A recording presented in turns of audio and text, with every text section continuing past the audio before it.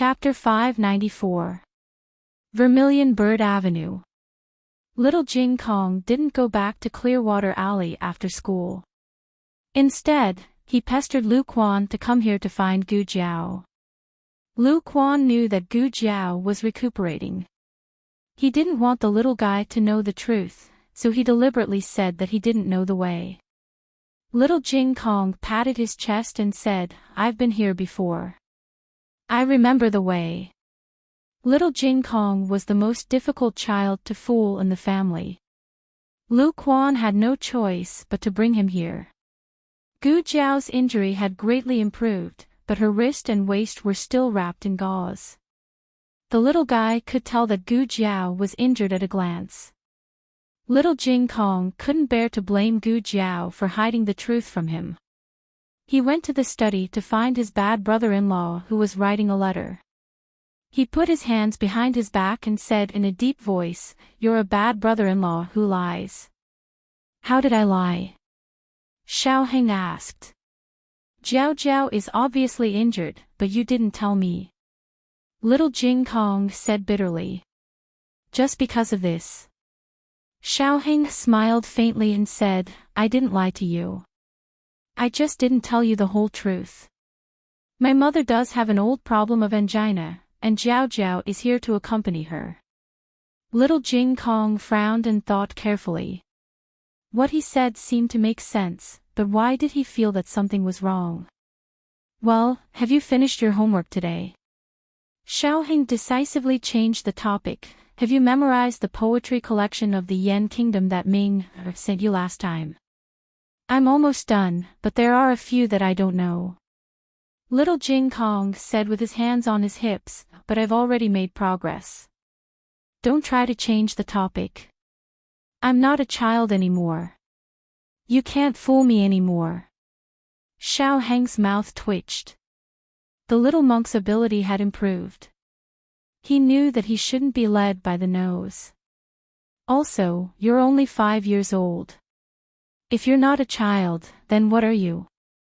Little Jing Kong crossed his arms, stomped his feet and snorted, "I don't care." "You're wrong." Xiao Heng raised his eyebrows. "Do you think that I'm wrong to hide it from you? Or are you jealous because I accompanied Jiao Jiao?" Little Jing Kong was hit where it hurt. He was so angry that his little face turned red. Humph. Bad brother-in-law. Dr. Song couldn't stand it anymore. How old was he? How could he bully a child? He called out from the courtyard, "Jing Kong, I'm going to brew medicine for Dr. Gu. Do you want to come with me?" The sense of mission of boiling medicine for Gu Jiao Jiao overcame the desire to win the argument with his bad brother-in-law. Little Jing Kong angrily glared at his bad brother-in-law and stomped his little feet to go out. In fact, Dr. Song boiled the water and opened the medicine bag. Little Jing Kong was only responsible for pouring the herbs into the jar. After that, he obediently squatted beside the jar and guarded it.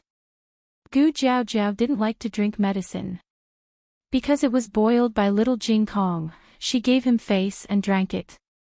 They had dinner at Vermilion Bird Street. There were only a few of them. Little Jing Kong asked strangely, "Why don't I see the princess and Long Yi? And Aunt Yujin?" "They went out." Xiao Heng said, "They might come back in a few days." Gu Jiao Jiao looked at Xiao Heng. Xiao Heng said in a low voice, "Nothing, they went to deal with that group of people." After dinner, Little Jing Kong hugged a small pillow and went to Gu Jiao Jiao's bed. He learned to be obedient. He didn't ask his bad brother-in-law whether he could stay here or not. Because if he did, his bad brother-in-law would definitely not agree. He simply climbed onto the bed and snuggled into the quilt like a little pig. Then, he lay down beside Gu Jiao Jiao. Gu Jiao Jiao was looking at the music score. This was the music score from Little Jing Kong's junk. She only looked at it when she had nothing to do. Little Jing Kong excitedly rolled around in the quilt, "Jiao Jiao." Gu Jiaojiao looked at this soft little guy beside her. Little Jing Kong looked at the music score in her hand and asked, Jiaojiao, do you like to look at music scores? Just looking. She didn't say whether she liked it or not. As the top agent in the organization, she was actually a cold-blooded killer. How could she like art? Little Jing Kong said, I like to look at music scores. Gu Jiaojiao asked, why? Little Jing Kong rolled his eyes and said, well, it's beautiful. Even if it was beautiful, he hadn't seen it before. Gu Jiaojiao tucked in the quilt for him and said, go to sleep. Little Jing Kong obediently closed his eyes. He was just pretending to be strange. In fact, he wasn't sleepy at all. After a while, he quietly opened his eyes. His small body moved in the quilt and tightly clung to Gu Jiaojiao. Gu Jiaojiao saw through his little movements but didn't say anything. She laughed and flipped through the music score in her hand. Little Jing Kong suddenly shouted. What's wrong? Gu Jiaojiao asked. Little Jing Kong turned over and lay on his stomach on the bed. His small finger pointed at Gu Jiaojiao's waist and said, Jiaojiao, you also have a flower here.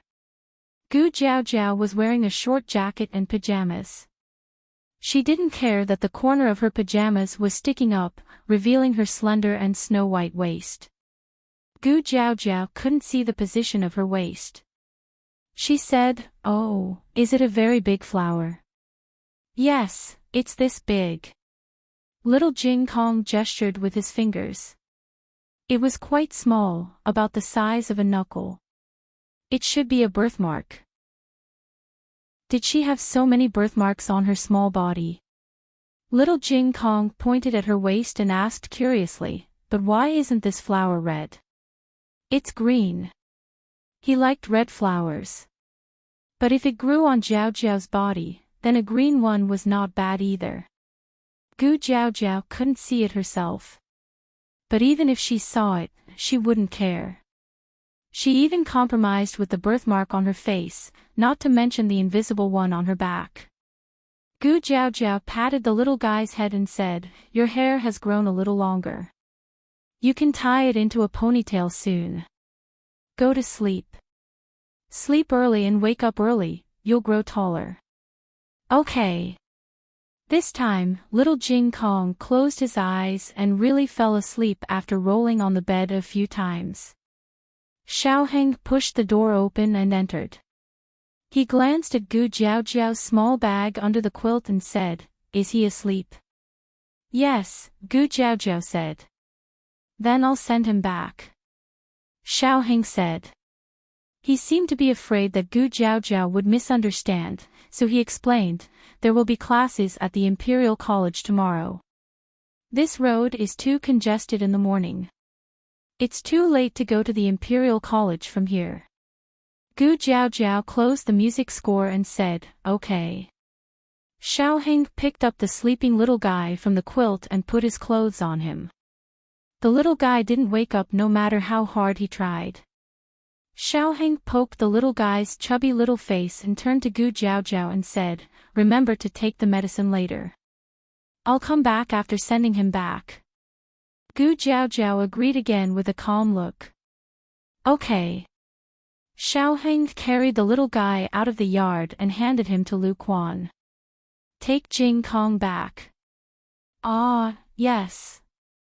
Lu Quan thought, didn't you want to send Jing Kong back in person? Why don't you send him back? Xiaoheng arranged a dragon shadow guard and Lu Quan to accompany him. With Gu Yan's shadow guard armor, they would be safe along the way. After Lu Quan got into the carriage with little Jing Kong, he found that Xiaoheng got into another carriage. He wondered, it's so late. Is Lulang going out? Xiaoheng said, there's something going on in the Ministry of Justice. I have to go there. Oh, no wonder he couldn't send little Jing Kong back in person. It turned out that he was tied up with official business. Lu Quan left with little Jing Kong. Xiaoheng said to the coachman, "Let's go." "Yes." The long street was silent. Xiaoheng's carriage didn't go in the direction of the Ministry of Justice. Instead, it went all the way to the east of the city. The coachman driving the carriage was a shadow guard of the princess residence. Shadow guards were much more alert than ordinary people. When they turned into another quiet street, the shadow guard's ears suddenly twitched. "Lord Xiao, someone is chasing after us." Xiaoheng said seriously, "Don't stop. Keep going. Speed up." "Yes." The shadow guard tightened the reins and whipped the horse. The horse felt the pain and sped up in the night. In the carriage, Xiaoheng's expression became vigilant. The shadow guard said again, "Lord. There are people coming from the north and south. There are a lot of them. We're going to be outflanked." Xiaoheng clenched his fists. "Charge!" The shadow guard gritted his teeth. "Yes." Now that there was no one in front of them, the shadow guard increased the speed of the carriage to the maximum. Fortunately, Princess Xinyang was using first-class Fergana horses, so there was no need to talk about their combat power. "Turn left," Xiaoheng said. The shadow guard tightened the reins and turned the carriage into the alley on the left. Almost as soon as they entered the alley, two groups of people came from both ends of the original street. If they hadn't entered the alley just now, they would have been blocked from the front and the back by now. "Turn right," Xiaoheng said. "Turn around." "Charge." "Turn left."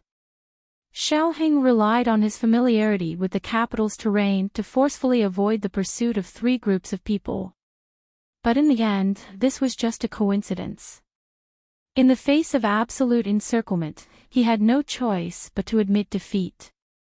Not long after entering the outskirts of the city, Xiaoheng's carriage was surrounded on a small path that was rarely visited by people. On both sides of this path were embankments. Ahead was a canyon, and behind was a large open space. The canyon and open space were already filled with pursuers. Xiaoheng could only run into the embankments, but even if he ran, he wouldn't be able to escape. The embankments couldn't move the carriage. He also couldn't outrun these experts on foot. The pursuers in the canyon had clearly come from another path. The person in the lead was the cloaked Imperial Tutor Zhuang. Now that things had progressed to this point, Imperial Tutor Zhuang didn't bother to hide his identity. He took off his bamboo hat and looked at Xiaoheng's carriage with a smile that wasn't a smile. "Xiaoheng, oh Xiaoheng, do you think that you are the only one familiar with the capital's terrain?" Since he could call out Xiaoheng's name, it was enough to show that he already knew Xiaoheng's identity. Xiaoheng coldly lifted the curtain and looked at Imperial Tutor Zhuang on his horse through the darkness of the night. "Imperial Tutor Zhuang, I trust you have been well since we last met. Between you and me, there is no need for pleasantries. This old man's goal today is very simple." "Oh. Let me guess. Are you going to kill me or capture me?" "Capture first, then kill." Xiaoheng turned his head and looked behind him through the back window of the carriage. Imperial Tutor Zhuang sneered. "No need to look. The people who should be here are all here. You can't escape." Behind them were hundreds of Yan Kingdom's dragon shadow guards. They didn't wear masks like the Zhao Kingdom's dragon shadow guards. Instead, they wore black cloaks. The hood of the cloak covered their faces. In front of this group of people, there was a tall and sturdy middle-aged man dressed in extraordinary clothing. "It must be that General Nangong." Imperial Tutor Zhuang sneered. "I know what you are planning. From the beginning, you guessed that Princess Xinyang's plan had already been leaked. You knew that the Yan Kingdom would take the opportunity to enter the capital. You also guessed that this old man would help them. So you wanted to play the mantis stalking the cicada, unaware of the oriole behind.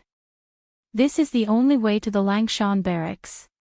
You wanted to lure us into the Gu army's sphere of influence. Gu Qingfeng is not here, and the old marquis is recuperating at home. Let me guess, the Gu family's second young master is currently in the barracks, resting on his spear. It's a pity that you didn't expect us to kidnap you on the way here. When you still don't appear at the appointed time, Gu Qingfeng will come out to find you. But do you think he will be able to find you? Xiaoheng cracked his knuckles.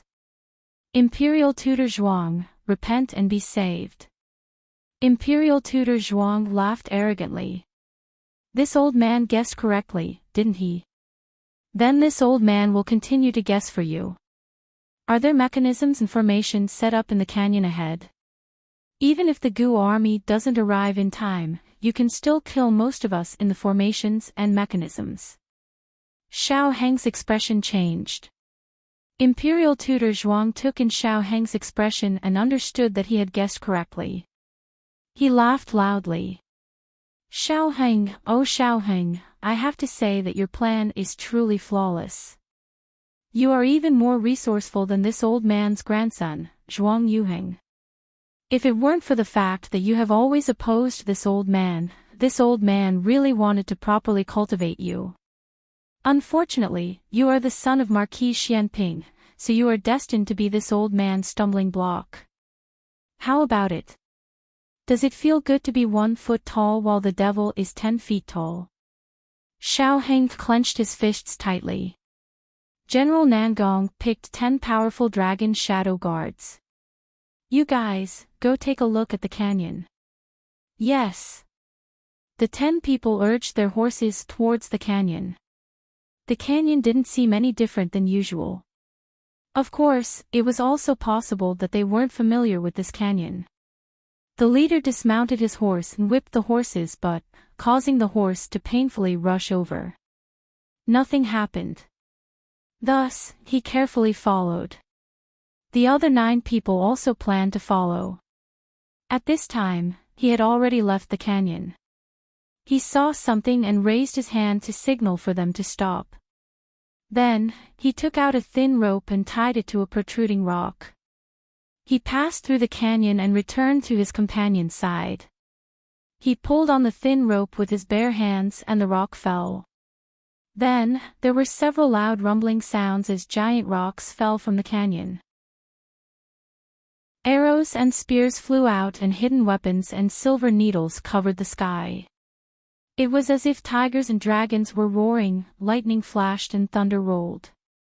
After a terrifying commotion, the path to the canyon was completely blocked by giant rocks. Just now, if they hadn't stopped Xiaoheng in time and allowed Xiaoheng to pass through the canyon and trigger the mechanism, even if they weren't completely wiped out, at least half of them would have died. General Nangong shuddered.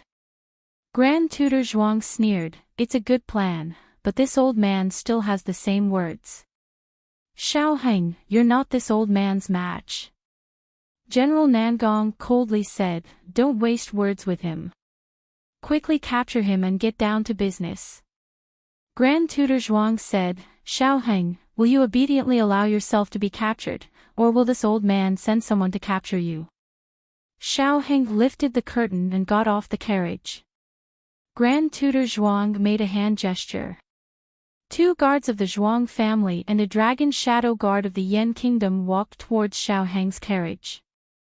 The dragon shadow guard of the Yan kingdom didn't say anything and knocked out the hidden guard of the princess's residence. The Zhuang family's guards captured Xiaoheng and brought him in front of Grand Tutor Zhuang. At this time, General Nangong of the Yan kingdom also rode his horse from behind. He tightened the reins and looked down at Xiaoheng. His gaze gradually deepened. It was as if he was looking at Xiaoheng, but also as if he was looking at someone else through Xiaoheng. You are General Nangong.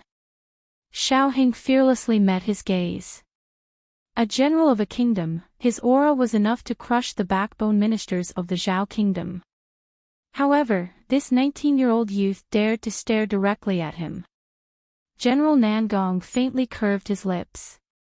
You have some guts. Chop off one of his fingers. Even when he heard that his finger was going to be chopped off, Xiaoheng still looked at him without any change in expression. A dragon shadow guard walked forward and casually grabbed Xiaoheng's left hand. Grand Tutor Zhuang calmly said, "Wait. Chop off his right finger." Xiaoheng coldly looked at Grand Tutor Zhuang. The dragon shadow guard pulled out his dagger and was about to chop down when the sound of galloping horse hooves suddenly came from not far away. "Have mercy!" The dragon shadow guard's movements paused. Grand Tutor Zhuang and General Nangong both looked over and saw eunuch Qin, who served the Empress Dowager, quickly galloping over. "He is."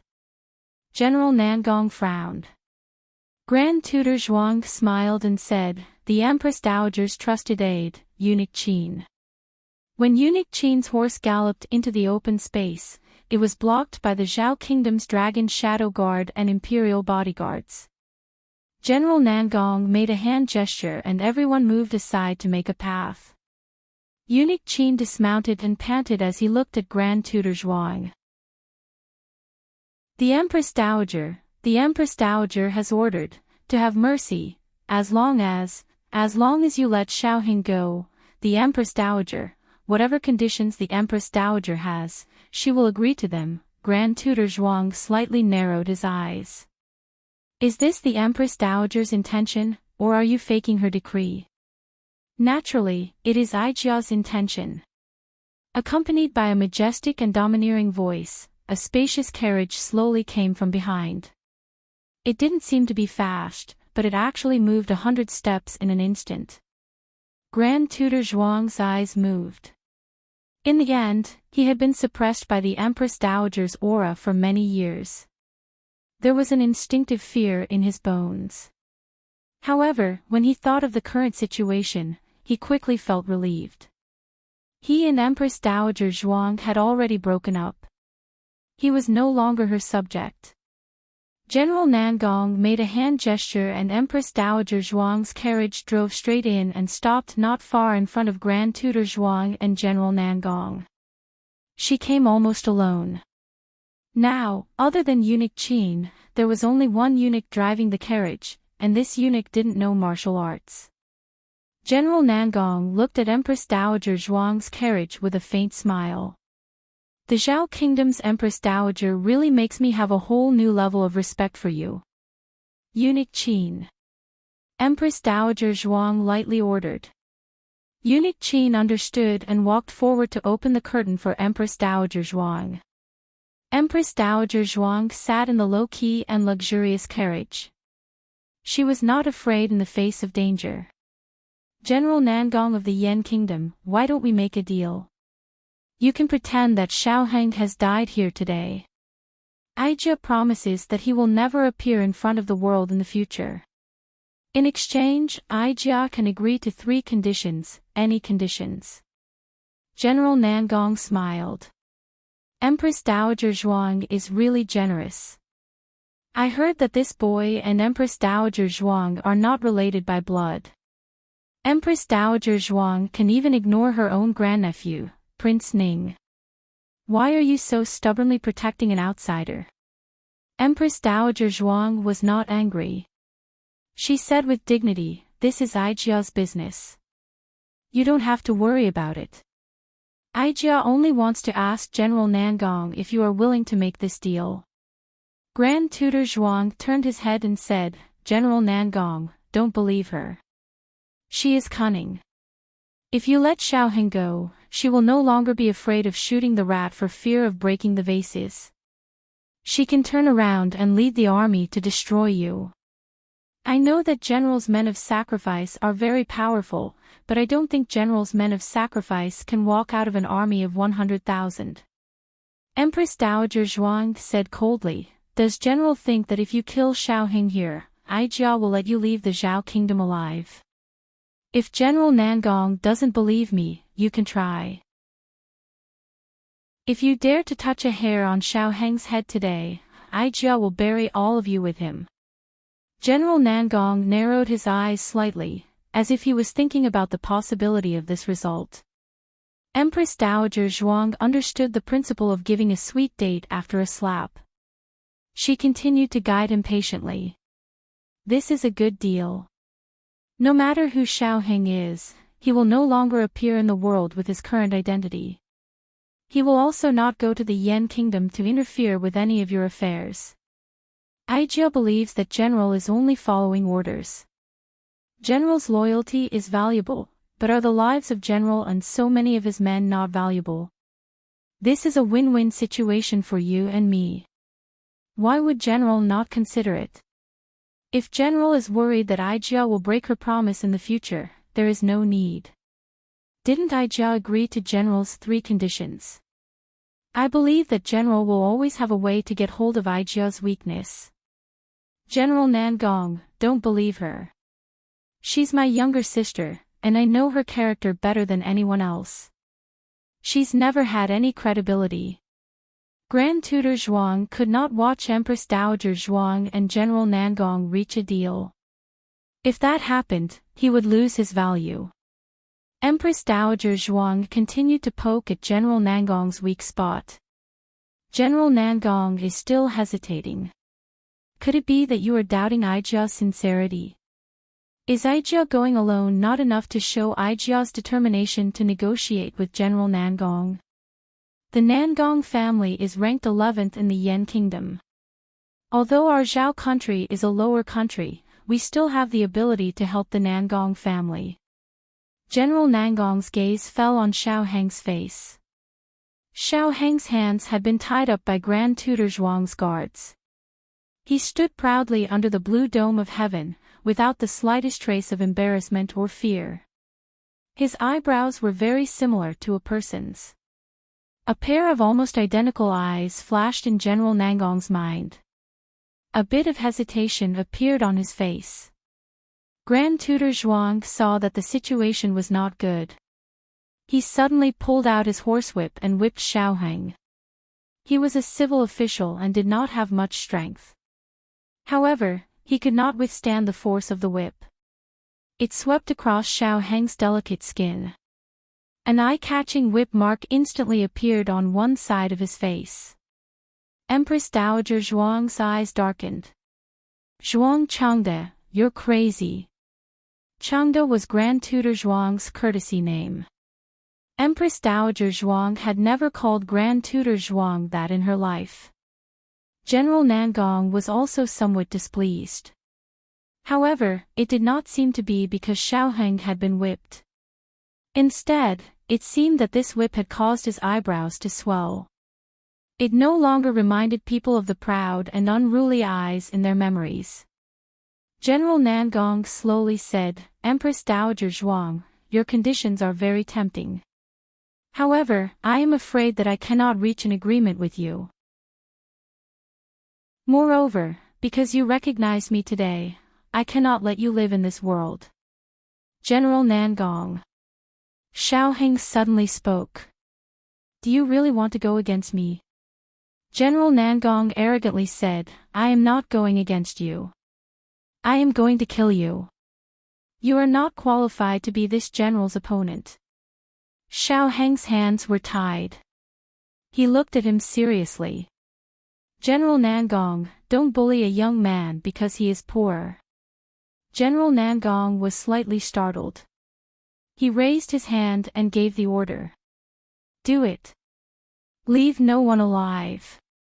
Grand Tutor Zhuang opened his mouth.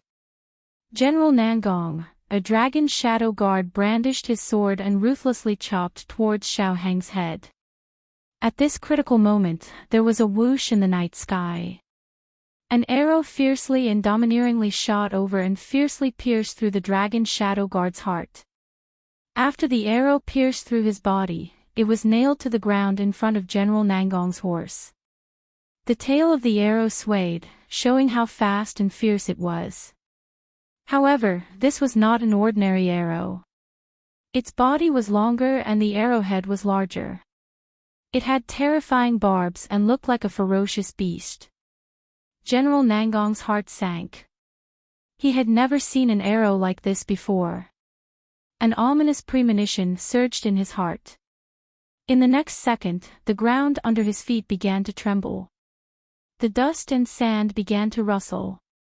The horse was frightened and began to circle in place uneasily. Thump! Thump! Thump! The sound of horse hooves coming from afar was like heavy black iron smashing into the cold stone floor. It also smashed into everyone's suddenly tightened heart. The sound was clearly still some distance away, but the powerful killing intent had already covered the sky like sand and stones. The entire world was covered in a terrifying killing intent. Thump! Thump! Thump! It was not the sound of the war drums. It was even more striking than the war drums. The sound of the armored horses became faster and faster. It was like a flood rushing over. It was a group of black armored cavalry wearing ghost masks. They held a spear in one hand and a shield in the other. Even the horses wore ghost masks on their heads. They were like Azuraine spirits from purgatory. They brought with them the aura of death, causing everyone to hold their breaths in shock. General Nangong's expression changed. Wasn't this the rumored Ghost Mask Army? The Ghost Mask Army was not truly dead people. It was said that they were as terrifying as the undead. Everywhere they went, no one was left alive. It was like they were pulling their opponents into the purgatory of the underworld. The Ghost Masked General holding a giant long blade flew over the heads of the 50 dragon shadow guards. He rode a ghost horse and brought with him an unstoppable killing intent as he charged at General Nangong and Grand Tutor Zhuang. He domineeringly blocked in front of Xiaoheng. Grand Tutor Zhuang looked and took in a cold breath. Marquis Xianping. He looked at Xiaoheng again and saw that Xiaoheng's eyes were calm. He was not surprised at Marquis Xianping's arrival. This is bad. They had fallen into a trap.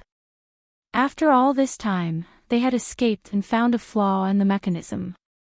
It had all been a smokescreen. The true trump card was Marquis Xianping. Marquis Xianping was not wearing a mask. At this moment, this beautiful face that was known as the #1 face of the Zhao country was releasing endless killing intent. You want to kill my son? Marquis Xianping pointed with his long blade and smiled evilly. He said arrogantly, "Is it you who has become arrogant, or is it that I, Xiao Ji, can't lift my blade?" Chapter 595. If Grand Tutor Zhuang had thought that his eyes were playing tricks on him for a moment, then when he heard the words, "Are you too arrogant, or is Xiao Ji too weak to lift a knife?" Grand Tutor Zhuang instantly confirmed that the person was indeed Marquis Xianping. So his guess was right. Whether it was Xiaoheng's plan to lure the snake out of its hole or Empress Dowager Zhuang's sudden appearance, their basic purpose was to delay time and wait for Marquis Xianping to appear. But this was very strange, wasn't it? A few days ago, he had received a memorial from the South Island, saying that a group of pirates had escaped on a ship, and Marquis Xianping had gone to pursue them.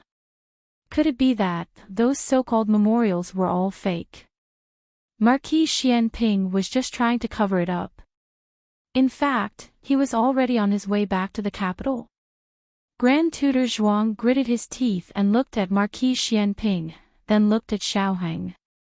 His stomach was filled with anger. The father and son were the same.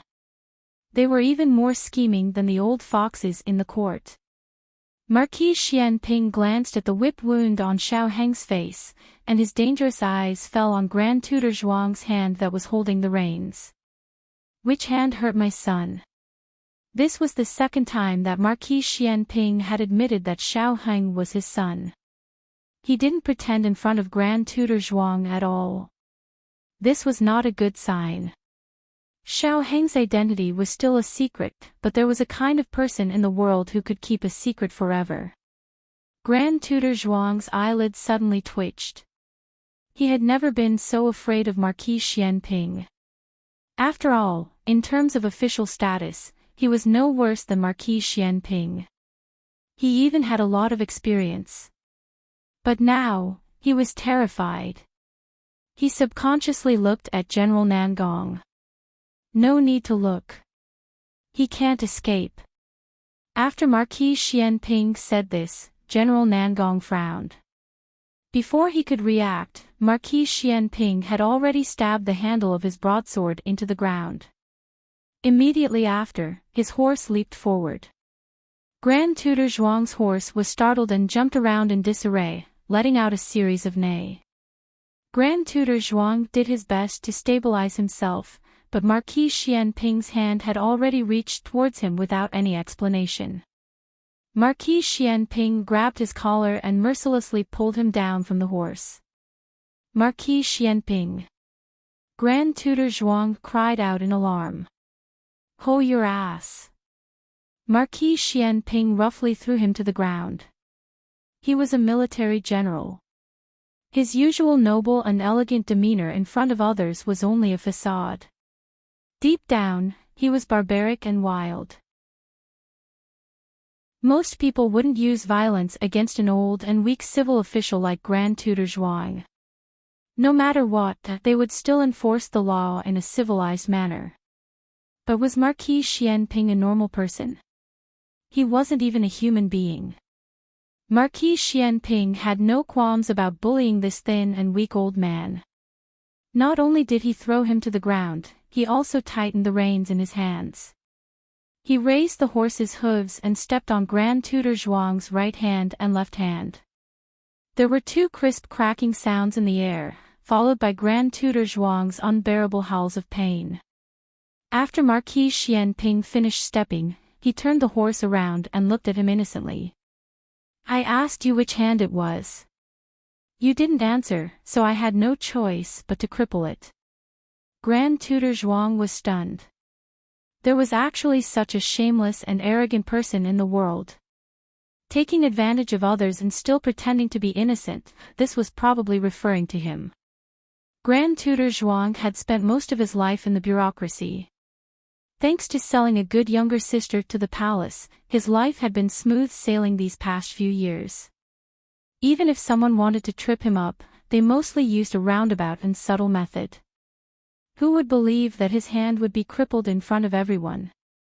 Grand Tutor Zhuang had never suffered physical pain before. He was in so much pain that he almost fainted. He looked at Empress Dowager Zhuang, who was sitting in a carriage not far away and quietly watching this scene.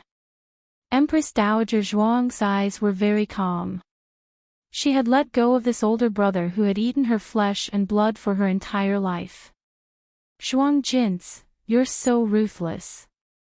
Grand Tutor Zhuang spat out blood and fiercely gasped for breath. Was she the ruthless one? There was a type of person in the world that had become accustomed to eating other people's flesh and blood. Once they were no longer allowed to eat, they would become unforgivable, heartless people. But when they ate other people's flesh and blood, they never thought that perhaps they should not have eaten them in the first place. Forget it, what was the point of talking about righteousness and morality with this sort of person? What was the point of talking about fairness and grace? Deep down, they were selfish. It was impossible for them to think for others. Otherwise, they would not have done so many outrageous things. Empress Dowager Zhuang did not plead for leniency on his behalf. In fact, she did not even look at Grand Tutor Zhuang. Aheng, come over to Grandaunt. She was talking about Grandaunt. Not my wife. Only at this moment did Grand Tutor Zhuang truly realize that Empress Dowager Zhuang was not acting in a fit of pique. She had truly given up on the Zhuang family. She had a new family. They were not related by blood, but they could rely on each other. In the past, Empress Dowager Zhuang had also treated the Zhuang family, right? It was just a pity that aside from Zhuang Yuheng, nobody else could see her efforts. They just felt that she was a daughter that had walked out of the Zhuang family, so she deserved to work hard for the Zhuang family. Xiaoheng turned around and walked towards Empress Dowager Zhuang's carriage. General Nangong's gaze sank. Marquis Xianping pulled out his long sword and urged his horse to stand in front of him. I will slowly take care of that old thing later. Right now, we should settle the debt between you and me. 5 years ago, he had not been able to protect his son. This time, he would not allow this group of bastards to succeed. General Nan Gong looked at Marquis Xianping with a serious expression. He had heard of Marquis Xianping's reputation. First, this person was extremely shameless. Second, this person was actually ranked among the beauties of the 6 countries. Who knew how a grown man managed to squeeze in? His elder sister, imperial daughter Nan Gong, was ranked behind him. He originally thought that he was a weak and sickly beauty.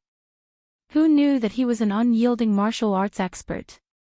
Before coming to Zhao country, General Nan Gong had already gathered enough information.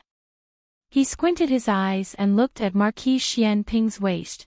Zhao country's first-rank marquis, Xiao Ji, I heard that you have an injury to your waist. You are not my opponent. Are you certain that you want to fight me alone? That's fine, I will allow you 3 moves. Marquis Xianping snorted. Who the fuck wants to fight you alone? Isn't it better to gang up on him? Chang Jing. Marquis Xianping lazily lifted his eyelids. General Nan Gong saw a black-clothed youth leading 3 ghost-masked generals, flying out from the ranks of the ghost-masked army. Using his Qing Gong, he swept past the dragon shadow guards on the empty ground, and aggressively landed beside Marquis Xianping. Beat him up. Marquis Xianping said. General Nan Gong's eyes glared. Did he not care about martial arts? General against general, shouldn't it be a one-on-one duel? Wait, wrong. Marquis Xianping called out to Chang Jing, chop him up. Chop off his son's finger, hee. General Nan Gong, Chang Jing pulled out his long sword. It was a black iron treasure sword. There was a bamboo leaf carved on the blade. General Nan Gong's expression changed. Dark Knight Sect. Dark Knight Sect, the #1 assassin sect in the 6 countries. But wasn't the Dark Knight Sect in Zhao country? How could an expert appear here? And by Marquis Xianping's side. Chang Jing followed him onto the battlefield. His martial arts had improved a lot, and his moves were filled with killing intent. He slashed his long sword at General Nan Gong. General Nan Gong quickly pulled out his sword to block. He managed to block it, but he was also forced off the horse. General Nan Gong was very surprised. Were all the experts of the Dark Knight sect so powerful? He was a member of the Nan Gong family. His martial arts were ranked among the top in the 6 countries.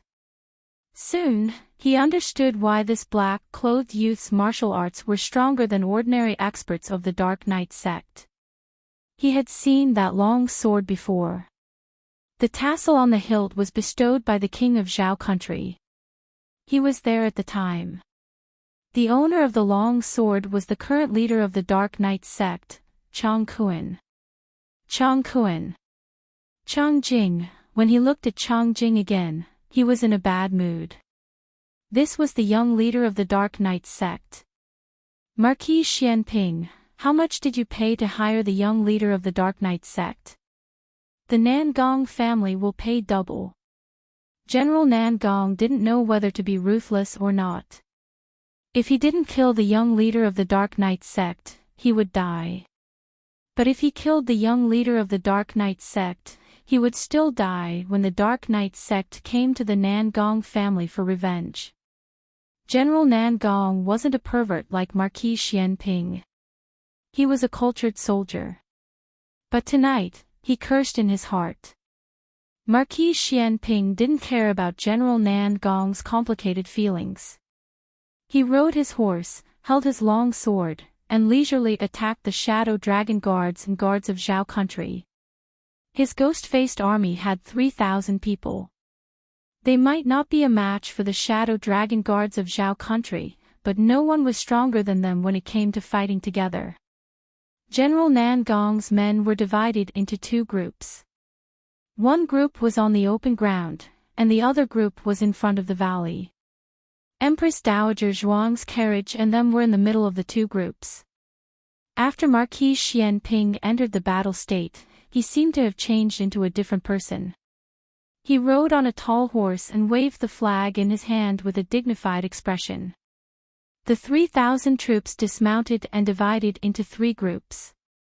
They held shields and spears and surrounded the two groups of Zhao country's forces. The last group of troops protected Empress Dowager Zhuang's carriage like an iron wall. When the flag was moved, the coiling dragon array rose and the flying dragon array moved. They could retreat and attack.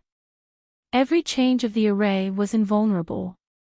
On the other hand, Zhao country's side wasn't so optimistic. Waves of shadow dragon guards fell down, and screams sounded everywhere. General Nangong could only watch as the formations he had never seen before mercilessly devoured his army like the jaws of a giant beast. He was held back by the young master of the Dark Knight Gate and the three ghost-faced generals, and couldn't even give out orders. While he was in a daze, Chongjing's sword came over and pierced his waist. She then waved her hand and chopped off one of his arms. Chapter 596. Empress Dowager Zhuang sat in the carriage and personally witnessed this hunt. That's right, it was a hunt. She knew how strong the dragon shadow guards were. Strictly speaking, the dragon shadow guards that Nangong Jiang brought were a bit stronger than the dragon shadow guards of Zhao country. However, in front of Marquis Xianping's ghost face army, this group of dragon shadow guards had no place to use their martial arts. They became prey in the forest, allowing the ghost face army to hunt them down. This was a tactical advantage and also an overwhelming aura. Marquis Xianping seemed to have a natural aura. He just stood there and didn't do anything. His aura of being number one in the world was very well grasped. Of course, bluffing wasn't enough. He had to have a strong military force and strength. Reality proved that Marquis Xianping did all of this. Not long ago, Empress Dowager Zhuang thought that the most proficient military officer in Zhao country was the old Marquis of Ding and Gu Chao.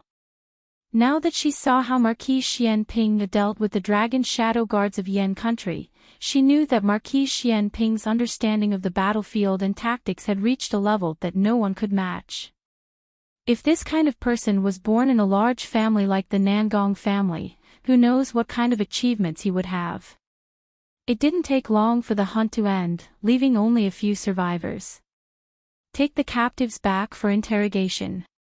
As for the rest, clean up what should be cleaned up and bury what should be buried.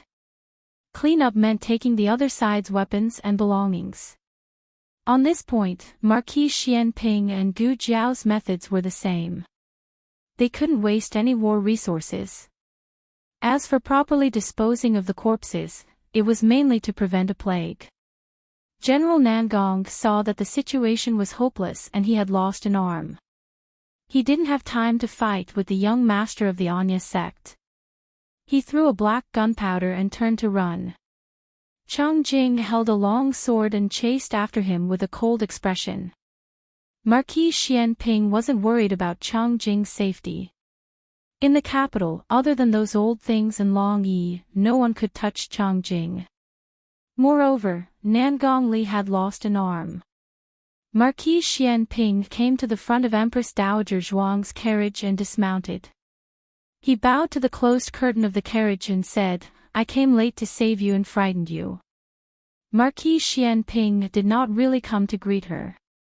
Empress Dowager Zhuang glanced at Xiaoheng beside her and said, "Go. Let your father send you back. I will return to the palace tonight." "Xiaoheng, you made an appointment with Auntie Lu to play Yezi cards. Let's go." Empress Dowager Zhuang said. Xiaoheng reluctantly got off the carriage. Marquis Xianping picked a docile horse for him. I left in a hurry and didn't prepare a carriage. Come, ride this.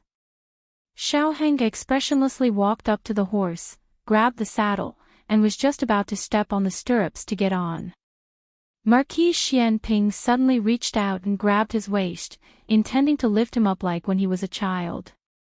However, Xiaoheng indifferently turned his face. I'm not a child anymore. I can ride a horse. Marquis Xianping angrily withdrew his hand. Xiaoheng really stepped on the stirrups and nimbly flipped over to sit on it. Marquis Xianping was shocked. He really grew up. Marquis Xianping also mounted his horse. His horse was much wilder than Xiaoheng's horse. As soon as it got close to Xiaoheng's horse, it began to be fierce and bully it. Xiaoheng's horse was scared out of its wits. Marquis Xianping impatiently pulled the reins and threatened, "If you show off again, I'll stew you when we get back." Then his horse became obedient. Perhaps it was to curry favor with its smelly master who had no conscience, no morals, and did not cherish his mount. It even used its head to rub Xiaoheng's horse's head in a very flattering manner. Xiaoheng's horse was even more frightened. Marquis Xianping's horse. At this time, on the other side, Grand Tutor Zhuang was captured by Marquis Xianping's men. This old fellow had caused a lot of trouble. According to Marquis Xianping's personality, he would not use the Yaman's methods. He had to be killed now. Xiaoheng opened his mouth. I promised Royal Princeton to spare his grandfather's life. Although Marquis Xianping really wanted to crush that old fellow to death, since his son had said so, it was not impossible to spare his dog life. After all, living was suffering.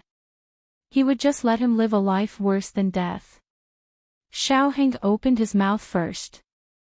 Although there was something, Marquis Xianping was still quite happy. He smiled. Son, why did you think of writing me a letter? Do you think that your father is still the most reliable? Xiaoheng glanced at him from the corner of his eyes. I just don't want Zhao Zhao to go to war again. If the Gu army was mobilized, Gu Jiao would definitely follow. Marquis Xianping sat on the horse and leaned to the side. He leaned closer to his son and said, the Gu army is not as strong as my Ghost Face army. They will have a lot of casualties when dealing with the Dragon Shadow Guards, but my Ghost Face army will not. The Ghost Face army was originally a high-end fighting force. They were few in number, but their fighting strength was very strong. They were very suitable to deal with the Yan country's death soldiers. Xiaoheng said seriously, the Gu army is large and their fighting strength is not bad. Marquis Xianping's face showed that he did not want to listen. Anyway, you came to me. In your heart, I am the strongest. He was already an adult and he was still talking about this. Xiaoheng did not want to talk to him anymore. Xiaoheng wanted the horse to go faster, but he did not have a whip. He hesitated and said lightly, can you make it go faster? Marquis Xianping shamelessly said, no. He just wanted to spend more time with his son. Xiaoheng took a deep breath and held the reins tightly. There is a shortcut nearby. Go there. Marquis Xianping's mouth twitched. Damn. I forgot about this. Xiaoheng led the way and got off the official road at a fork in the road. There was a village here. After walking over, they could cross a small stream and save half the distance. However, when Xiaoheng reached the stream, he discovered the stream had risen. Xiaoheng's face instantly darkened. Was he so unlucky? This was because the snow on the mountain top had melted and the snow water had gathered into a stream. The originally shallow stream was now up to his thighs. The deepest part might be even deeper. The most important thing was that the stream was a little turbulent. Xiaoheng's horse did not want to move. Marquis Xianping's mount was eager to try. However, the water was deep and it was not safe to ride on a horse. It was not easy to lead the way, but it ended up like this. It would be a lie to say that he was not embarrassed.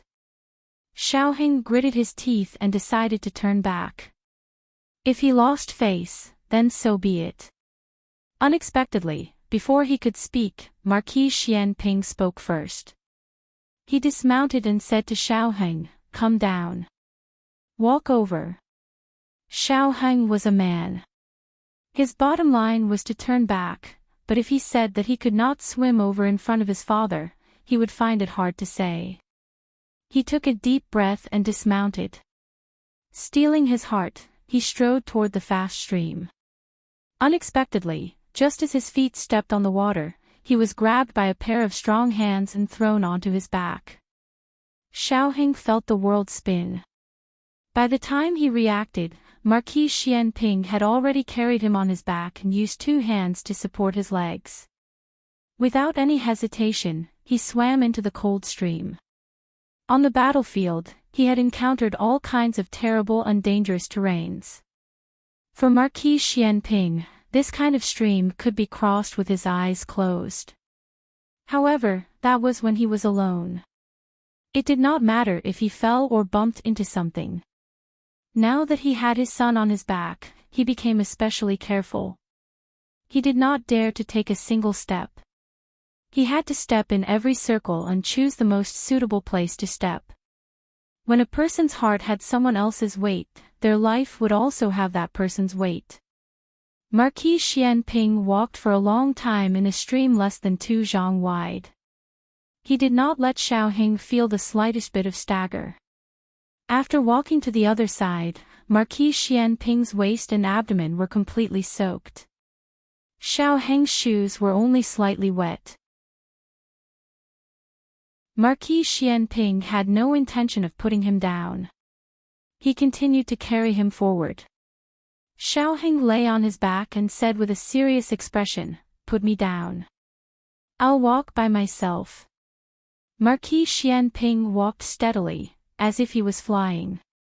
His wet military boots creaked on the ground. This is a mountain path. It's not easy to walk. Behind the two, in a place Xiaoheng could not see, the blood in the stream was washed away by the waves. Marquis Xianping carried Xiaoheng up the mountain and down the mountain. The water droplets on his body dripped all the way. At first, Xiaoheng really thought that they were all water droplets. But gradually, as the water droplets decreased, an increasingly strong smell of blood gradually spread from Marquis Xianping's body. Xiaoheng frowned and looked back at the ground. Under the thin moonlight, there were bloody footprints on the ground. "You're injured?" Xiaoheng asked in surprise. When fighting against the people of Yan, Marquis Xianping did not personally use force, so it should not be a new injury. Marquis Xianping carelessly grunted, "Minor injury." There was no one who did not get injured on the battlefield. Over the years, there were countless large and small injuries on his body. The most serious one was a waist injury many years ago. He had been injured in the same place 3 times, leaving behind a permanent illness. This time, it was also because of the recurrence of the waist injury in the last battle. He was accidentally stabbed twice, once on the back and once on the thigh. When he received Xiaoheng's letter, he was getting stitches in the military camp. Xiaoheng suddenly became very angry. "Why didn't you say you were injured? You even rode a horse. Dripping water. Walking. Carrying people on your back." Marquis Xianping suddenly stopped and slightly turned his head. "Aheng, are you worried about me?" Xiaoheng choked and turned his face away. "I'm not."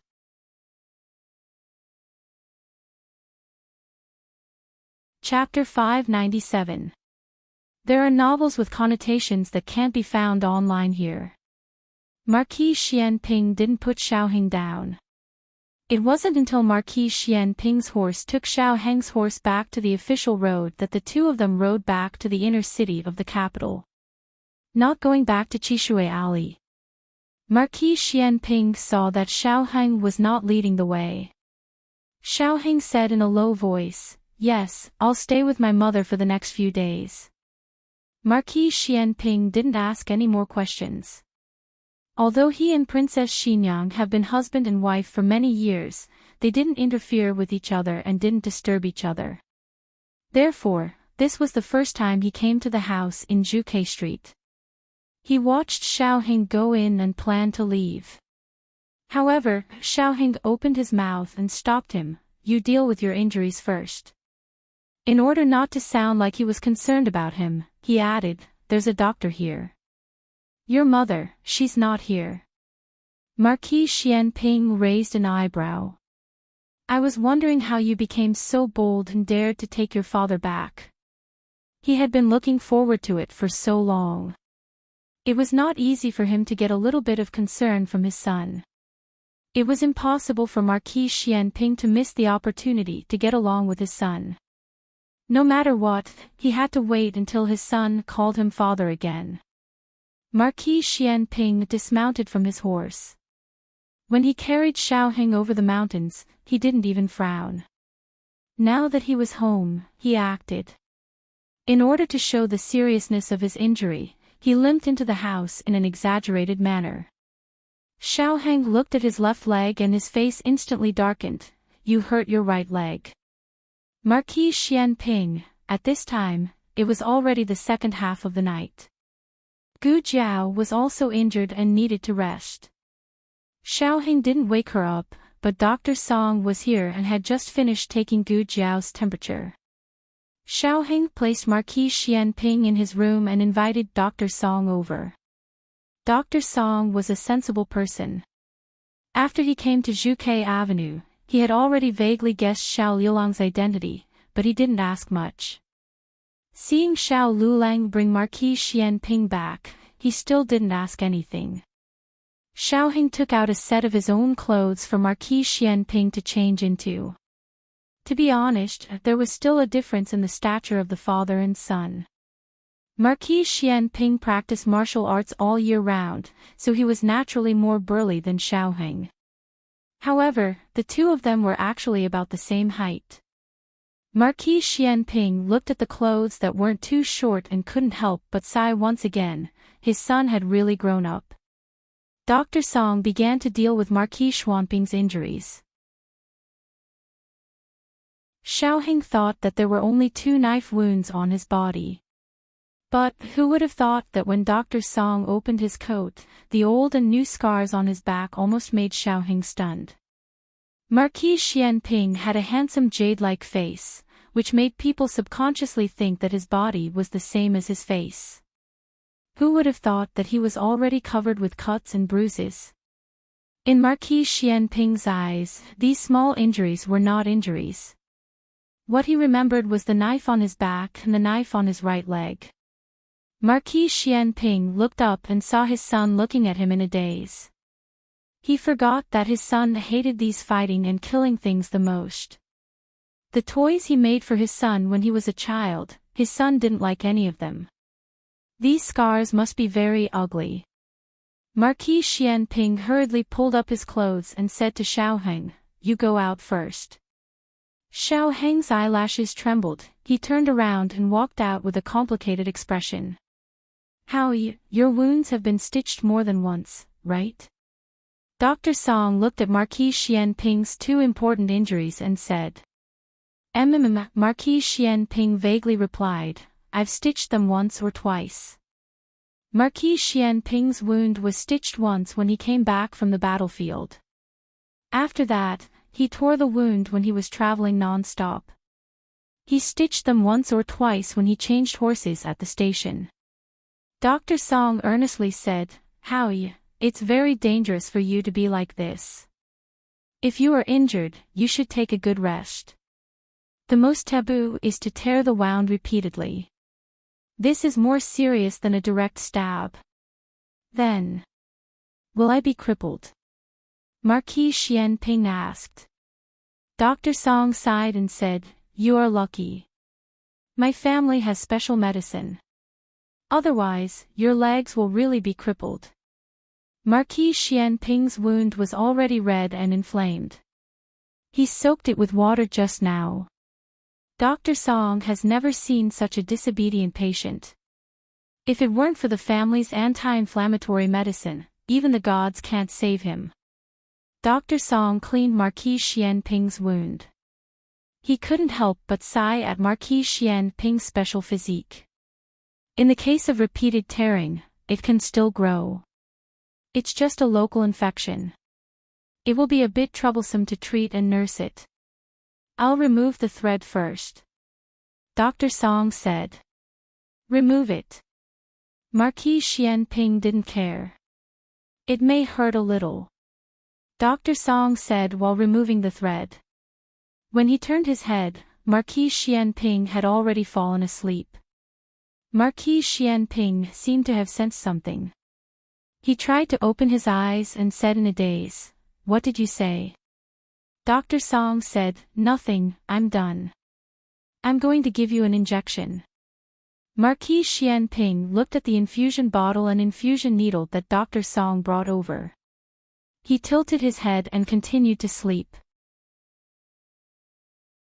Dr. Song connected the pulse tube for him and muttered, "This is the first time you're doing this, but you're not afraid."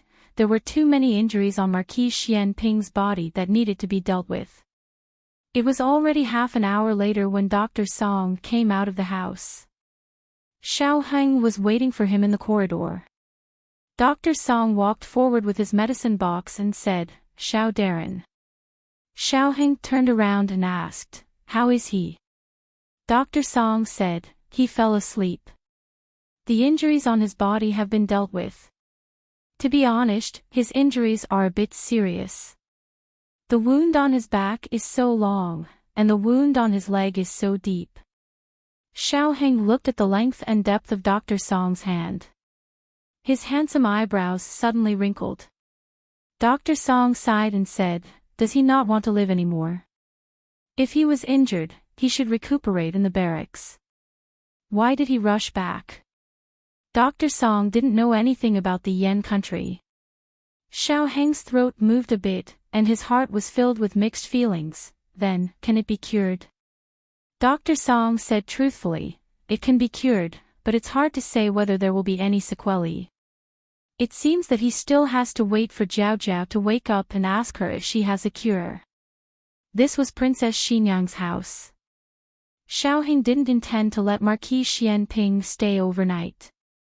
However, Marquis Xianping was injured like this. He can't really wake him up and send him back. Xiao Heng entered the house. There was a dim oil lamp on the table. Marquis Xianping was sleeping soundly with an infusion bottle. Perhaps only at this time did he lose his arrogant and domineering posture in front of others. His eyebrows were haggard and tired. In fact, his injury was there from beginning to end. It's just that when he was awake, his aura was too strong, so people couldn't feel his weakness. Xiao Heng knew that he had never grown up to be what he had hoped for. He wanted a son that could inherit his legacy, a son that could follow him onto the battlefield, a son that he could be proud of.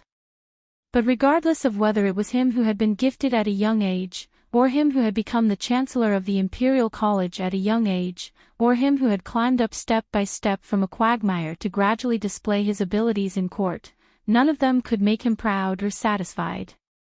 When the sky began to brighten, Princess Xinyang rushed back from outside the city. She could have arrived much earlier, but there was a heavy rain outside the city's western gate. Along the way, there was a small landslide, and they were blocked for most of the night. The first thing Princess Xinyang did after returning to the city was quickly go home to see her son. Just as she entered the yard, she saw a maidservant come out of Xiao Heng's room with a basin of blood. Her eyebrows jumped. The thing she was most worried about had happened. A Heng had been schemed against by the people of Yan country. A Heng. No matter how calm a mother was, she could not remain calm when faced with her son's predicament. Princess Xinyang practically staggered as she rushed in. The maidservant at the door did not even have time to pay respects to her before she arrived at the bed. The room was filled with the smell of medicine for wounds. It was clear that the other party's injuries were not light. The tip of her nose became stuffy, and she threw herself onto the body of the person on the bed. Her two hands tightly held onto his shoulders. Before she could finish her sentence, she felt a large palm slowly land on the top of her head. This action caused her to be surprised for a moment. There were two main reasons. First, Xiaoheng could still move. This meant that he had not died and could still be saved. Second, why did Xiaoheng touch her head? Princess Xinyang raised her head with tears in her eyes and stared blankly at Xiaoheng on the bed. With just one glance, she stood up. Xiao, why is it you? It was as if she had been struck by lightning, and her entire body stuttered. Marquis Xianping slightly furrowed his brow. He was a bit annoyed from being woken up. He slowly withdrew the hand that had just touched Princess Xinyang's head and pinched his forehead. Following this, he frowned and looked at Princess Xinyang. Qin Fengwan.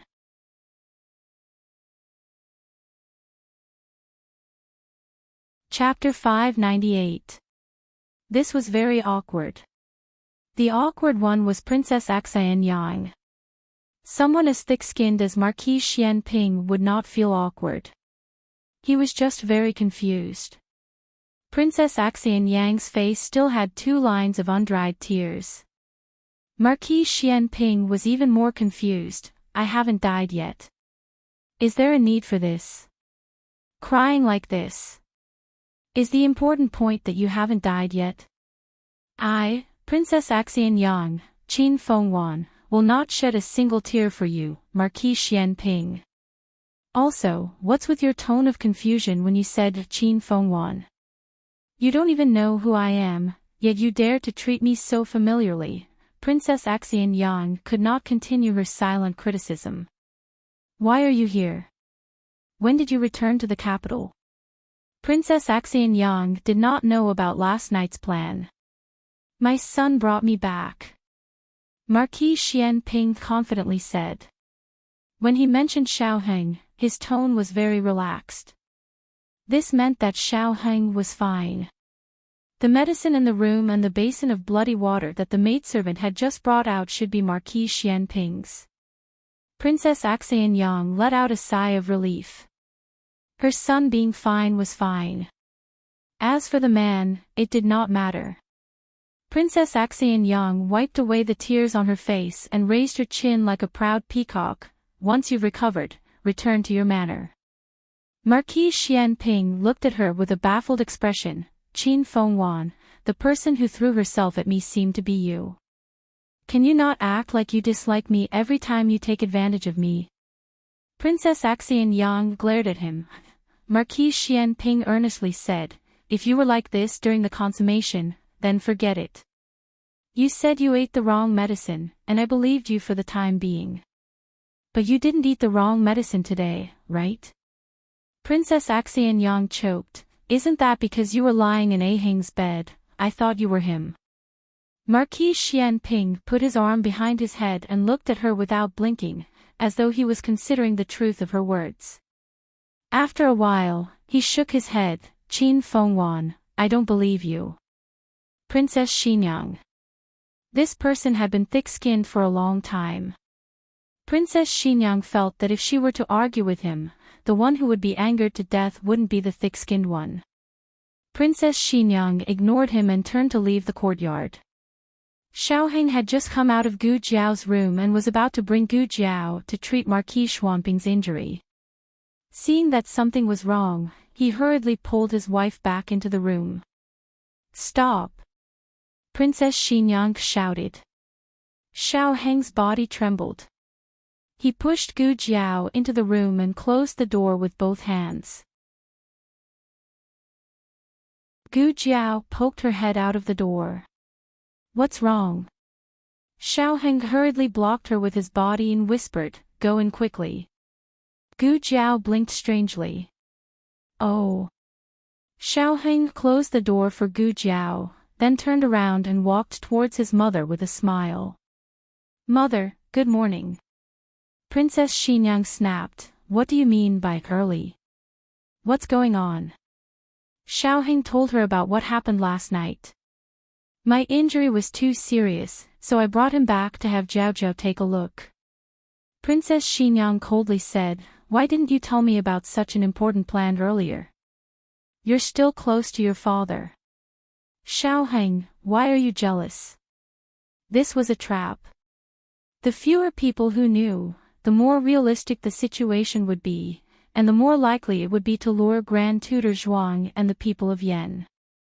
Are you that angry with me? I'm not angry with you, Xiaoheng looked at her seriously, waiting for her to continue. But she didn't say anything. It was too hard to say. Thinking of how she had hugged Xiao Ji and cried her heart out, Princess Xinyang wished she could find a brick and knock herself out. Really? Princess Xinyang blushed in embarrassment and walked away angrily. Xiaoheng strangely rubbed his chin. My mother, what kind of reaction is this? Last night's event was very big.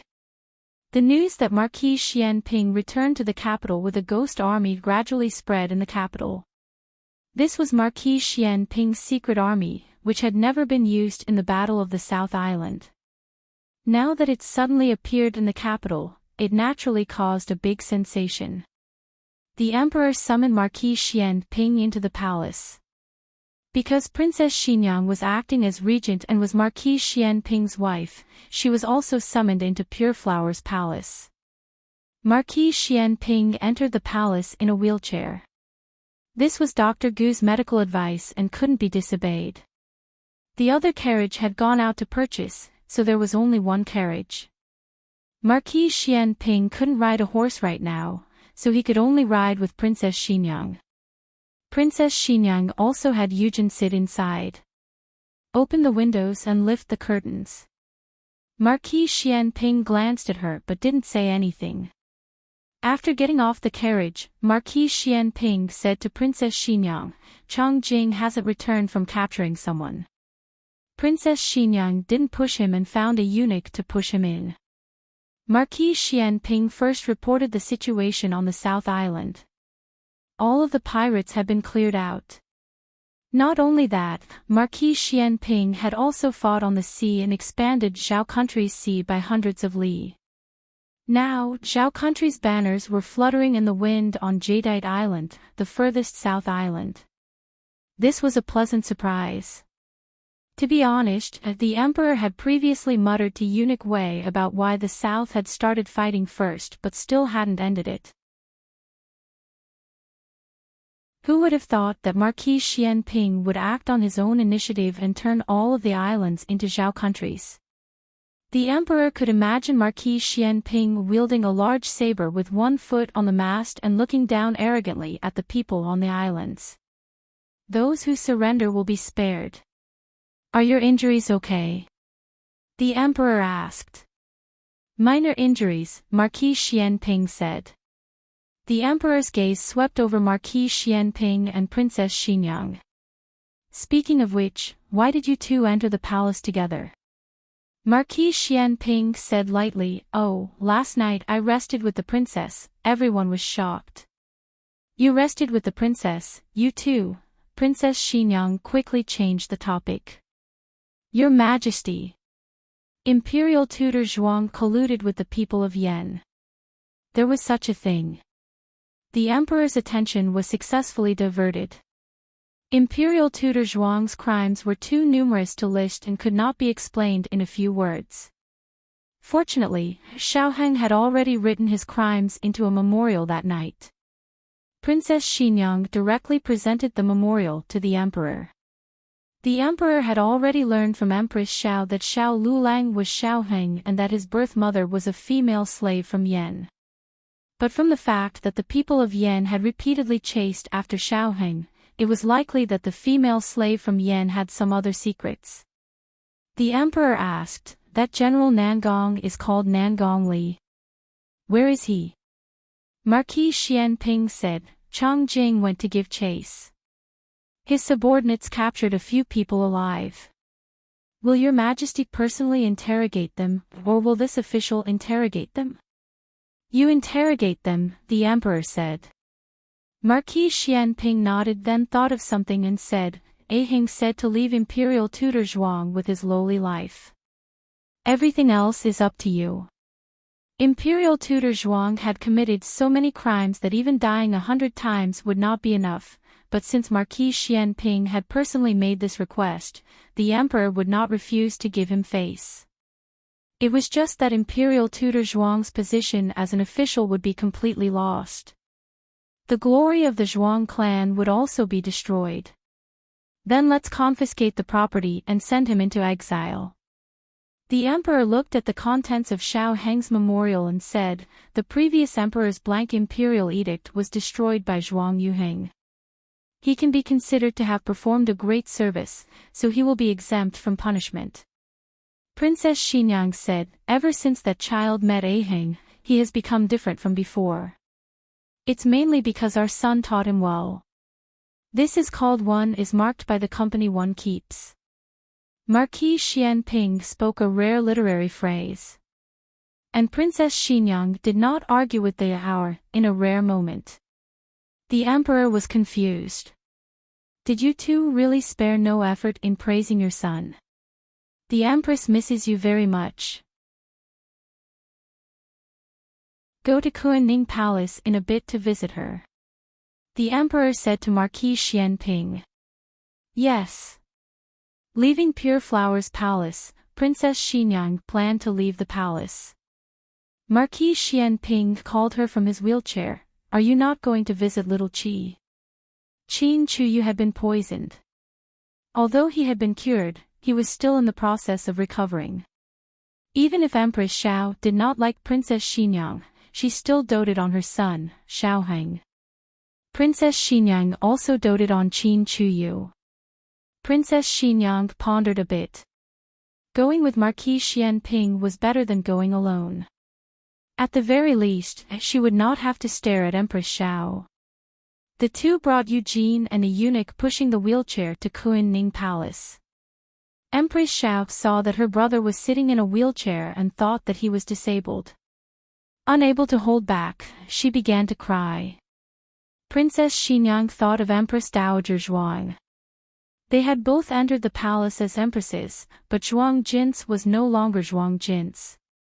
Xiao Shuyu, however, would always be the young girl that she was before she married. Was this what it was like to have someone supporting and protecting you? Empress Xiao cried until she was out of breath. Snot and tears flowed down her face. She was willful and straightforward. Marquis Xianping sat in his wheelchair and leaned back in disgust. Xiao Shuyu, you're so ugly. Marquis Xianping decided to ignore his sister. She had cried so much since she was young. He asked someone to push him to see Qin Chuyu. With her brother gone, Empress Xiao stopped crying. Why did you stop crying? Princess Xinyang asked. Empress Xiao said, why should I cry? My brother is no longer here. Why should I cry for you to see? Princess Xinyang thought for a bit and said, you two were very close. Empress Xiao said without restraint, of course. I only have one brother, and he only has one sister. If anyone dared to bully me when I was young, I would tell my brother and he would beat him. Princess Xinyang asked, if the person who bullied you was very, very powerful, would your brother beat him? Empress Xiao said without hesitation, of course. When I was young, he might not be able to win every time, but he would still stand up for me. This was her brother. He would rather be covered in blood than let his sister suffer the slightest bit of grievance.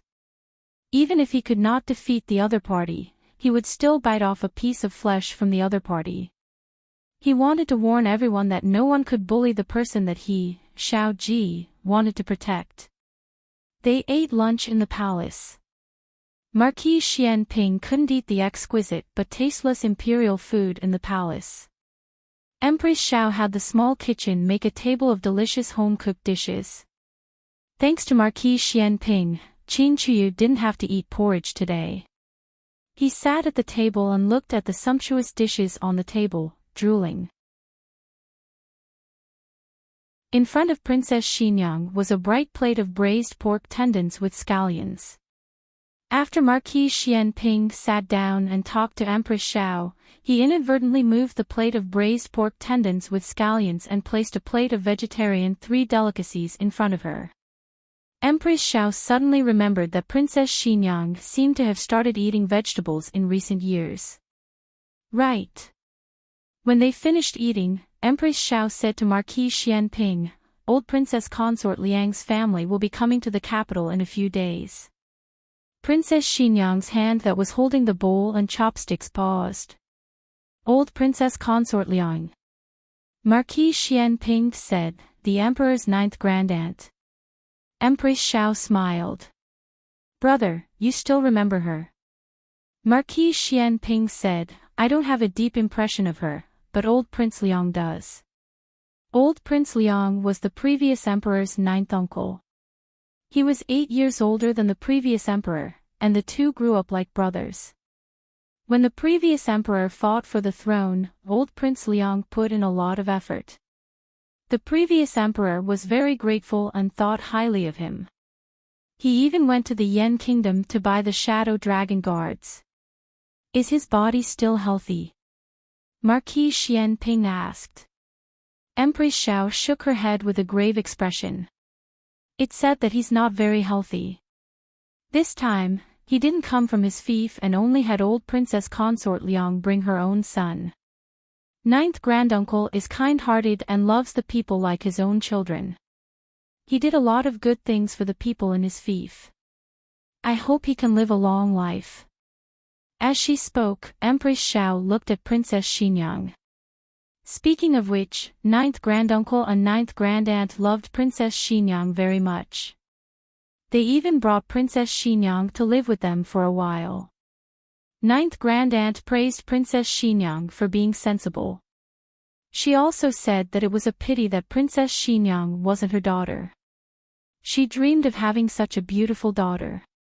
Princess Xinyang's face turned pale. Marquis Xianping sensed her abnormality and turned to ask her, "What's wrong?" Princess Xinyang composed herself. "It's nothing. I'm full. I still have something to do, so I'll leave first."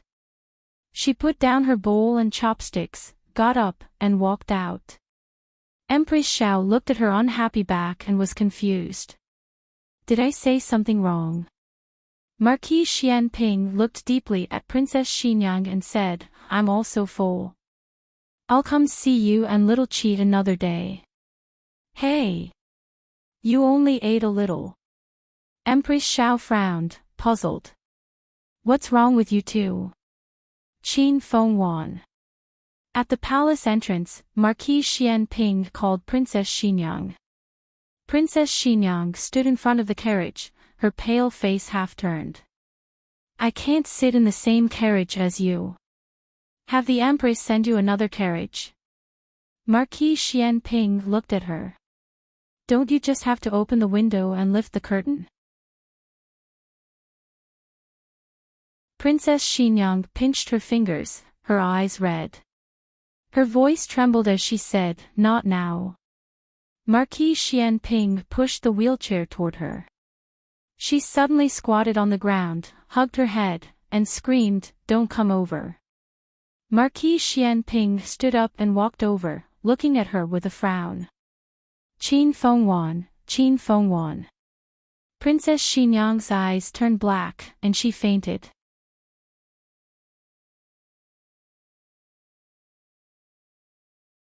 Chapter 599. Ignoring the doctor's advice, Marquis Xianping abandoned his wheelchair and walked forward. He picked up the unconscious Princess Xinyang and carried her into the carriage. This scene happened too suddenly. Even Eugene didn't immediately regain her senses. The princess's problem had clearly lessened, so why did it suddenly become like this? Because she had already fainted, she didn't care about her earlier words about not sharing a carriage with anyone. "Come up," Marquis Xianping said to Eugene. "Yes." Eugene sat in the carriage. "I'll do it, Marquis," Eugene said softly.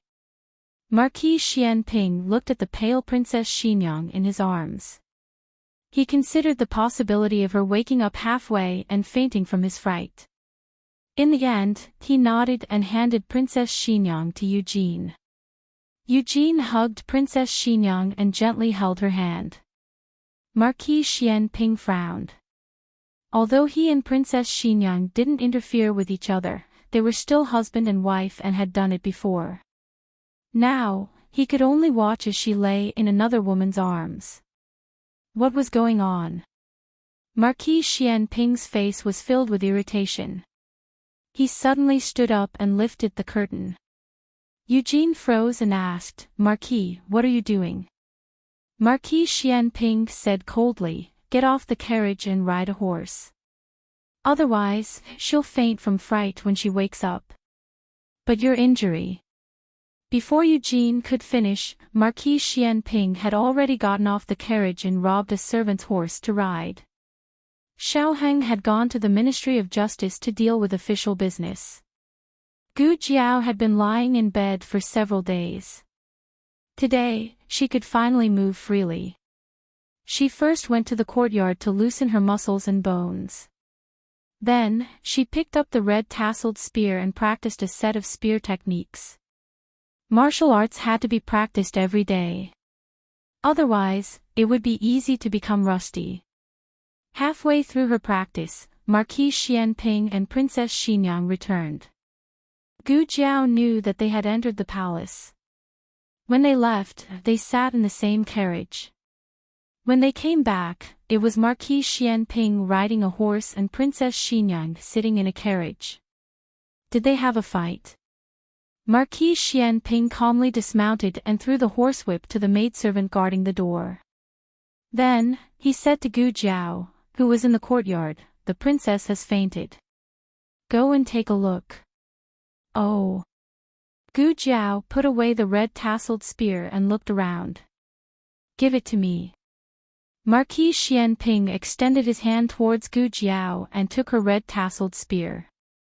Gu Jiao glanced at his waist and thighs. Without saying anything, she walked towards the door.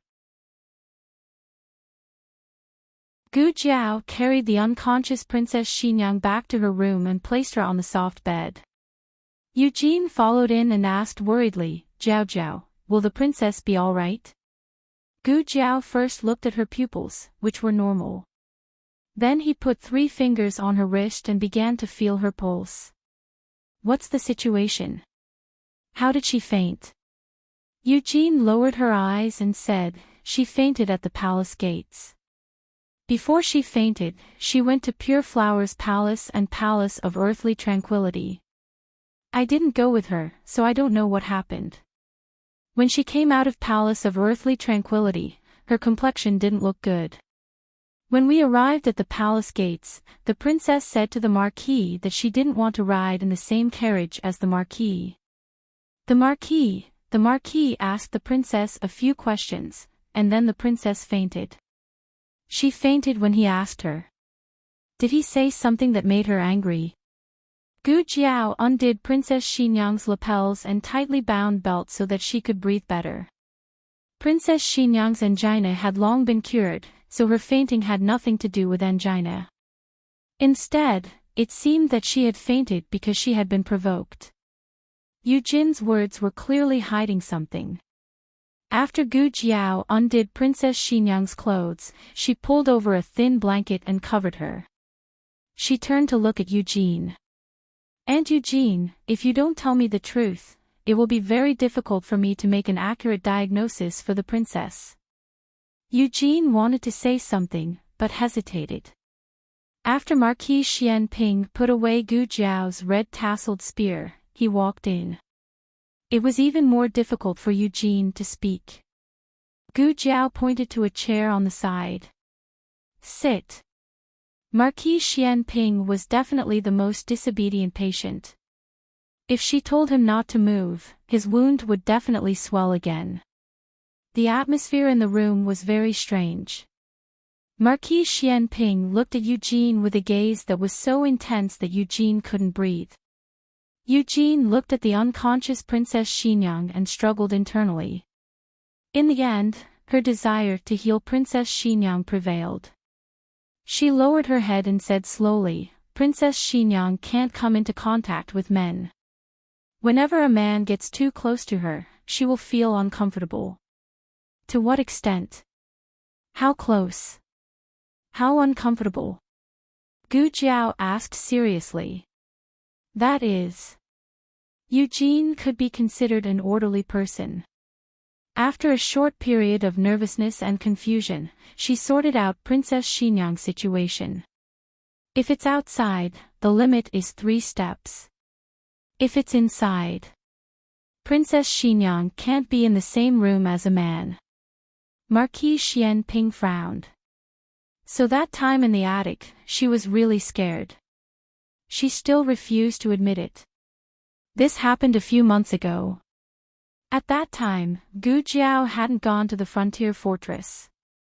Princess Xinyang fell down in the attic and was injured. Marquis Xianping went to save her, but she was scared out of her wits. Gu Jiao also arrived at the scene and saw Princess Xinyang's abnormality. But based on the situation at the time, Gu Jiao thought it was claustrophobia. How long has she been in this situation? Gu Jiao asked. Eugene shook her head. I don't know, the princess didn't tell me. I only served the princess after the princess got married. At that time, she was already in such a condition. I tried to ask the princess, but the princess refused to say anything. Gu Jiao pondered. After you came to the princess's side, has she always been like this? Or has her condition worsened or improved? Eugene said truthfully, in the past 2 years, she has improved a little. She can ride the same carriage with Marquis. In fact, Princess Xinyang had also ridden in the Yen State's pharmacist's carriage. But the Yen State's pharmacist's carriage didn't have curtains. The front and back were all open. It didn't look like a claustrophobic space. Marquis Xianping thought of the last few times he rode the same carriage with Princess Xinyang. But this Marquis doesn't see her as relaxed. So Marquis noticed. Eugene was surprised. Marquis Xianping coldly snorted. What? So in your eyes, this Marquis is just a big uncouth man. You didn't notice any of these minor things. Eugene bowed. Eugene misspoke. Marquis Xianping sternly said, I don't blame you. As a military general, men are indeed not as meticulous as you women. But this Marquis is gifted. How can I be an ordinary person? Eugene, how can he stick gold on his face like this? Eugene could only pretend she didn't hear anything. She continued, it's not easy, but she can endure it. If she can't endure it, she will faint like today. Gu Jiao said, but husband and Long Yi seem to be fine. Eugene nodded slightly. Little Marquis and Long Yi are exceptions. Marquis Xianping was unhappy. Forget about Xiaohang. He was her son. But why was Long Yi an exception? Eugene hurriedly explained, Long Yi wasn't able to get close to the princess from the start. It's just that little Marquis likes Long Yi too much and always pesters Long Yi. After Long Yi got along with the princess and little Marquis for a long time, the princess slowly started to see him as a child. So in Qin Fenghuan's eyes, Xiao Ji was a serious and majestic man. Marquis Xianping raised his eyebrows.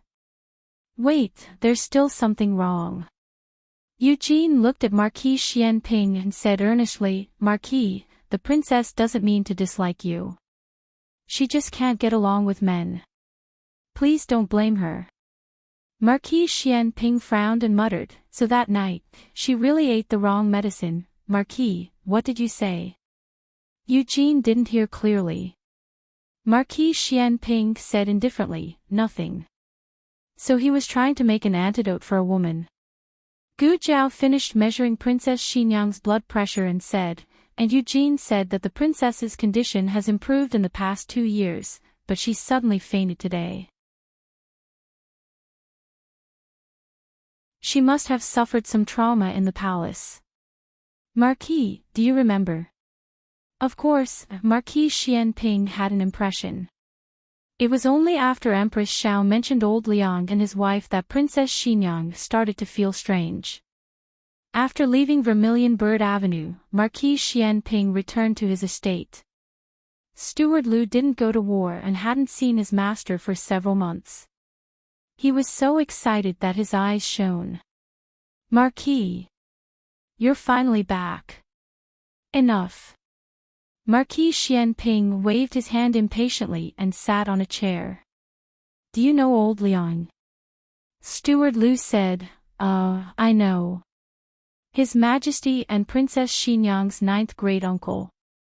Why did Marquis suddenly ask about him? Marquis Xianping said, investigate him and old Liang Wangfei. Steward Liu asked, can this little one ask why? Marquis Xianping gave him a sharp look, and Steward Liu shrunk his neck resentfully. This little one can't. There's no need to investigate everything. That would take too much time. Investigating information was the same as going into battle to kill the enemy. Marquis Xianping thought for a moment and said, investigate everything related to Princess Xinyang. Steward Liu had an extremely speechless expression. Marquis, you beat around the bush. If you want to investigate Princess Xinyang, just say it. Marquis Xianping said indifferently, what? This Marquis can't investigate. Steward Liu smiled embarrassedly. Of course you can. You're the Marquis. Who can't you investigate? However, you don't need to investigate. If you want to know anything, just ask me. I came from old Liang's estate. Marquis Xianping's mouth twitched as he looked at him. You have this kind of experience? Steward Liu coughed lightly. I'm not an important person. In old Liang's estate, I was just a handyman. Later, old Liang moved to his fief to build an estate. I didn't follow. He didn't bring you. Marquis Xianping exposed him. Steward Liu put on a fake smile. At the time, he was still young. He was just a lowly handyman. Naturally, he didn't have the right to follow him to his fief. Marquis Xianping continued, then tell me about old Liang and his wife. They doted on Princess Xinyang. Is it true? Steward Liu said without hesitation, it's true. It's truer than real gold. Old Liang loved to listen to music. He had an opera troupe in his estate. I was young then, only 8 years old. I came in with the opera troupe. After the opera troupe dispersed, I didn't leave. I stayed behind to be a handyman. When I was in the estate, I heard that old Liang and old Liang's wife doted on the previous emperor's 7th princess. At the time, Princess Xinyang hadn't reached marriageable age and didn't have a title. She was ranked 7th, so the servants called her 7th princess. Steward Liu continued, old Liang and his wife often visited Princess Xinyang in the palace. They didn't have a daughter or a granddaughter, so they always doted on Princess Xinyang. Marquis Xianping said, I know this. I heard that they even brought Princess Xinyang to their estate for a short stay. Steward Liu said excitedly, that's right. There was such a thing. The opera troupe dispersed because of Princess Xinyang. What do you mean? Marquis Xianping frowned. Steward Liu recalled for a while and said, I remember. Princess Xinyang was only 6 or 7 years old that year. She came to stay in the manor for a short while. Old Liang Wangfei specially ordered the opera troupe to put on a few plays that children liked to watch. The troupe leader arranged. I don't remember what he arranged. I only remember that I took a knife and walked around the stage. She liked to watch operas. Marquise Xianping had never seen her listen to operas in all these years. Steward Lu shook his head. Now that I think about it, I feel that the princess didn't like it at the time. She sat quietly between King Liang and the princess consort. The two of them each held one of her hands lovingly. The maidservants below the stage were all laughing, but she was the only one who was expressionless. Marquise Xianping's eyes darkened. How did the disbanding of the opera troupe have anything to do with her? Steward Lu said, one day, Princess Xinyang suddenly came to the opera troupe late at night. The troupe leader asked her why she was here, but she didn't say anything. The troupe leader thought that she wanted to watch operas, so he went on stage and performed a few operas for her. Then, the troupe leader said to her, "Seventh princess, it's getting late. Can we sing again tomorrow?" These events had happened so long ago that Steward Lu couldn't remember them clearly. But for some reason, when he suddenly thought about it today, Princess Xinyang's expression at that time became incomparably clear in his mind. She seemed to be pleading. Steward Lu said in a daze. But she still left in the end. She left alone. The next day, news of Princess Xinyang breaking her leg came from the estate. It was said that she fell and injured herself on the way back from the opera troupe. Old Liang's wife blamed everything on the opera troupe and disbanded the opera troupe without any explanation. Marquis Xianping muttered to himself for a moment, then said, "Then let me ask you, did anyone in the estate bully her?" Steward Lu said without hesitation, "Of course not." King Liang and his wife doted on the princess very much. No one dared to bully her. I remember that once, for some reason, old Liang's heir got into an argument with the princess and pushed her to the ground. It was grass, so it didn't hurt. But when old Liang found out, he hung his own son up and beat him up. Marquis Xianping said thoughtfully, "Qin Fengwan's personality isn't very likable. Of all the princesses, she's the most boring and unlike a child." King Liang and his wife don't like the lively and cute Ningnan, and they don't like the educated and reasonable Deqing, but they like her? Steward Lu smiled. Princesses are the prettiest. That's true.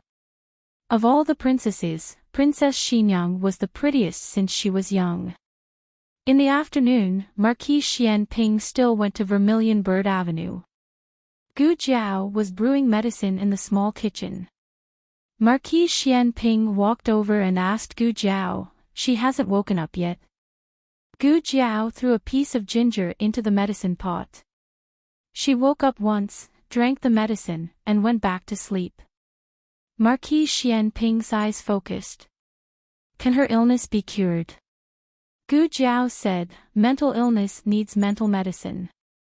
Mental medicine. Qin Fengwan, what's your mental medicine? After Gu Jiao finished brewing the medicine, she warmed it on the stove and reminded Yujin to drink the medicine when the princess woke up. This medicine was to be taken before meals. Are you going out? Yujin asked. I'm going back for a while, Gu Jiao said. Yujin smiled. You've stayed here for a few days, so it's time to go back and take a look. I'll take care of the princess, so don't worry. Yujin prepared a carriage for Gu Jiao. On the way back to Jishui Alley, they would pass by Lu Yixing's house. When they passed by the alley, Gu Jiao said to the coachman, "Stop for a moment. I have something to do." Yes, Dr. Gu. The coachman stopped the carriage at the entrance of the alley. Gu Jiao only wanted to see if Lu Yixing had returned, so she didn't have much hope.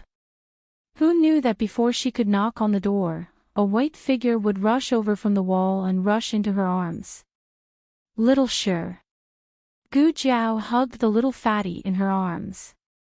The little fatty snuggled up to her in her arms. Gu Jiao curled her lips. Who's here?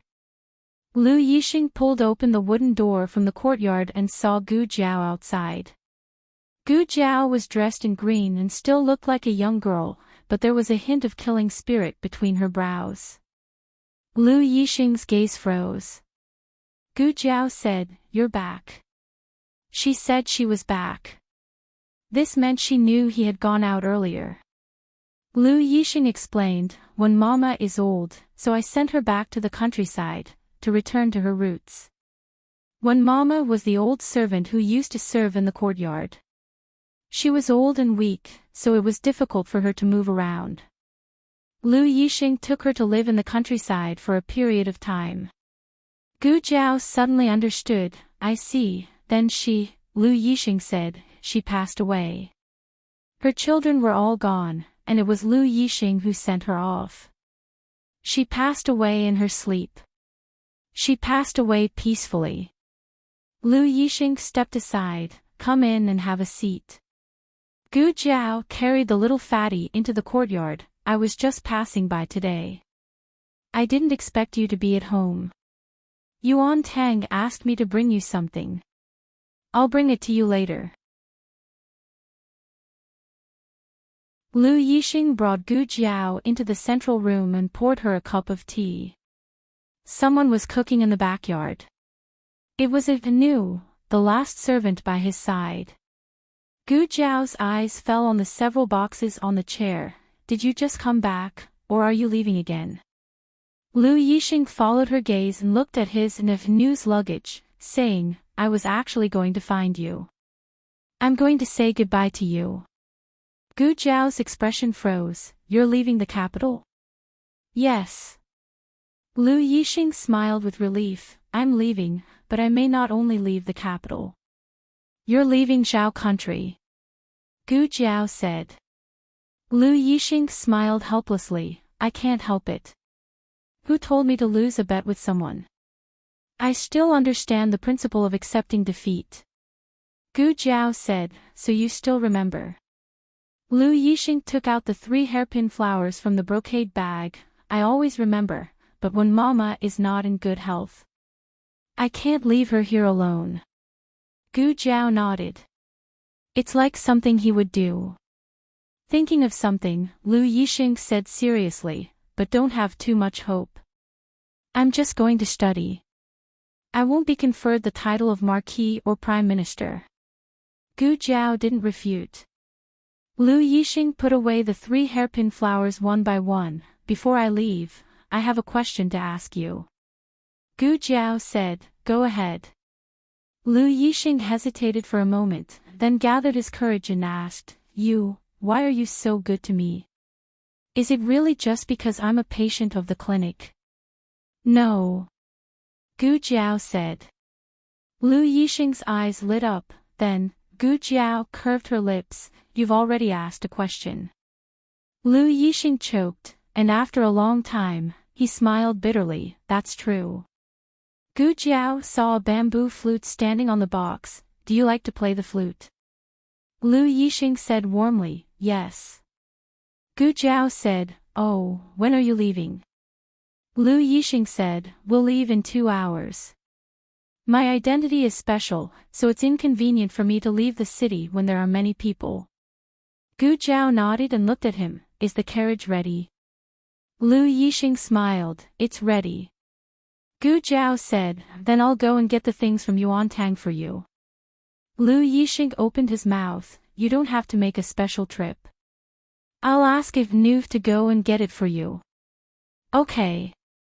On an ordinary night, Lu Yixing, who had lived in the capital for 22 years, finally gathered his courage and got on the carriage to leave. He was not allowed to leave the capital, so he spent some money and used some tricks. He left through the west gate. He didn't know if he would be able to come back, but he had to go. When he passed by the Phoenix Pavilion, he suddenly heard the melodious sound of a guqin. Lu Yixing felt his heart tremble. He pulled the curtain of the carriage tightly, but just as he was about to lift it, he suddenly stopped. Nu turned her head and gestured with her hands, asking him if he wanted to get off the carriage. He looked in the direction of the sound of the guqin and hesitated, but he shook his head and said, "Slow down the carriage." Nu slowed down the carriage. The sound of the guqin faintly came, like the sound of the ninth heaven, like the sound of a mountain stream. He had never heard such a melodious sound of the guqin in his life. Even the palace musicians couldn't play a fraction of it. Lu Yixing slowly took out the bamboo flute in his hand, put it to his lips, and chased after the sound of the guqin. She was sending him off. Sending off a confidant with a song. She thanked him for burying her in his previous life, and he thanked her for recognizing his worth in this life.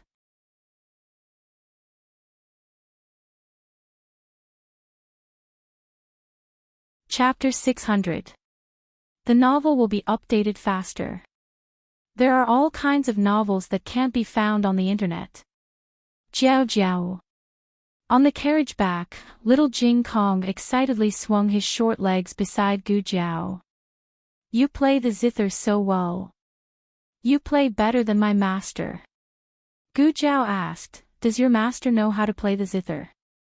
Little Jing Kong said with disdain, "He knows how to play, but his playing is terrible."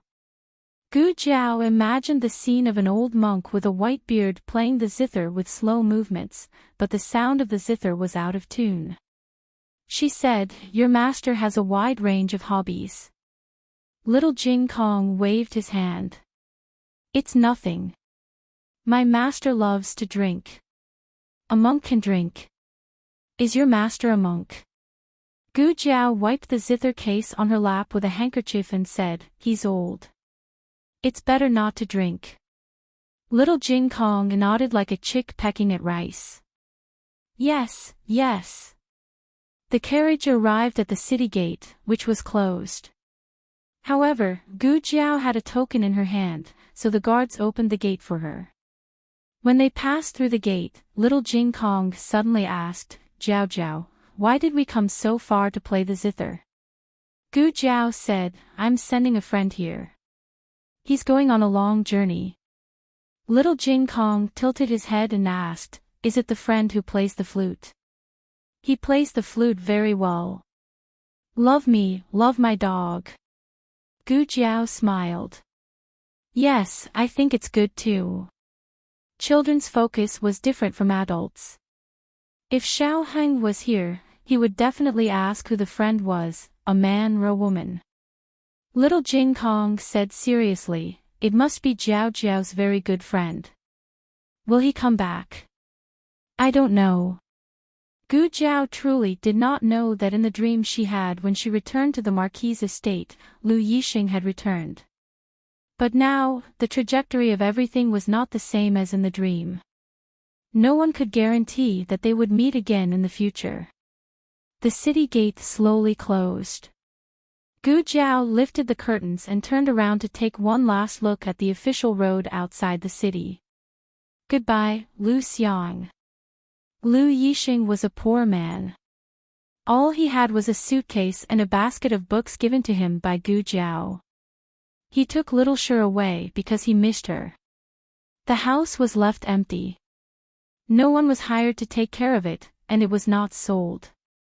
The capital would not change because of Lu Yixing's disappearance. Few people in the capital cared about him, so no one would discover that he was gone. Perhaps many years later, on a sunny afternoon, in a bustling tea house, someone would mention it on a whim, "Huh? I haven't seen Lu Yixing recently. He's not dead, is he? He's a descendant of the Lu family. If he's dead, he's dead." However, all these had nothing to do with Lu Yixing. He took her little Shi, her trust and expectations for him, and started the long voyage to fight against fate. "Goodbye, Miss Gu." When Gu Jiao returned to Puaishui Alley, little Jing Kong had fallen asleep in her arms. It was already late when she went out. She did not plan to take the little guy out, but the little guy stuck to her, so she took him with her. The carriage stopped. Gu Jiao lifted the curtain and was about to carry little Jing Kong out of the carriage. A strong arm stretched over and took little Jing Kong from Gu Jiao's arms. Gu Jiao looked at the familiar deerskin gauntlet on the hand, blinked, and said, "Gu Changqing. Call me Big Brother." Gu Changqing said. Gu Jiao jumped out of the carriage. Gu Changqing carried little Jing Kong, who was sleeping soundly, into the room with his sister. It was midnight.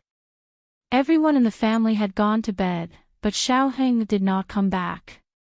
Too many things had happened recently. First, it was Qin Fengyan, then it was Grand Tutor Zhuang.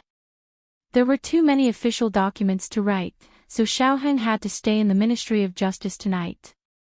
After entering the central room, Gu Jiao took little Jing Kong and put him on the bed in the west room. "Jiao Jiao, it sounds so good." Little Jing Kong probably dreamed of Gu Jiao's music, and his little mouth muttered. Gu Jiao pulled the quilt over and covered him. After tucking in the corner of the quilt, she returned to the central room and sat down with Gu Changqing on the chair. "When did you come back?" she asked. "I just arrived. I passed by here on my way back, so I came to have a look." Gu Changqing said, "Actually, I should have come back long ago, but I met some of your old friends on the way, so I stayed for a few more days." "My old friends? Did she have any old friends in the north?" Gu Changqing went to the county in the north to visit the families of the martyrs, and he also investigated Qin Fengyan's background. "She came from Yuzhou, which was in the opposite direction." Gu Changqing looked at Gu Jiao with his sister's filter. Gu Jiao was expressionless, but he felt that his sister was cold and cute. He laughed and said, "It should be your old friends with little Jing Kong." Why was it related to Jing Kong again? Gu Changqing coaxed, "Call me Big Brother, and I'll tell you." What kind of tone was this to tease a 3-year-old? Gu Jiao raised her eyebrows. "Did you meet the monks in our temple?" Gu Changqing, his sister was too smart. It was not good. Gu Changqing smiled helplessly. Since he had guessed it, he had to admit it. "When I passed by Lihua town, I met the monks of the temple near your village. I was feeding the horses at the post station, and several young monks about the same age as Jing Kong came to beg for alms. I heard that their accent was quite similar to when you and Xiaoshan first came to the capital, so I asked them where they were from. They said that they were from Pingqing Prefecture in Yuzhou. When I heard that, I thought, isn't that the place where you grew up? So I asked them if they had heard of Qingchuan village. They said that Qingchuan village was at the foot of the mountain behind their temple, and a young monk in their temple who fainted from meat was adopted by a family in Qingchuan village. They also said that the person who adopted him was a little fairy with hair on her face." Hair on her face. Gu Jiao couldn't help laughing. It was indeed the accent of those young monks. Gu Jiao said one by one, they were Jingxin, Jingfan, and Jingshan. Gu Changqing was surprised. "You remember them?" Gu Jiao said, "I talked to them." The 3 plastic playmates from Jing Kong looked forward to going down the mountain every day. They didn't even tell Jing Kong that they couldn't eat meat when they went down the mountain. They were afraid that Jing Kong wouldn't leave. However, Jing Kong didn't hold back. They snatched food from the 3 playmates every day. Gu Jiao asked curiously, "How did you meet them?" Gu Changqing said, "They followed the abbot of the temple to participate in the Dharma conference and traveled half of Zhao country. They were in Yi City during the war at the frontier fortress, but they didn't know that you were in the Gu army." Gu Jiao said, "Oh, I really missed them." Gu Changqing continued, "They took me to see the abbot. The abbot asked a lot of things about little Jing Kong. He was surprised that you didn't send little Jing Kong back." Gu Jiao asked curiously, "Why should I send Jing Kong back?" Gu Changqing thought, probably because he's a little troublemaker. Gu Changqing thought of something and said, "The abbot said that he will go back to the temple soon. Please treat Jing Kong well. She must not send him back to the temple." Gu Jiao asked, "Did you see an old monk? The kind with a white beard? His back is a little stooped, and his steps are a little staggered. Is he deaf? His hands are shaking, and his eyes are blurred. After all, he couldn't even play the zither." Gu Changqing shook his head decisively. "No." "Oh, right. The abbot asked me to bring you something. He said it's for Jing Kong." "Oh." Gu Jiao looked at him. Gu Changqing went outside and took a bundle from the saddle. He took out a small box and handed it to Gu Jiao. "I haven't opened this. I don't know what's inside." The box was not locked. It was simply fastened. It was obvious that the abbot trusted the young master of the Gu family army, Gu Changqing. Gu Jiao did not open it. Instead, she went into the room and put it on the bedside of little Jing Kong. If the little guy knew that the abbot had brought him a gift, he would be very happy. Gu Jiao came out of the west room. Gu Changqing stood at the door and looked at her deeply. "I came here today to tell you something." "What is it?" Gu Jiao asked. "I may have to leave Zhao country for a while," Gu Changqing said. "Why do you have to leave?" Gu Jiao was confused. "Did you make an appointment? Both of you had to leave." Gu Changqing raised his hand and stroked the hair on her temples. "To find a way to cure you. You are my sister.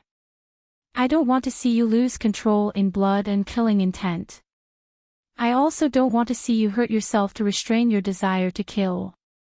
So even if I have to climb a mountain of swords or plunge into a sea of fire, I must cure you.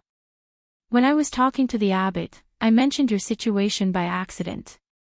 Gu Changqing said, "The abbot said that there may be a way to cure you in Yan Kingdom." Gu Jiao was slightly surprised. "Yan Kingdom?"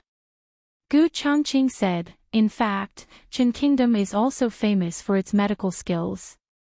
But I think you are already the best doctor in the world. If you can't cure yourself, it may not be a problem of medical skills. There are many capable people in Yan Kingdom. I want to go there to try my luck." Gu Jiao looked at him. "You can't go to Yan Kingdom." As the young master of the Gu family, he had to ask for permission to leave the capital, let alone go abroad. Obviously, the emperor would not agree to let him go to Yan Kingdom because he couldn't go at all. Gu Changqing smiled. "I can go. At worst, I won't be the young master of the Gu family." Gu Jiao retracted her gaze. "Yan Kingdom is not a place you can go as you wish." Gu Changqing stroked the top of her head and smiled dotingly. "Don't worry. I have my ways." Brother's style was very good. He treated Gu Jiao like Xiaohing treated little Jing Kong. Gu Jiao's face darkened. He couldn't lie to her like this. "Okay, I'm leaving. Call me Big Brother." He wanted to be the first brother she acknowledged. Gu Jiao looked at him with a serious face. Her whole face said, "How can you talk to your little granduncle like that?" Gu Changqing was speechless. Gu Changqing was serious about going to Yan Kingdom to treat his sister. With his current status, there was only one way to go to Yan Kingdom, to the underground martial arts arena. The underground martial arts arena was built by the people of Shang. They used the arena to recruit talents and collect information from other countries. Even the imperial court could not interfere. As long as he was in the top 3 of the master ranking, he would be qualified to enter Yan Kingdom. Gu Jiao slept late. When she woke up, it was already dawn.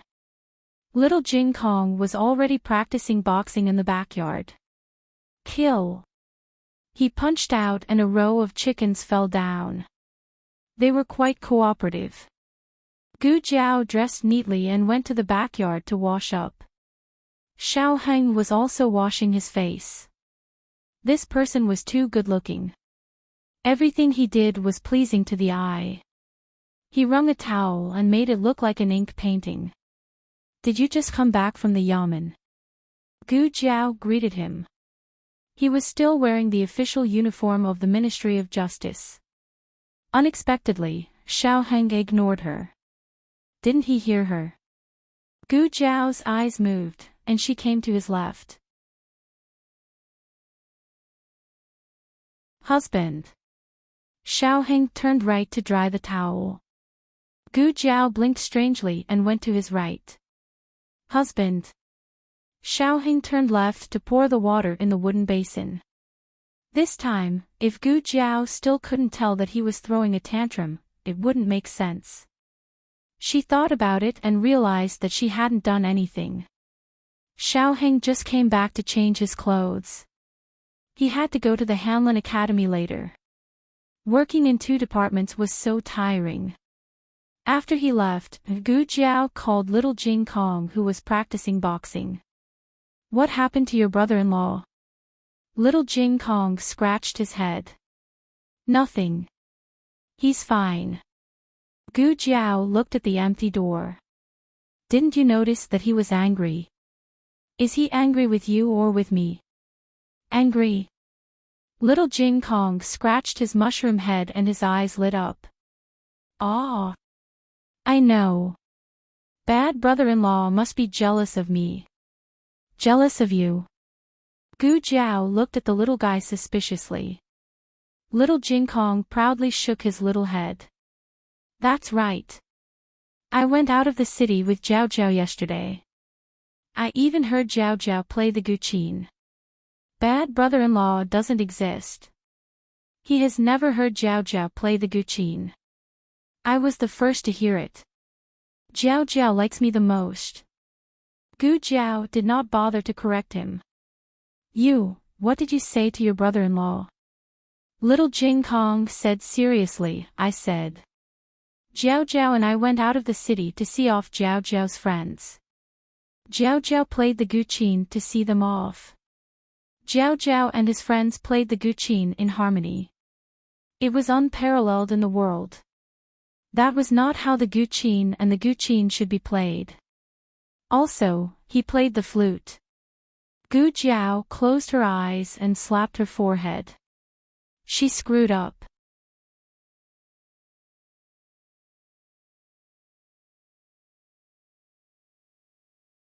Chapter 601. The accident happened too quickly, like a tornado.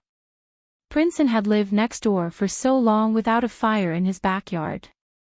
He had only done it for Lu Yixing, but the result was a fire burning his eyebrows.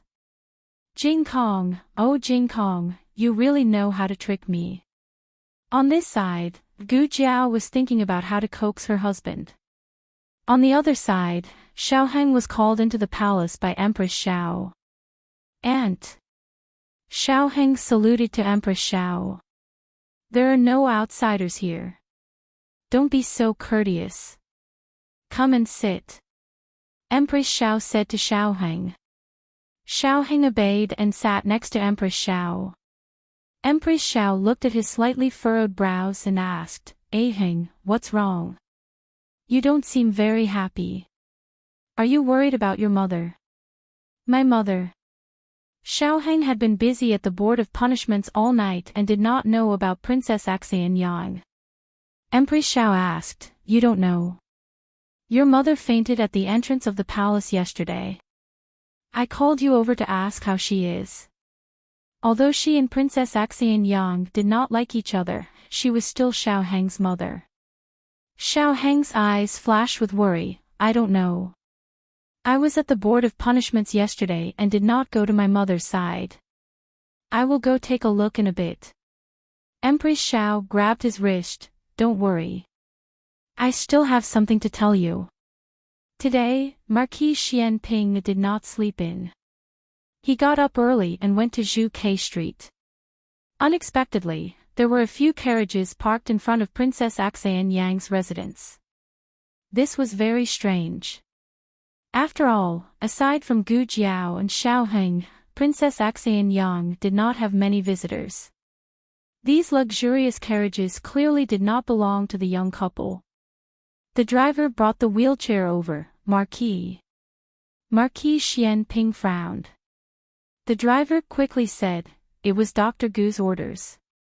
She said that if you did not sit, to tell Lord Xiao." Marquis Xian Ping sat in the wheelchair with a dark expression. Just as he sat down, a clamor came from Princess Xinyang's courtyard. Soon after, Eugene and a few servant girls from the courtyard came out with bags of various sizes.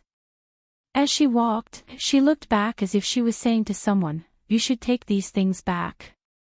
We appreciate the old princess's kindness, but we won't accept the gift." A stout nanny followed them out, surrounded by a few maids. She used her hand to block the gifts that Eugene intended to return and said with a smile, "These are the old princess's kind intentions. She specially brought them over from Feng. How can I not accept it?" Eugene smiled politely. "Gue Momo, you really can't accept it. The princess has just taken up the position of regent and Gue Momo also understands that with the princess's current status, she has to be more cautious in dealing with people. She had once instructed us that no matter who comes to give a gift, we must not accept it." Gue Momo glared at her and said, "How can those people be compared to the old princess consort?" The old princess consort watched the princess grow up and has a deep friendship with the princess. She is family. Eugene maintained a decent smile. "Gue Momo, please don't make things difficult for us." Gue Momo's smile faded. "It's fine if I don't make things difficult for you. Go and report to the princess that the old princess's people have come to see her." Eugene said in a manner that was neither servile nor overbearing, "The princess has not been feeling well recently. She did not sleep last night and only rested when it was close to dawn. I'm afraid it would be inappropriate to wake the princess up." Gue Momo chuckled. "I don't know when it was the turn of a servant to make decisions for Princess Xinyang." A servant girl at the side said, "Lord Eugene is the deputy prefect of the princess's residence and has an official title in the imperial court. Nanny, be careful with your words." Gue Momo looked coldly at Eugene and raised her chin. "All right then, I will wait here for the princess to wake up. Who is so noisy?" Marquis Xian Ping sat in a wheelchair and was slowly pushed over by the coachman. Eugene heard his voice and her eyes lit up. She turned and bowed. Marquis. Marquis. Gue Momo looked at the handsome man in the wheelchair and could not help but be stunned. This is Princess Xinyang's son-in-law. After so many years, why hasn't he changed at all? Gue Momo was an old servant of the old Liang Wangfei and had lived in the capital for many years. Naturally, she had seen Marquis Xian Ping. However, she never expected that time would not hasten him. "Marquis. This servant is..." Gue Momo was only halfway through her sentence when Marquis Xian Ping grabbed the bundle in Eugene's hands and threw it at Gue Momo's feet without any trace of politeness. Gue Momo was stunned again. The servant girls saw the Marquis take the lead and threw the gifts on the ground with their backs straightened. Humph! Gue Momo and the others were thrown back a few steps. This was a slap in the face. They had come a long way to deliver gifts to Princess Xinyang. Not only did she not want them, she even threw them out. Gue Momo immediately said angrily, "Marquis. We are people of the Liang Wangfei. This old servant came on the old Liang Wangfei's orders." Just how powerful was the old Liang Wangfei's and old Liang Wangfei's statuses? When the current Empress Dowager saw the two of them, she had to respectfully call them uncle and aunt. Marquis Xian Ping and Princess Xinyang were of the same generation. How dare he? Marquis Xian Ping dared. When he heard Gue Momo's threat, he did not even lift his eyelids. He only lazily leaned back in his chair. Momo was clearly standing and he was sitting, but he had the aura of being number one in the world. Marquis Xianping arrogantly said, still not leaving. Are you waiting for this marquis to beat people up? Momo was furious. You. A servant beside her said eccentrically, forget it, nanny. Marquis Xianping has been arrogant for more than a day or two. At worst, we can go back and report to the old Liang Wangfei and let her judge before the emperor. Let's see if someone is bullying the old Liang Wangfei because he is no longer working in the capital and doesn't put our Liang Wangfei in their eyes. This was naturally a threat to Marquis Xianping. They did not believe that Marquis Xianping was not afraid of the old Liang Wangfei or the emperor. Who would have thought that Marquis Xianping would not even use his pestle? Eugene pursed her lips and smiled. She said to Momo and the others, my marquis has just made a military achievement. Do you think that the emperor will touch him at this critical juncture? Just drive out a few servants. It's not like he's driving out your Wangfei. My marquis. This was the first time Eugene had addressed Marquis Xianping this way. Marquis Xianping raised his eyebrows. Did you hear that? Hurry up and scram. Momo gritted her teeth. Don't, swish. Marquis Xianping pulled out the long knife behind his wheelchair. Murder. Momo was so scared that she covered her head and fled. The others also went straight to their carriages, forgetting to bring their gifts. Eugene instructed the servant girls to throw these eyesores back into their carriages, and the group left dejectedly. Marquis Xianping threw the long knife to the coachman and pushed the wheelchair into the courtyard. He went to Princess Xinyang's room. As expected, she was not asleep at all. She sat at the head of the bed with a pale face. The wheelchair could not get in. Marquis Xianping thought for a moment, stood up, moved the wheelchair over the threshold, and sat on it again. He came to the bed, and Princess Xinyang turned her back to him. This meant that she refused to communicate with him. Marquis Xianping thought of her illness and didn't dare to get too close. He looked around and made sure that the doors and windows were open before saying, Qin Fengwan, don't ask, Princess Xinyang said softly. Marquis Xianping hesitated and swallowed the words at the tip of his tongue. Fine, I won't ask. I just came to tell you that you're my Xiao Ji's wife. No one can bully you. With that, he planned to push the wheelchair out. However, his wheelchair driving skills were not very good, and he couldn't turn it around after pushing for a long time. He simply stood up and used his hands to grab the wheelchair and turn it around. Just as he put the wheelchair on the ground, he heard Princess Xinyang mutter, I'm still a princess. Marquis Xianping frowned. Marquis Xianping didn't stay here for long, afraid that it would cause her discomfort. However, Marquis Xianping didn't expect that as soon as he left, old Princess Consort Liang would come knocking. This time, she came to visit in person. Old Princess Consort Liang was old, and her body wasn't as strong as before. It was inconvenient for her to move around. Although she could still move around, she mostly sat in a wheelchair. The doors and windows in the room were tightly shut, and the light was dim. Only Princess Xinyang and old Princess Consort Liang were in the room. Princess Xinyang sat on the bed with a pale face and a quilt covering her legs. Old Princess Consort Liang sat in the wheelchair in front of the bed.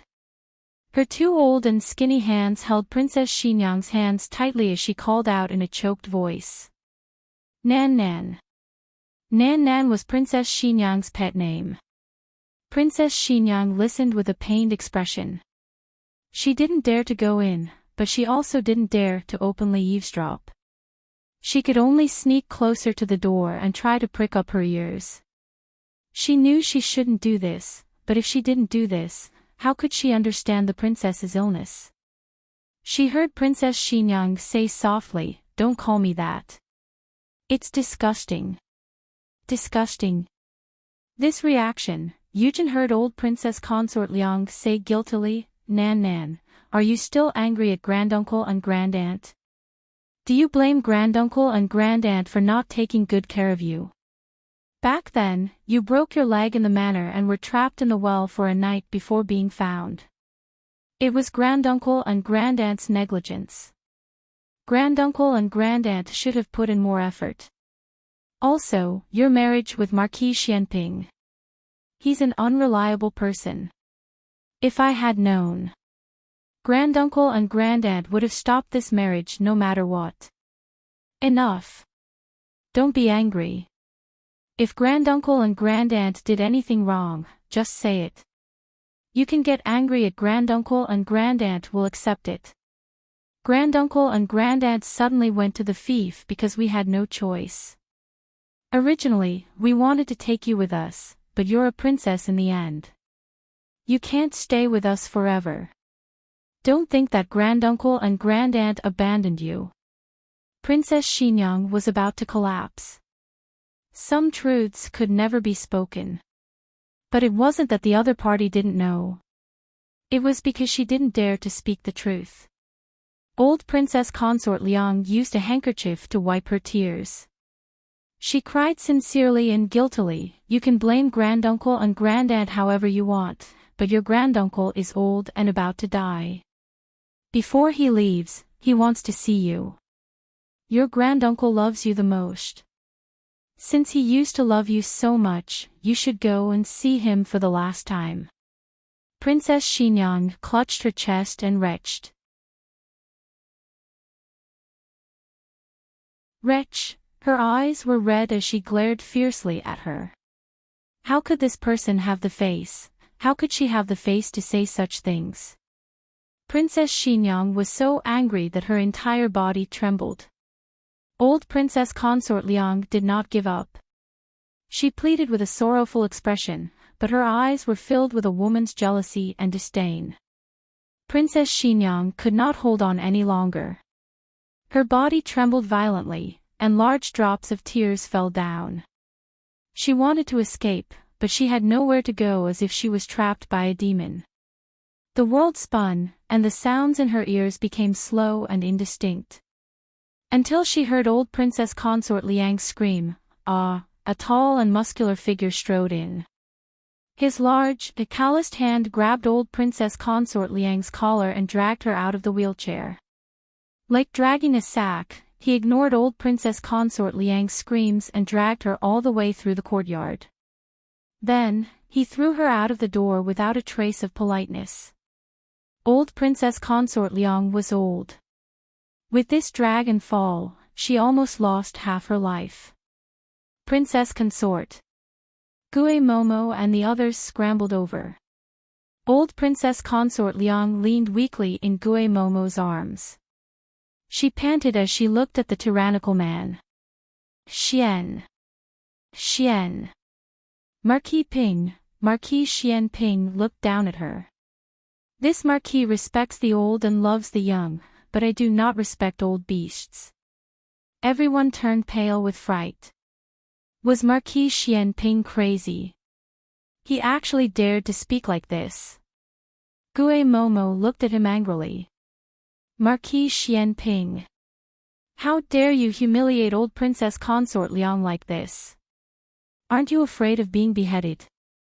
Marquis Xianping chuckled and kicked over, causing old Liang Wangfei and Nanny Gue to be turned upside down. Old Princess Consort Liang spat out a mouthful of blood on the spot. Everyone was scared silly. They thought of the rumors in the capital. Marquis Xianping had always been the topic of conversation for the people in the capital. However, when they talked about him, they mostly talked about how dissolute he was and how shameless he was. As for his temper, no one criticized him. He rarely got angry with people. At most, he was shameless. He always laughed and pranked people. However, right now, his entire person was covered in a layer of frost. He was like a long sword shining with cold light.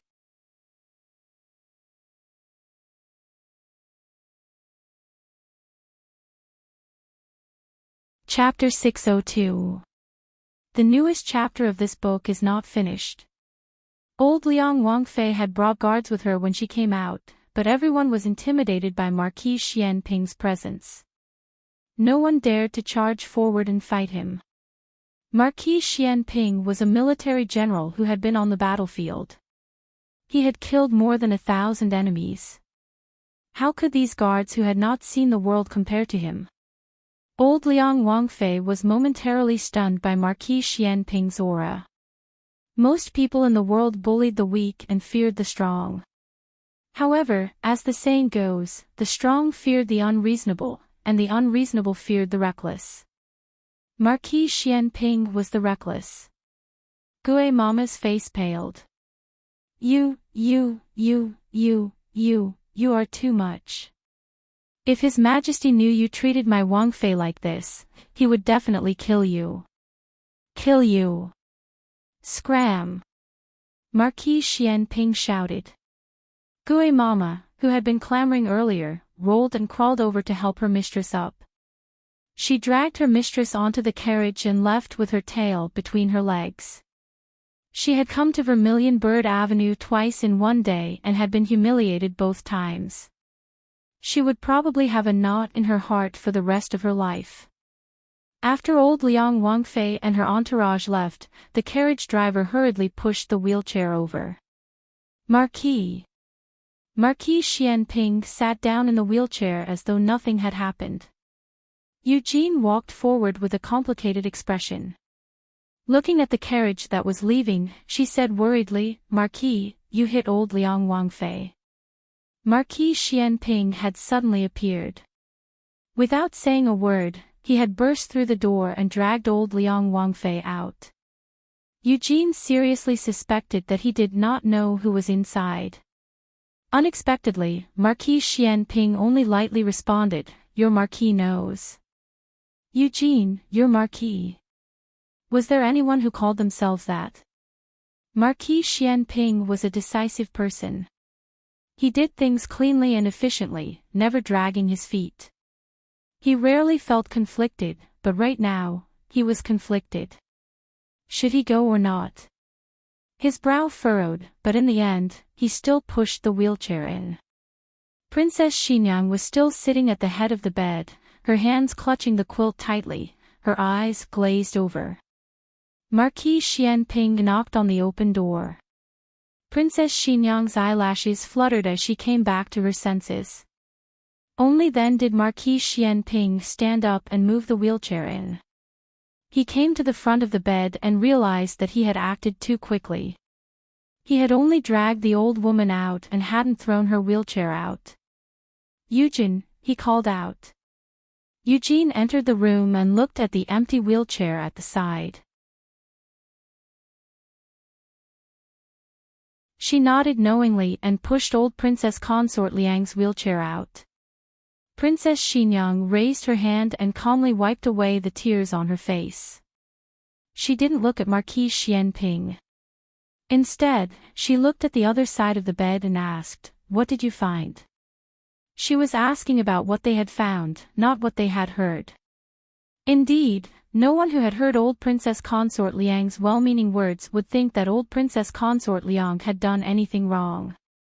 Marquis Xianping said frankly, I have a steward under me called Lu Zhao. He once worked in the capital's Liang household. He said that you didn't seem to be very happy in the Liang household, but everyone, including him, believed that you were doted on by the old Liang household and lived very well. Princess Xinyang was slightly surprised. That's all. Marquis Xianping shrugged. Yes, that's all. Princess Xinyang murmured in disbelief, then why did you treat old Princess Consort Liang like that? Marquis Xianping looked at her, baffled. Qin Fengwan, do you need cold evidence to see if you're living well? If even a single word she said could be trusted, would you have done that? Are you crazy or am I blind? I can't even tell if you're happy or not. Princess Xinyang looked at him in a daze. It's that simple. Marquis Xianping met her gaze.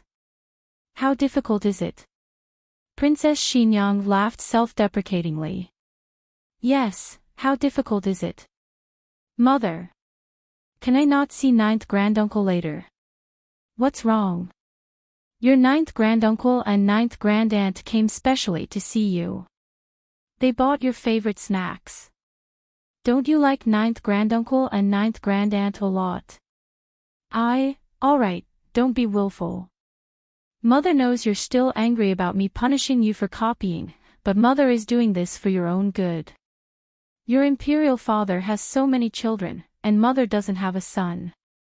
If you don't live up to expectations, we'll have a hard time moving forward. Your ninth granduncle comes to see you every time he enters the palace. Your imperial father thinks more highly of you, so he comes to Mother's palace more often. Soon, Mother will give you a younger brother. At that time, we'll have someone to rely on in the harem. Does consort you know? Marquis Xianping interrupted Princess Xinyang's thoughts.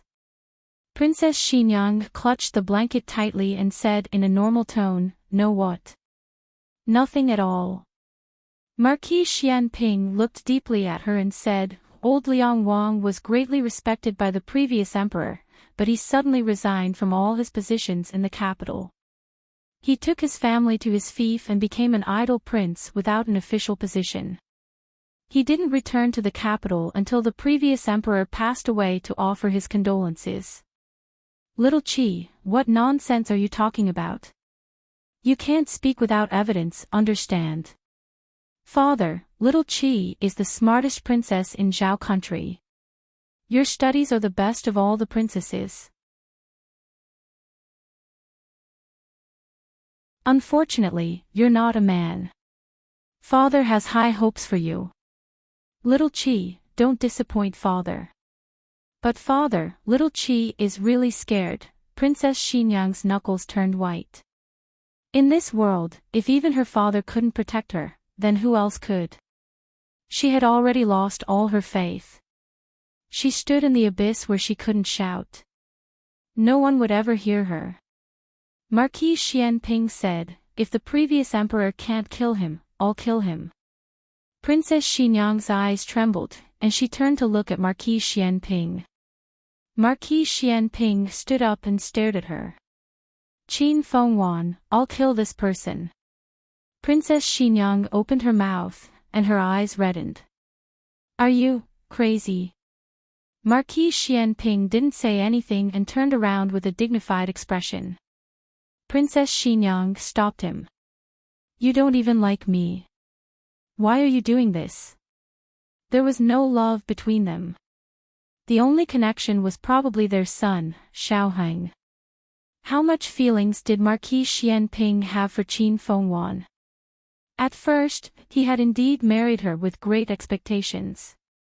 He once thought happily that he would love such a beautiful wife for the rest of his life. Who would have thought that Qin Fengwan wanted to marry him in name only? He didn't ask for it, so no matter how much he liked her, it faded.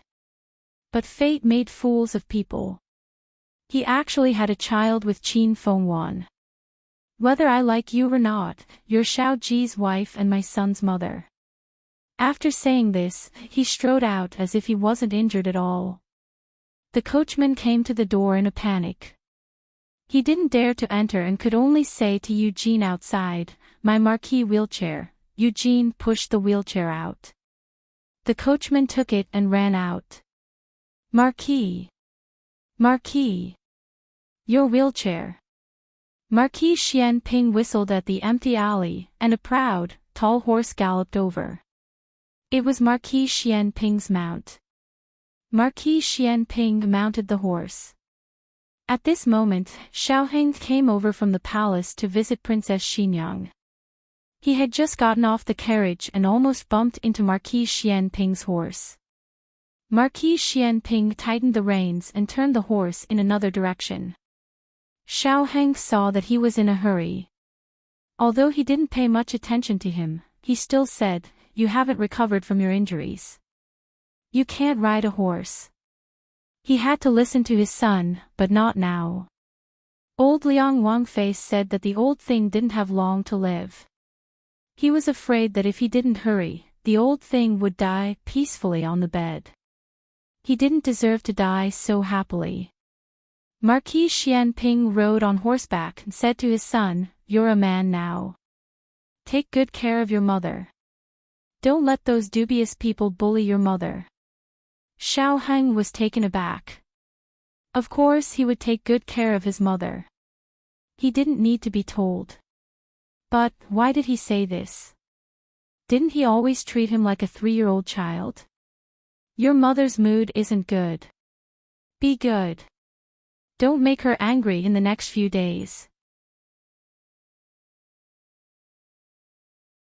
This was what he would say. Marquis Xianping didn't care about the storm in his son's heart. Perhaps he himself didn't realize the change in his attitude towards his son. He treated him as a child, but in the face of important matters, his son had long since become indomitable. Marquis Xianping's horse left a trail of dust as he galloped toward the east of the city. The fief of the Liang household was 100 li east of the city. Inside the room, Eugene and Princess Xinyang could clearly hear the sound of horse hooves gradually fading away. Eugene didn't understand much, but she could roughly guess what Marquis Xianping was going to do. She looked worriedly in the direction of the door and said, "Princess, the Marquis, he." Princess Xinyang lowered her eyes and said in a low voice, "Idiot. The newest chapter of this book is not finished."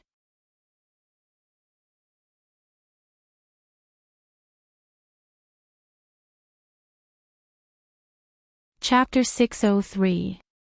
Xiao Heng did not know about Princess Xinyang, but there seemed to be an indescribable tacit understanding between father and son. Old Liang Wangfei had come and was driven out by Marquis Xianping. This information was enough. Marquis Xianping looked unruly, but he would never mess around in Princess Xinyang's territory, especially when she had such a noble status. In the past, it had always been Princess Xinyang protecting him. Now that he had grown up, it was his turn to protect Princess Xinyang. Father and son had the same thinking on this issue. No one could bully Princess Xinyang, not even Emperor Xian's granduncle and grandaunt. Old Liang Wangfei had been beaten, so she would definitely send someone to the palace to complain. Xiao Heng went all the way and led people to surround the old Liang Wangfu. The reason was that someone intended to harm the imperial family, and the Ministry of Justice had been ordered to protect King Liang's family. Moreover, for their safety, it was best that no one left the Fu before the assassin was caught. "You are putting them under house arrest." At the entrance of the Liang Wangfu, Nurse Gui angrily said to the Ministry of Justice. Assistant Minister Li clasped his hands and politely said, "Nurse, you are too serious. King Liang is His Majesty's granduncle. How could we dare put his family under house arrest?" The Ministry of Justice received a report saying that old Liang Wangfei was attacked and injured on the way. "We are also thinking for the safety of old Liang Wangfei, Prince Consort, and the others." Nanny Gui angrily said, "What assassin? It was Marquis Xianping who did it. Why aren't you going to catch that thief?" Assistant Minister Li said strangely, "Marquis Xianping is a hero who helps when he sees injustice.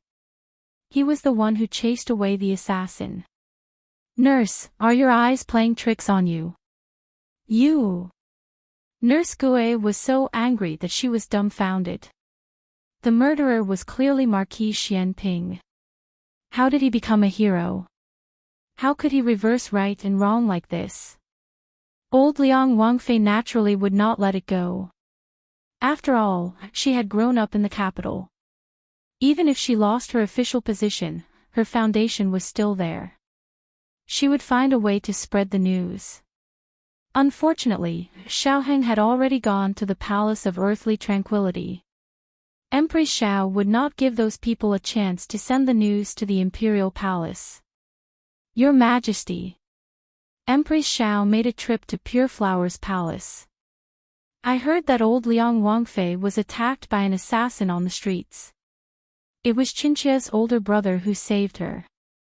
She suffered some light injuries, but it shouldn't be a problem. Qinqia's older brother has already gone to catch the assassin. The emperor frowned and said, "Why would there be an assassin trying to assassinate old Princess Liang?" Empress Xiao said calmly, "Who knows? The assassination happened outside Princess Xinyang's residence. Perhaps the assassin wanted to target Princess Xinyang. Does your majesty still remember the people of Yan Kingdom? Could it be that the remnants of their party have not been eliminated yet, so they came to seek revenge on Big Brother?" Unfortunately, old Liang Wangfei was present and was injured by mistake. The emperor said thoughtfully, "That's possible."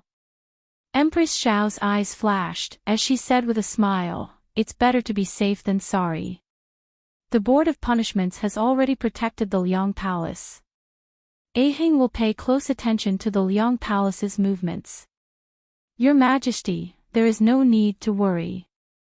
The emperor nodded, "With Ahing taking care of things, we are at ease." Empress Xiao pursed her lips and held back her laughter, saying, "This concubine sent an imperial physician and eunuch Su to the Liang Palace to take care of old Liang Wangfei." The emperor praised, "Sure enough, you are meticulous." Empress Xiao's smile was brilliant. "Was it not meticulous? Not only did they put you under house arrest, they also kept an eye on you." In truth, Empress Xiao was not clear on what had happened, but the trust between family members did not require any conditions. She would not allow anyone to have the opportunity to smear her brother's name in front of His Majesty. Wait a moment, it seemed that her brother had indeed taken action. Forget it, her brother could bully others, but others could not bully her brother.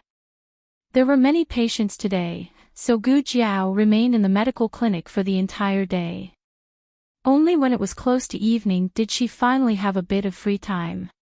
She returned to her small courtyard and first examined Mo Qianchua's injuries.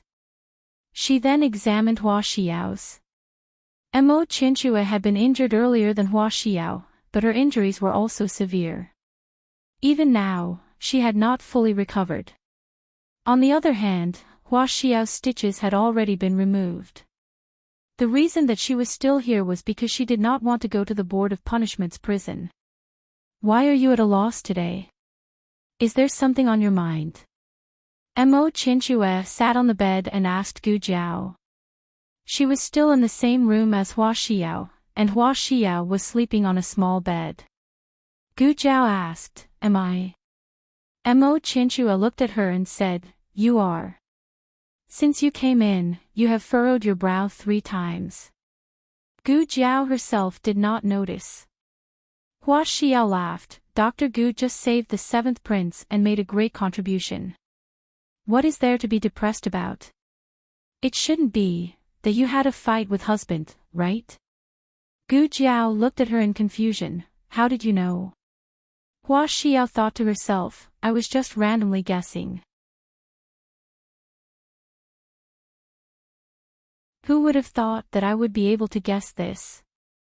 Mo Qianchua suddenly sat up straight, lightly coughed, and asked, "Aren't you two very close? What happened? Did you have a fight?" After living here for so long, of course, she was completely aware of the relationship between Gu Jiao and Xiao Lulang.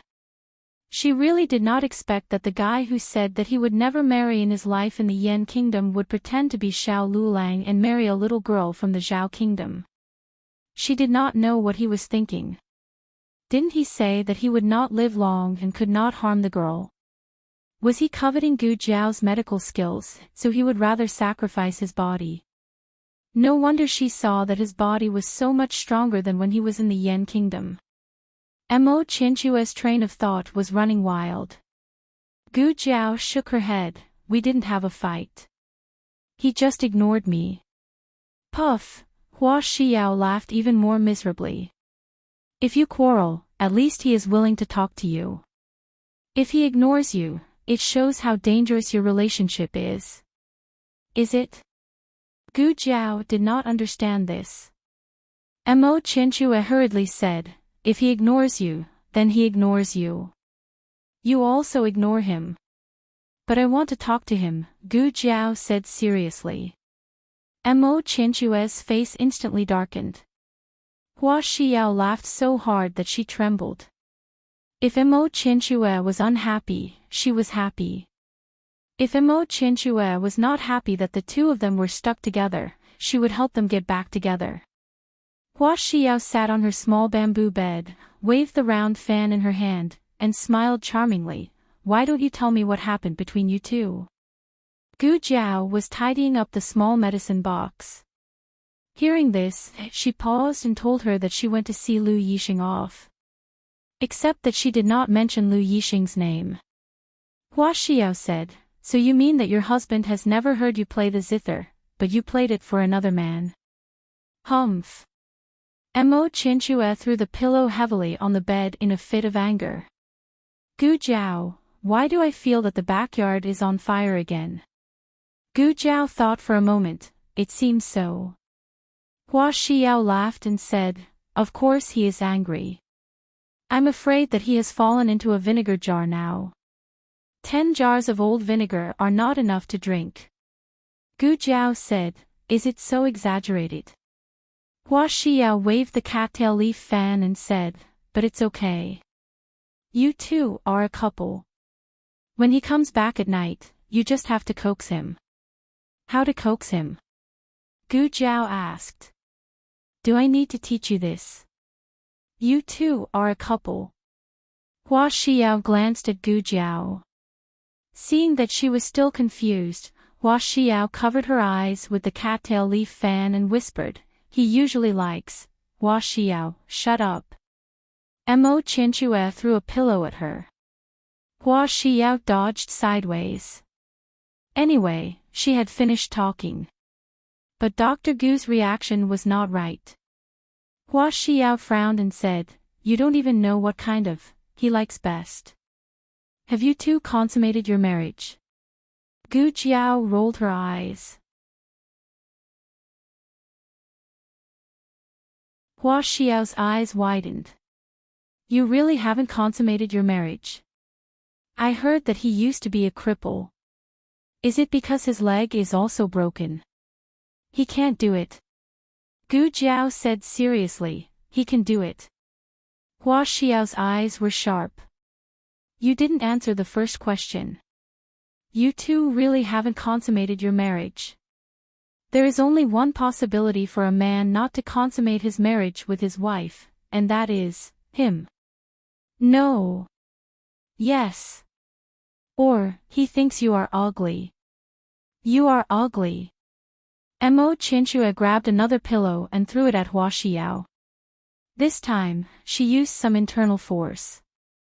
Hua Xiao didn't dodge and was hit in the head. Hua Xiao touched her head and gasped, Mo Qianchue, are you crazy? Mo Qianchue showed her silver needles and said coldly, Hua Xiao, if you talk nonsense again, I will cut your tongue. Hua Xiao couldn't beat Mo Qianchue, so she could only roll her eyes back. However, just as Gu Jiao packed up her things and walked past her, she tugged at Gu Jiao's sleeve and used the fan to cover her face. She whispered to Gu Jiao, I'll teach you a way. I guarantee that you'll coax him well. After dealing with old Princess Liang's affairs, Xiaoheng went to the Hanlin Academy. Recently, he had spent too much time in the Ministry of Justice and neglected the official business of the Hanlin Academy. He buried himself in work and didn't come out until the next day. He was a little depressed today and wanted to go out for a walk. As soon as he reached the door, he heard a familiar voice calling him, Lu Lang. He turned around in surprise and saw Feng Lin jumping down from a carriage in high spirits. Feng Lin returned to Yuzhou with Lin Qingye before the new year. He was supposed to return to the Hanlin Academy at the beginning of the year, but it was said that there was an emergency at home, so he asked for an extra month's leave. Xiaoheng walked towards him, and Feng Lin also ran towards Xiaoheng. The two stopped on the bluestone path in front of the Hanlin Academy. Feng Lin patted Xiaoheng on the shoulder, long time no see, you have grown taller. Have I? Xiaoheng said, "You seem to be stronger too." Of course. Feng Lin was in high spirits. Xiaoheng planned to walk alone, but since a friend came, it would be good to go out with him. You came at the right time. Before he finished speaking, Feng Lin turned back and said to the carriage, "Wife, get off and meet Lulang. He is the new top scorer I told you about." Xiaoheng's expression froze. Wife? Feng Lin is married. I asked for leave because of the marriage. I only found out why my parents wanted me to go back for the new year when I went back. They arranged a marriage for me. Feng Lin explained embarrassedly. A young woman came down from the carriage. Judging from her clothes, she seemed to be from a rich family, and her manners were decent. She is the daughter of one of our officials, Feng Lin whispered. Her surname is Hu. Feng Lin's family was poor, but he was a two-time Jinshi and successfully stayed in the Hanlin Academy. The local officials saw his potential and did not hesitate to marry their daughter to him. Madame Hu and Xiaoheng greeted, "Greetings, Lord Xiao." She was a woman with pure eyes. Xiaoheng cupped his hands and returned the greeting. Feng Lin saw that Madame Hu was tired and hurriedly said to Xiaoheng, "We have been on the road for several days, and my wife is tired. I will take her back to the house to rest first. We will catch up later." Xiaoheng did not expect that Feng Lin would go alone and come back with Madame Hu. Judging from their intimate behavior, it was obvious that they were newlyweds who loved each other very much. After Feng Lin got into the carriage, he lifted the curtain and said to Xiaoheng, "Oh right, Lin Qingye is also married. He will come back a month later. I think his father said that he is very smart and should leave a few more for the Lin family. I think he will come to the capital with 3 people next time." Lin Qingye was one, his wife was one, and his wife was pregnant with another one. Xiaoheng felt as if he had been shot in the knee by an arrow. "Hey, Lulang, you haven't gone back yet." Ning Ziyuan walked out of the Hanlin Academy and looked at the carriage in the distance. "Who is it?" Xiaoheng said, "It's Feng Lin. He is back in the capital." Ning Ziyuan smiled, "Oh, you are finally willing to come back. Where is Lin Qingye?" "You mean Lin Qingye?" Xiaoheng said, "He is coming back next month." Oh. Xiaoheng really wanted to find someone to have a drink with. His heart was flustered. "Brother Ning, do you want to go out for a walk?" Ning Ziyuan should be fine. He had been married to his wife for many years, and their children were all grown up. An old married couple would not be as clingy as a young couple. Unexpectedly, Ning Ziyuan scratched his head and chuckled, "I am afraid I am not free today. My wife is pregnant. I have to go back and accompany her." Xiaoheng, who had eaten 3 bowls of dog food in a row, Xiaoheng's heart was really stifled. After Ning Ziyuan left, he took a deep breath for a long time and turned to go back. Suddenly, a carriage stopped in front of him. The masked coachman jumped out of the carriage and bowed to Xiaoheng. "May I ask if you are Lord Xiao of the Hanlin Academy? My master would like to see you." Xiaoheng looked at him speechlessly. "Do you think I can't recognize you as Xiao Sanzi just because you are wearing a mask? Change the carriage." Xiao Sanzi thought he had disguised himself well and said, "Would Lord Xiao do me the honor?" Xiaoheng looked at him indifferently. "Okay, I will do you the honor." Xiao Sanzi, was it that easy? Shouldn't he ask who his master was? Did he memorize the rest of the lines for nothing? "My family," Xiao Sanzi still decided to finish his lines, but Xiaoheng was too lazy to listen and directly got into the carriage. "Let's go." Xiao Sanzi drove to a pavilion on the outskirts of the city. Night fell, and the evening wind blew gently. The pavilion was covered with a hazy gauze, and the strips of gauze fluttered in the wind. The lanterns hanging in the four corners of the pavilion emitted faint candlelight, and under the illumination of the candlelight, a graceful figure sat behind a stone table, a pair of slender jade hands gently stroking the guqin on the table. Xiao Sanzi tactfully left. Xiao Heng stared blankly at the faintly discernible figure behind the gauze and walked step by step toward the pavilion. It had to be said that this scene was too beautiful. The person was in the scenery, and the scenery was in the sound of the guqin. Every sound entered one's ears and tugged at one's heartstrings. Xiao Heng stood on the last step, and he would be able to enter the pavilion with one more step. His heartbeat suddenly sped up. But at this moment, a gentle breeze blew, and the gauze was blown to his feet, and he stepped on it. The gauze pulled on the ceiling, and the ceiling came crashing down on him. He was knocked unconscious on the spot. Gu Jiao. To be honest, the suspended ceiling was not heavy. The main material was the gauze and a few poles that hung the gauze, and only one of these poles was solid. But it was this solid pole that hit Xiao Heng. Gu Jiao facepalmed. What kind of luck is this? Xiao Heng woke up 15 minutes later. He sat on the stone bench and leaned on the stone table in the pavilion. The pavilion had been cleaned up, and even the Fushi guqin was gone. Gu Jiao sat in front of him obediently. Xiao Heng touched his aching head, looked around, and then looked at Gu Jiao. You called me here just to kill me with a pole. Gu Jiao said seriously, I don't need a pole to kill you. I only need one hand. Xiao Heng, Gu Jiao picked up a box from the ground and put it on the table. Let me show you something good. No one has seen this before. You are the first one. When Xiao Heng heard that he was the first one, his eyes flickered, but he still looked indifferent on the surface. I don't care.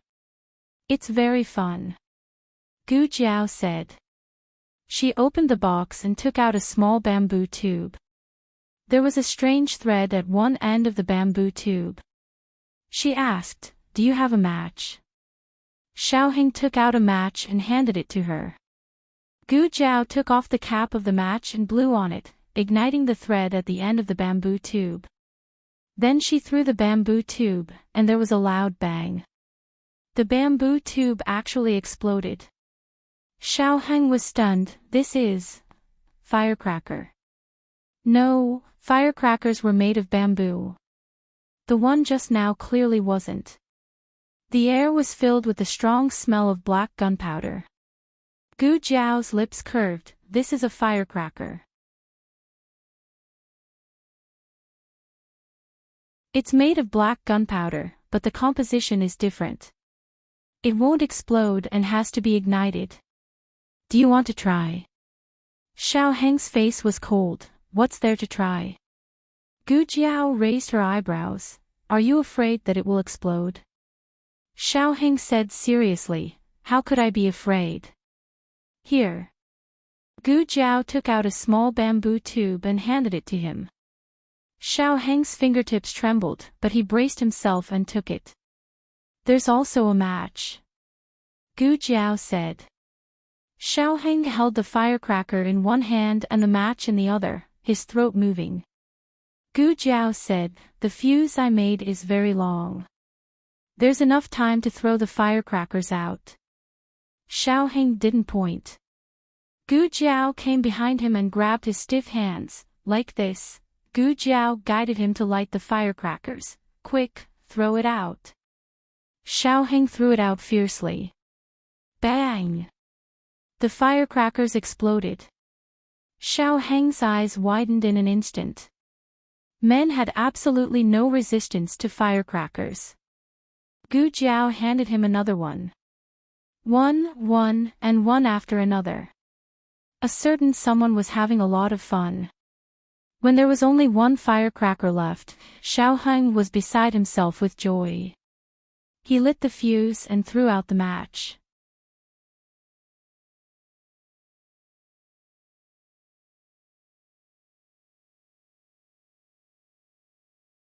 Chapter 604. Men really don't care about age when they are childish. He deliberately threw out the fuse at the last second before it burned out. Gu Jiao really didn't have time to stop him. With the last song of the firecrackers tonight, Xiaoheng was blown up into a little black chicken. Xiaoheng had an afro and black smoke coming out of his mouth, as if he had been struck by lightning. Gu Jiao covered her eyes. In the small courtyard of the medical center, Hua Xiao walked back and forth in the room, which made Mo Qinxue dizzy. Hua Xiao, what are you doing? Mo Qinxue said impatiently. Hua Xiao waved her fan, looked at the courtyard outside the door, and said, I'm waiting for Dr. Gu's news. I've given her so many advice, I don't know how they are now. Mo Qinxue said angrily, you're really nosy. Hua Xiao smiled.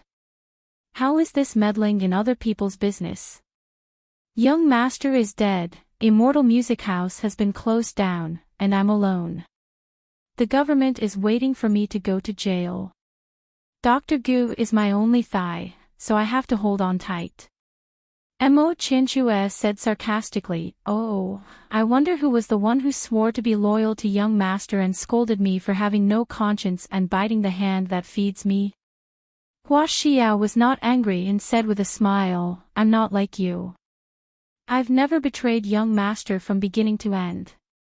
It's just that he's gone, so I can't be buried with him. People still have to look forward. Mo Qinxue snorted coldly. You talk better than you sing. Hua Xiao rolled her eyes. I don't want to quarrel with you. I'm going to wait for Dr. Gu. However, Dr. Gu has prepared so many surprises for Lord Xiao. I think he must have been so happy with Lord Xiao that he forgot about home. Mo Qinxue wished she could find something to sew up Hua Xiao's mouth. Hey! I'm back. Hua Xiao saw a familiar figure flashing by the back door of the lobby from a distance. She lifted her skirt and trotted all the way with a round fan. Mo Qinxue couldn't help but stretch her neck to look outside. Hua Xiao entered the lobby, grabbed a medicine boy and asked, Where is Dr. Gu? I saw her just now. The medicine boy blushed when Hua Xiao grabbed his arm. Dr. Gu is in the consulting room in the east. Hua Xiao ignored him and walked into the consulting room where Gu Jiao was. Gu, she pushed open the door and choked on her words. This. Who is this little coal in a wheelchair? Hubby, bear with it. It'll be better soon. Gu Jiao squatted down and finished bandaging Xiaoheng's injuries. His injuries were mainly on his left arm and left foot. His left arm had been injured by the firecrackers, and Gu Jiao had wrapped his arm like a mummy from his hand to his shoulder.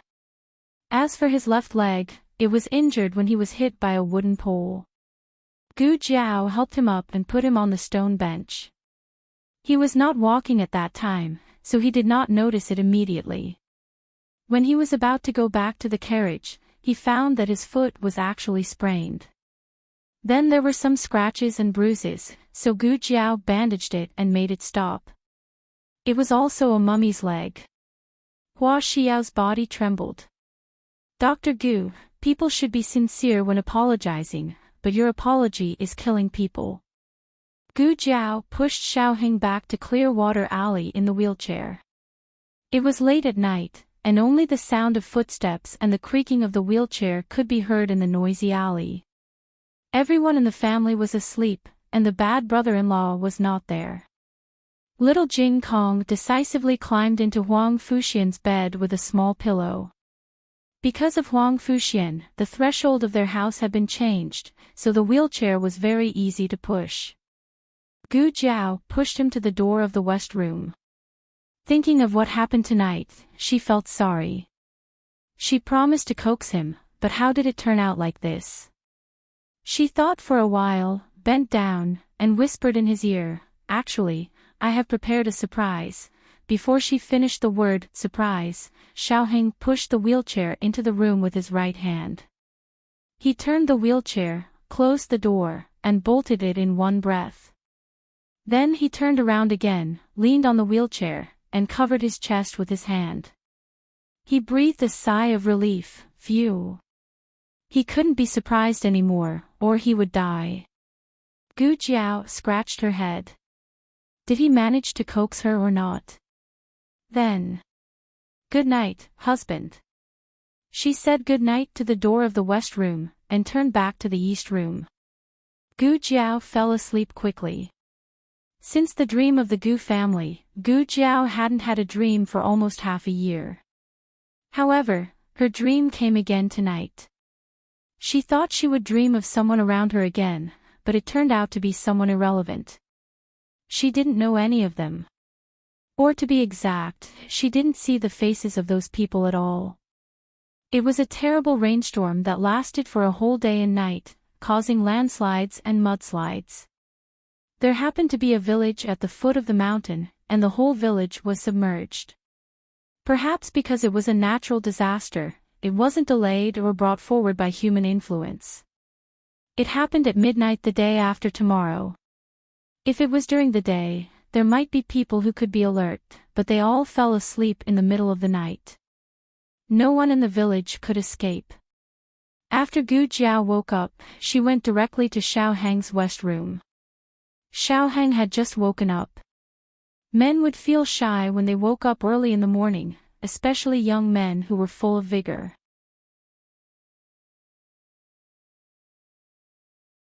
Generally, in this case, Xiao Hang would calmly wait for it to subside before he lifted the quilt and got out of bed. Unexpectedly, Gu Jiao suddenly knocked on the door. Husband, are you up? I have something to tell you. Xiao Hang looked at his swaggering self and panicked. Wait. Husband, it's a little urgent. Gu Jiao said, I'm coming in. Xiao Hang was at a loss. In a panic, he grabbed a pillow to cover his legs and looked at the door latch seriously. Door latch. Did he have to open the door for her? Wouldn't that be? Xiao Hang looked at the door latch and the pillow covering it. If he got up, he would be exposed. If he didn't get up, he couldn't open the door for her. Click. The door latch fell off. Gu Jiao was confused. I didn't do it on purpose. She really didn't. Xiao Hang coughed softly and secretly turned his face. He whispered, I almost forgot how good she is. I was actually worried that she couldn't open the door. Gu Jiao stepped in and looked at him by the bed. How's your injury? Do you feel any pain or discomfort anywhere? Xiao Hang pressed down on the pillow on his lap without a trace and said seriously, No. By the way, what did you say was urgent? Gu Jiao said bluntly, it's going to rain heavily in Pinghua Prefecture City. It's very likely that it will cause landslides and mudslides. When that happens, the nearby villages will be in danger. Pinghua Prefecture City is 100 miles away. How do you know that it's going to rain heavily? Xiao Hang knew that she knew how to observe the weather, but she couldn't observe it so far away. Gu Jiao thought for a while and said, Would you believe me if I said that I saw it in a dream? Xiao Hang was speechless. Gu Jiao took out a map of Zhao country and pointed at the place where the natural disaster happened. It's here. Xiao Hang frowned. He thought for a while and nodded. I know. I'll go to the palace and report to His Majesty.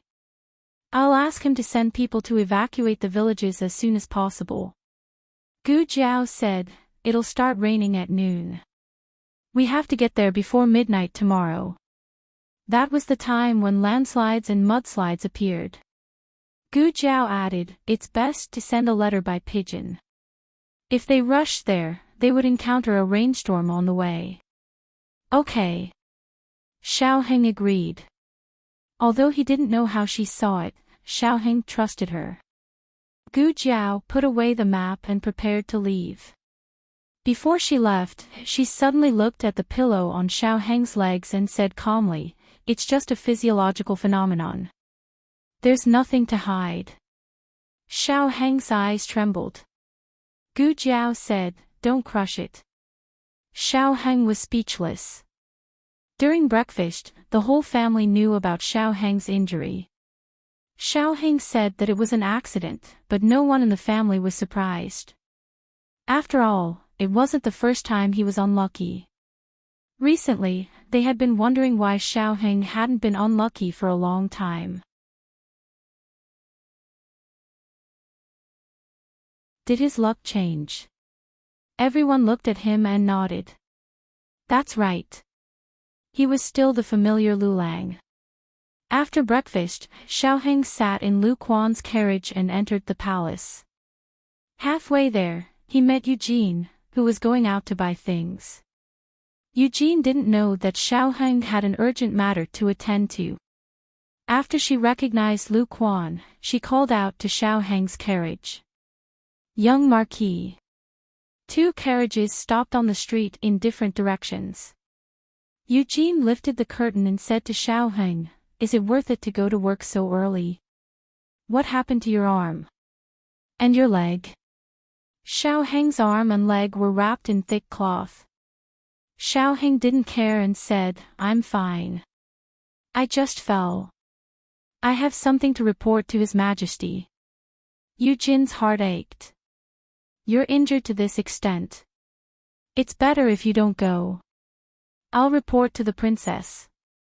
It would be the same if Princess Xinyang went to see His Majesty. Xiao Heng said, "It's too late. There's going to be a storm in Pingyue Prefecture City. It's very likely that the mountain will collapse. We have to evacuate the villagers at the foot of the mountain as soon as possible." Eugene frowned. Pingyue Prefecture City. Isn't that King Liang's fief? Xiao Heng nodded. That's right. Eugene's expression changed. "Oh no." Xiao Heng asked in confusion, "What's wrong?" Eugene tightened the carriage window. "The Marquis is going to Pingyue Prefecture City." Xiao Heng knew that Marquis Xianping had left, but he didn't know where he was going. Why is he going to Pingyue Prefecture City? Eugene looked around and said softly, "He's going to assassinate King Liang." Xiao Heng's expression changed as well. The landslide was on the path to King Liang's residence.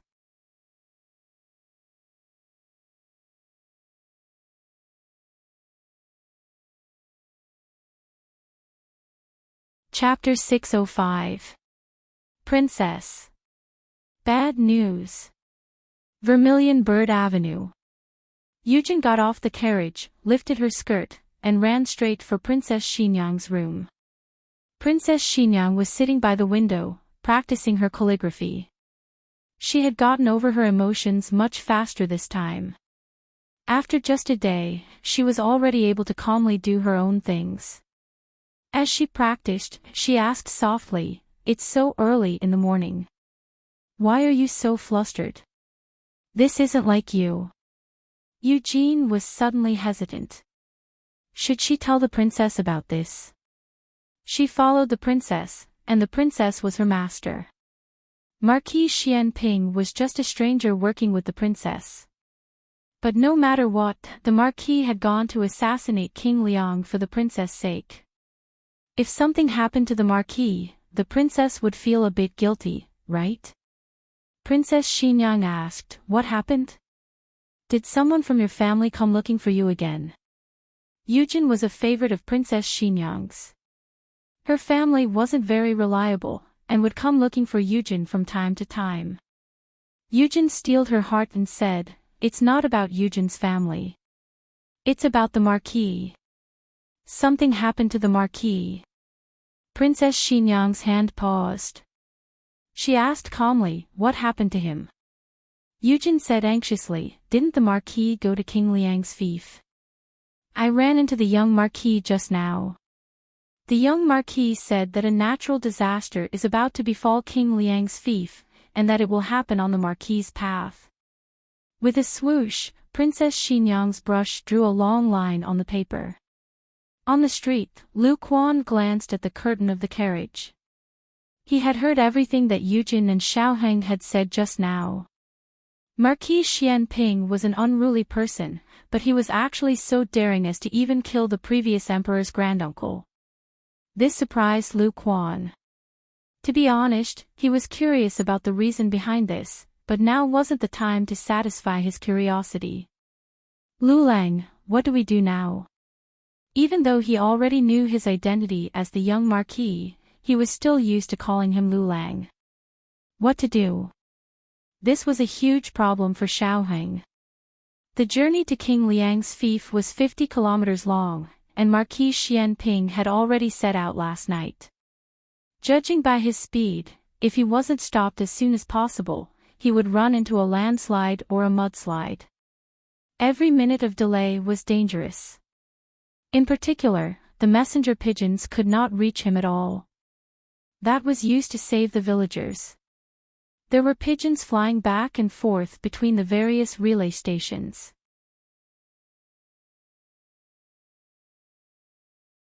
Although there was a certain error rate, such as the carrier pigeons being killed or eaten by birds of prey on the way, this seemed to be the fastest and most convenient method at the moment. It was also inconvenient for pigeons to fly in a rainstorm. Thus, they had to arrive at the relay station before the rainstorm. They also had to leave enough time to inform the magistrate, as well as let the magistrate lead the troops to the villagers. On one side was Marquis Xianping, and on the other side were the villagers. Lu Quan could not enter the palace. If Lu Quan turned back to look for Gu Jiao, and then had Gu Jiao enter the palace to inform the emperor, they would be delayed for at least an hour. Moreover, he wasn't sure if Gu Jiao was at home. Perhaps she had gone to the clinic, or perhaps she had gone to a house call. Entering the palace was the fastest way to save the villagers, but this would delay his search for Marquis Xianping. He had to make a choice between his own father and the hundreds of villagers he had no blood relatives with. Lu Lang. Lu Quan called out. Xiaoheng clenched his fists so tightly that they were trembling slightly. Enter the palace. There were less than 4 hours left before the rain. The carrier pigeons had to reach the relay station in Pinghua Prefecture City before then. In Pure Flower's palace, the emperor met with Xiaoheng. How did you know that it was going to rain in Pinghua Prefecture City? The emperor asked doubtfully. Xiaoheng didn't know how Gu Jiao was able to observe the weather from 100 li away, so he naturally wouldn't tell the emperor. Moreover, this wasn't the time to investigate Gu Jiao's abilities. The most important thing was to save the villagers who might be buried in the landslide. Xiaoheng said, I met a merchant who came from Pinghua Prefecture City. He said that Pinghua Prefecture City has been particularly stuffy these past 2 days. The sky is gloomy, as if it's going to rain. He also said that when he passed by the official road near Creek Village, he was almost hit by a rock that slid down the slope. I read in the books of Hanlin Academy that this is a sign that the mountain is loosening. If it's really raining, it will definitely cause a landslide. When that happens, the villagers at the foot of the mountain will be in trouble. Fortunately, he had studied a lot of geography in Hanlin Academy. Otherwise, he wouldn't have been able to come up with such a reasonable explanation. Seeing that the emperor was deep in thought, Xiaoheng said seriously, Your Majesty, it's better to believe that there are more than 100 lives in Creek Village than not. The emperor's expression turned serious. If your deduction is true, then the war and natural disasters that have plagued the Zhao nation for the past year, are these warnings from the heavens? Xiaoheng hurriedly said, Your Majesty, saving people is more important. The emperor sighed. I understand.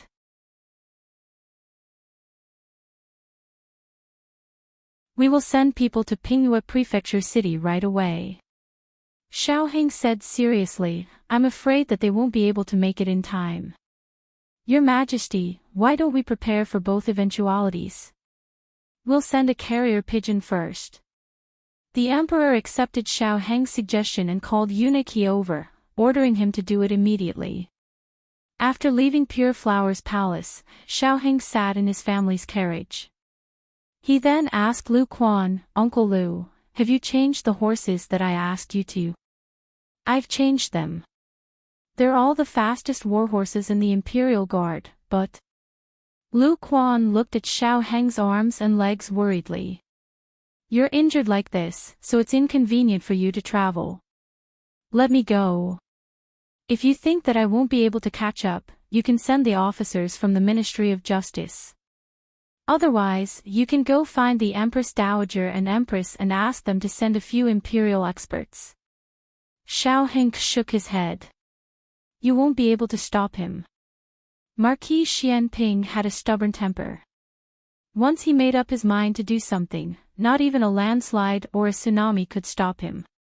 Moreover, would he believe them if they told him that a mountain was about to collapse?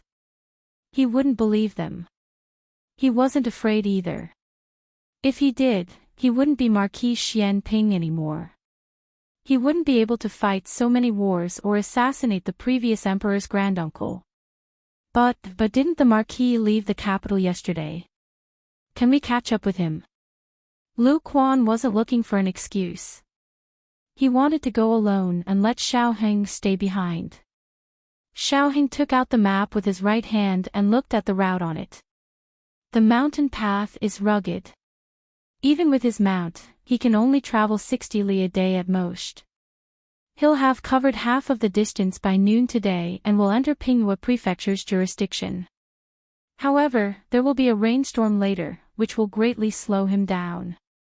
If we set off from the capital, we won't encounter a rainstorm. If we speed up, we can enter Pinghua Prefecture by tonight. That way, the distance between us won't be too far." Lu Quan exclaimed, "It's true that you won't be too far away. However, once you enter Pinghua Prefecture, there will be a rainstorm. Even if you won't be too far away, you won't be able to catch up with him. The rainstorm and the fief won't only slow him down." Xiaoheng put away the map with one hand. "What you said makes sense." However, he still had to go. Lu Quan was angry and distressed at the same time. "Fine. I finally understand why no one can stop Marquis Xianping. No one can stop you either. You and your father are stubborn." Even though they knew it was impossible and dangerous, they still insisted on doing it. Xiaoheng's eyes turned cold. "Let's go." Afternoon, Pinghua Prefecture was like an overturned basin. The heavy rainstorm came crashing down. The pedestrians on the official road began to take shelter from the rain.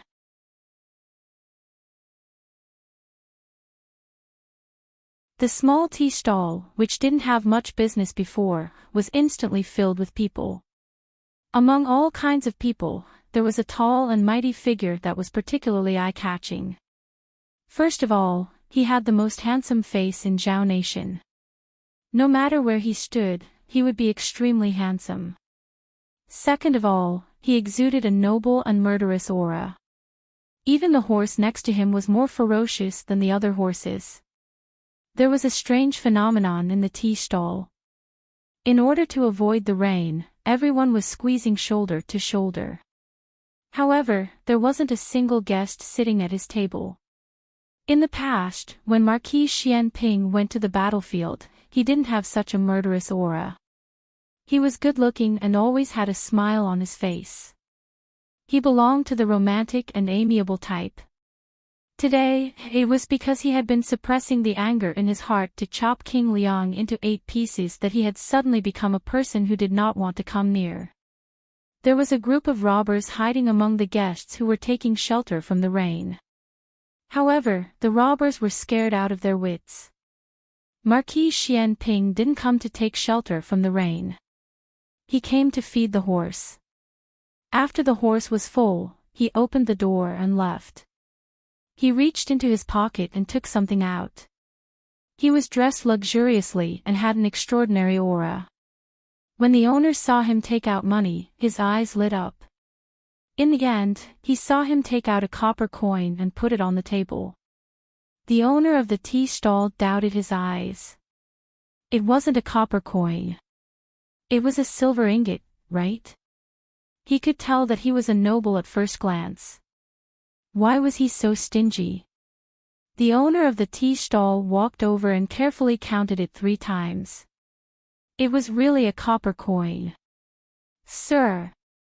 The owner of the tea stall boldly called out to Marquis Xianping. Marquis Xianping led the horse and looked at him strangely. The owner of the tea stall used his eyes to indicate the copper coin on the table. It's too little. At least give me 2. Marquis Xianping grunted and walked over. The owner of the tea stall smiled knowingly. In the next second, Marquis Xianping picked up the lonely copper coin and put it back into his pocket. The villagers here were really polite. They didn't charge for tea. The owner of the tea stall.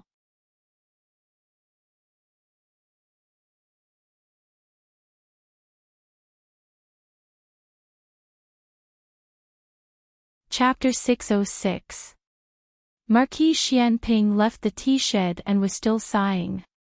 The villagers here were so enthusiastic that they didn't even charge for tea.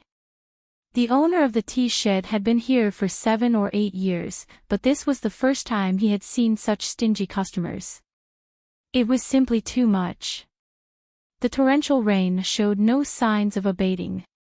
Traveling in this kind of rain was very dangerous and inconvenient. Of course, that was for other people. Marquis Xianping was a general. He had experienced much worse weather on the battlefield, so he wouldn't be easily stopped in the middle of the road. Marquis Xianping was wearing a thick straw raincoat and a bamboo hat as he rode on his tall horse. He patted the horse's head and looked at the torrential rain. That old thing is about to die. We can't let him die of old age, understand? The horse seemed to feel its master's determination and killing intent. It neighed, raised its front hooves, and charged into the torrential rain without a care for its own safety. On the other side, Xiaoheng finally arrived at the tea shed that Marquis Xianping had once led after a long day of traveling. The tea shed was supposed to close at night, but the rain was too heavy. The customers couldn't leave, and the owner of the tea shed couldn't go home. The tea shed was packed. The price of tea and food had skyrocketed. The price of 2 copper coins for a steamed bun had risen to 10 copper coins. The carriage rushed through the rain. Lu Quan was wearing a straw raincoat. He couldn't open his eyes as he said, "Lu Lang, there's a tea shed over there. Do you want to rest for a while?" Xiaoheng's eyes focused. "Uncle Lu, I'll have to trouble you to keep going." Lu Quan tightened his grip on the reins. "I'm fine. I'm just worried about you. We've been traveling for an entire day. How are your injuries?" Xiaoheng said, "I'm fine. Let's keep going." "Okay." "Wait." Xiaoheng suddenly said, "Stop." Lu Quan stopped the carriage. "What's wrong?" Xiaoheng looked at the map in his hand and then looked at the fork in the road ahead. "There are 2 roads ahead. I wonder which one he took." Both roads could lead to the official road near Shishui village, but the road conditions were different, so the time spent on the road would also be different. Xiaoheng was familiar with the geography of the Zhao kingdom. Marquis Xianping had never been to King Liang's fief, so he might not know which path was the shortest. "Go to the tea shed and ask," Xiaoheng said. "All right." Lu Quan drove the carriage to the tea shed. The owner of the tea stall was boiling water when he saw a carriage stop by his side. Without thinking, he said, "It's full."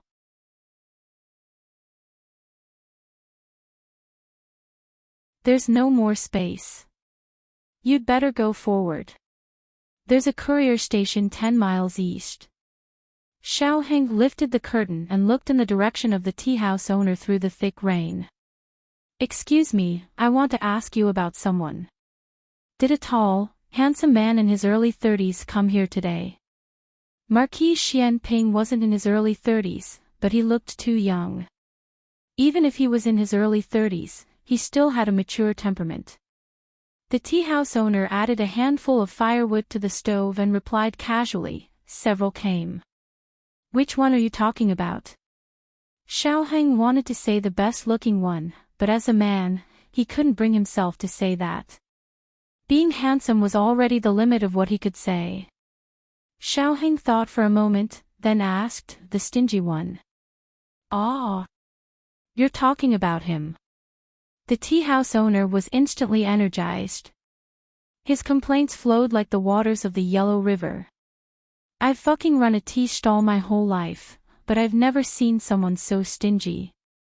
A copper coin. Can you believe a copper coin? That beggar even gave us 2 coins."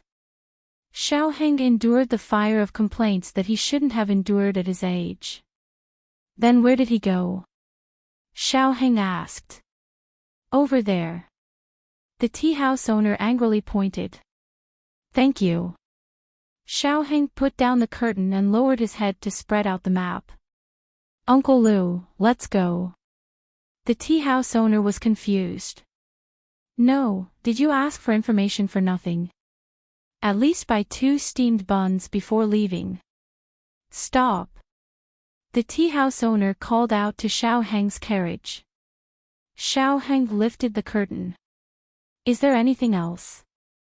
The tea house owner grabbed 2 steamed buns and handed them to him. Then, he raised his palm and flipped it over. 2 5s meant 10. Xiaoheng wasn't in the mood to eat. He didn't really want them, but the owner insisted on giving them to him. He could only accept them. He took the steamed buns and waved at the tea house owner. "Thank you. Goodbye." Then, he left. The tea house owner was speechless again.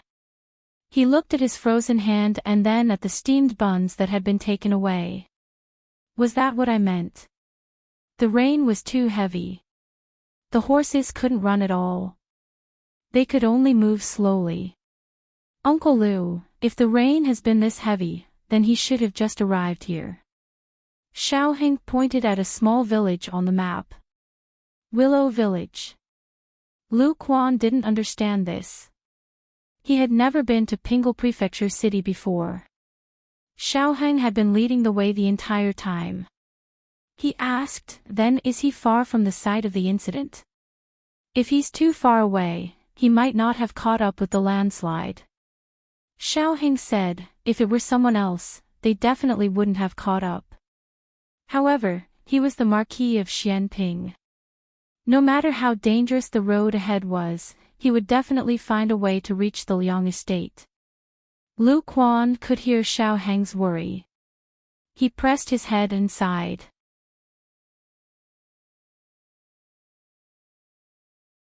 "Then can we catch up to him?" It was very difficult. This was the conclusion Xiaoheng reached after analyzing every path on the map. "Let's take the other path," Xiaoheng said. "Okay." Lu Quan drove the carriage to the small path on the other side. This path seemed to be further than the one Marquis Xianping had chosen. However, it was flat and the road conditions were better. However, even so, they still spent an entire night walking a road that they could normally finish in 4 hours. Fortunately, Xiaoheng had Lu Quan change into the strongest warhorse in the Imperial Guard. Otherwise, they would have been fine, but the horse would have died from exhaustion. The sky was bright, but the torrential rain was pouring down. There was almost no light in the entire Pingle Prefecture city. Xiaoheng frowned. "We haven't reached Willow Village yet." Marquis Xianping's speed was faster than theirs. At this rate, they wouldn't be able to reach the site of the incident even after midnight. Xiaoheng lifted the curtain and said to Lu Quan, "Uncle Lu, let's go through the forest in the north. We can reach the vicinity of River Creek Village." Lu Quan was stunned. "Go through the forest? That won't do. The carriage can't move." Xiaoheng said, "We don't need a carriage. We'll ride a horse." Lu Quan disagreed. "Can you ride a horse with your injuries?" Xiaoheng took out a straw raincoat from the bottom of the carriage and put it on. Then, he took out a bamboo hat and put it on. "It's just a superficial wound. It didn't hurt my muscles or bones. It's fine. Even if it's a superficial wound, you can't get wet in the rain. Besides, even if you hurt your muscles and bones, will you stop?" Lu Quan couldn't persuade him otherwise. He could only abandon the carriage by the roadside. Fortunately, there were 2 horses in the carriage. The 2 of them sat on 1 horse each and walked into the forest. Marquis Xianping's journey wasn't smooth. He had chosen the shortcut according to the map, but he encountered many problems. Marquis Xianping looked at the wooden bridge that was destroyed by the torrential rain and felt a toothache. There wasn't a shallow stream below, but a surging river. Marquis Xianping patted the horse's head and looked at the broken bridge with a determined expression. He turned around and walked back. After about 50 steps, he stopped and turned around again. His eyes became sharp. "Giddy up." The horse raised its hooves and began to gallop. As they approached the broken bridge, Marquis Xianping's legs clamped down on the horse's belly and fiercely pulled on the reins. Facing the surging torrent, the horse didn't retreat. Instead, it followed its master's orders and leaped over the broken bridge. "Good." After landing, Marquis Xianping patted it. "Let's go." After passing through the village, they would reach the official road that led directly to the Liang estate. "Old Liang Wang, your time of death has come." Lu Lang.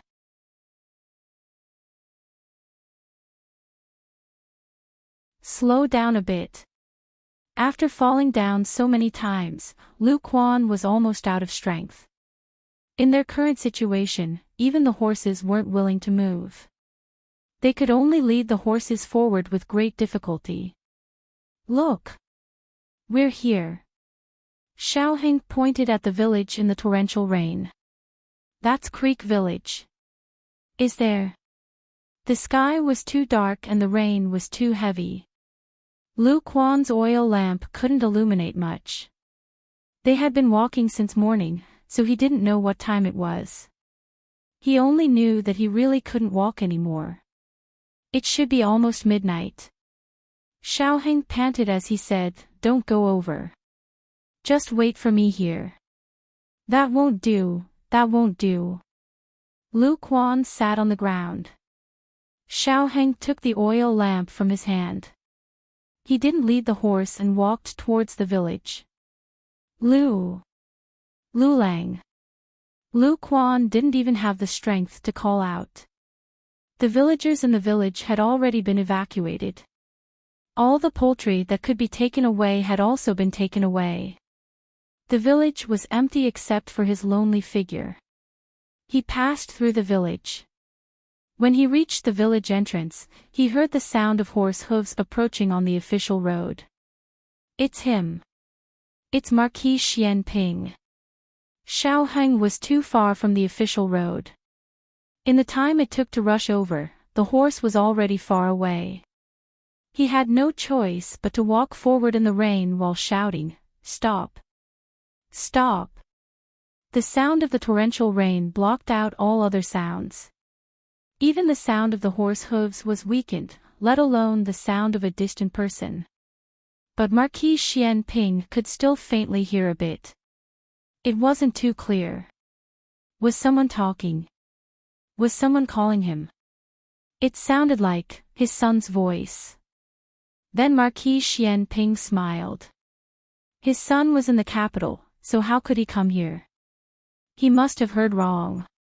"Chia!" he shouted. Xiaoheng stared blankly as a man and a horse passed by on the official road in front of him. He felt as if his breath was being choked. Marquis Xianping saw the oil lamp in his hand, but Marquis Xianping didn't stop. He wouldn't stop for a stranger on the side of the road. Xiaoheng looked at the crumbling mountain range.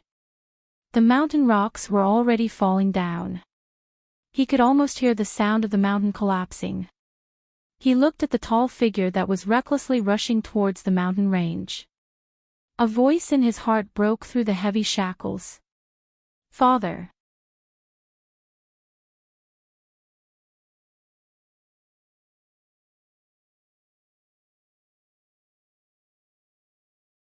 Chapter 607. His voice was drowned out by the dense rainstorm.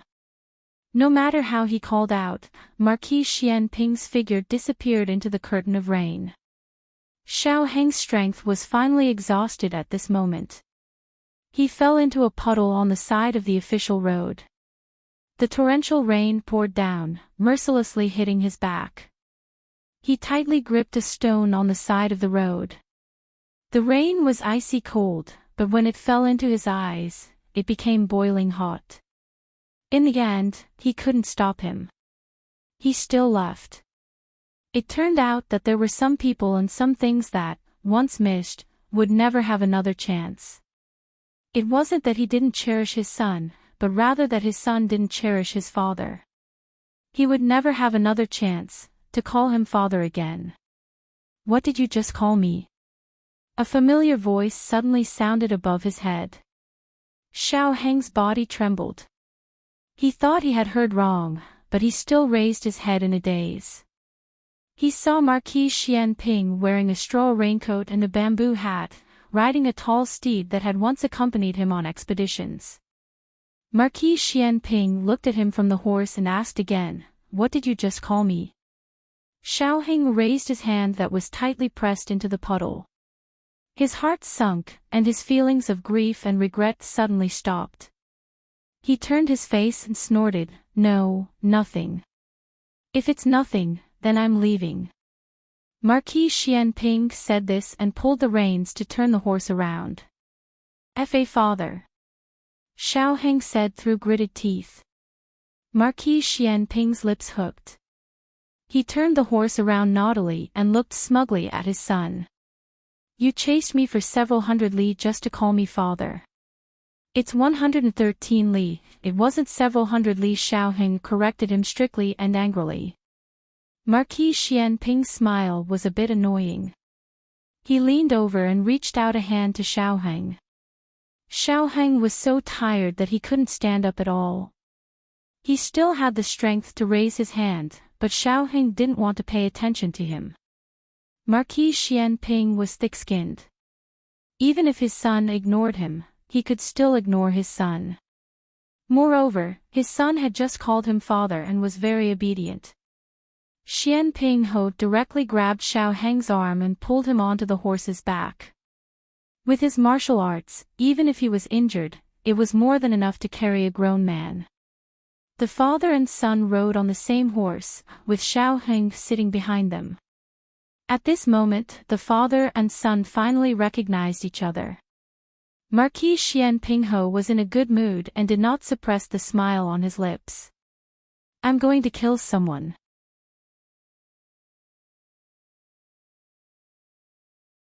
"Do you want to come with me or do you want me to send you to the village below to hide?" Xiaoheng's body trembled. "You're going to die, but you're going to drag me down with you. Just how much hatred do you have for your own son?" "You can't go," Xiaoheng said seriously. "I won't let anyone know that I killed him." Marquis Xianping didn't mention who he was going to kill, but he guessed that his son already knew. Otherwise, he wouldn't have chased him all the way to King Liang's territory. Xiaoheng said, "That's not it. There's going to be a landslide up ahead, and it's going to cause a landslide. The entire road up ahead, including the village below, will be buried by the landslide." Marquis Xianping asked, "Where did you hear this from?" Xiaoheng's expression didn't change. "I'm a Hanlin official. I'm familiar with geography, and I also know how to observe the stars at night." Marquis Xianping said with a smile that wasn't quite a smile, "Observe the stars at night? Isn't that the job of the imperial astronomer?" "I know how to do that as well," Xiaoheng boasted shamelessly. Marquis Xianping laughed. My son really is amazing. This was clearly a tone used to coax a child. Xiaoheng immediately understood that his father didn't take it to heart. It wasn't that he didn't believe in himself, but rather that he believed that he could make it through. The power of this natural disaster lay in the fact that it came without any warning. When the mountain began to slide, half of the mountain had already collapsed from the inside. Xiaoheng sternly said, "If I say you can't go, then you can't go." Marquis Xianping slightly turned his head and helplessly said, "Aheng, don't cause trouble." Xiaoheng began to cause trouble. "I'm injured. I can't ride a horse, and I can't get caught in the rain." Marquis Xianping looked down at the village, and Xiaoheng immediately said, "The people in the village have already evacuated. There are no doctors." In the end, Marquis Xianping was still defeated. "Fine, I'll send you to the relay station first." He remembered that there was a small relay station 10 li back. Xiaoheng secretly calculated the speed and distance. When he arrived there, he should be able to avoid the landslide by delaying for a bit. He did not object. Marquis Xianping rode his horse back with his son. It truly deserved to be called a first-rank martial marquis horse. Other horses were so scared that they didn't dare move, yet it was still able to jump around happily. Carrying another person was not a problem.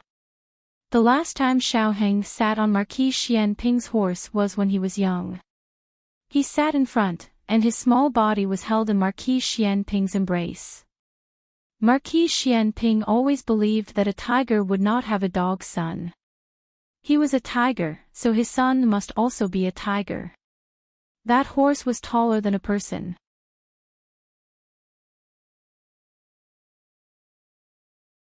The pitiful Xiaoheng's first time riding a horse was so bumpy that he began to doubt life and began to cry loudly. It was Princess Axian Yang who arrived in time to save Xiaoheng from the horse. From that moment on, Xiaoheng no longer dared to ride a horse. "When did you learn to ride a horse?" "Those few years when you were a commoner," Marquis Xianping asked. This was the first time that father and son had seriously brought up the matters of those years. Marquis Xianping had asked before, but Xiaoheng had never given him a response. Tonight, he responded, "I learned from eldest brother." Marquis Xianping said, "Your eldest brother." Speaking to this point, he paused. Xiaoheng quietly said, "His name is Xiao Su." Marquis Xianping frowned. "Isn't his surname Qing?" "His name is Sheng. Godan. Godan is his nickname." Xiaoheng said, "Eldest brother changed his surname. Chen Yun's mother changed it. After Qing Su's father died, the Qing family came to take Qing Su to his eldest uncle's family to raise. His eldest uncle's family had no son. Chen Yun's mother was reluctant, and Qing Su was also unwilling to leave his mother, so the family broke off all ties. After the horse had traveled for a while, Marquis Xianping suddenly said, "What happened that year?" "I'm sorry."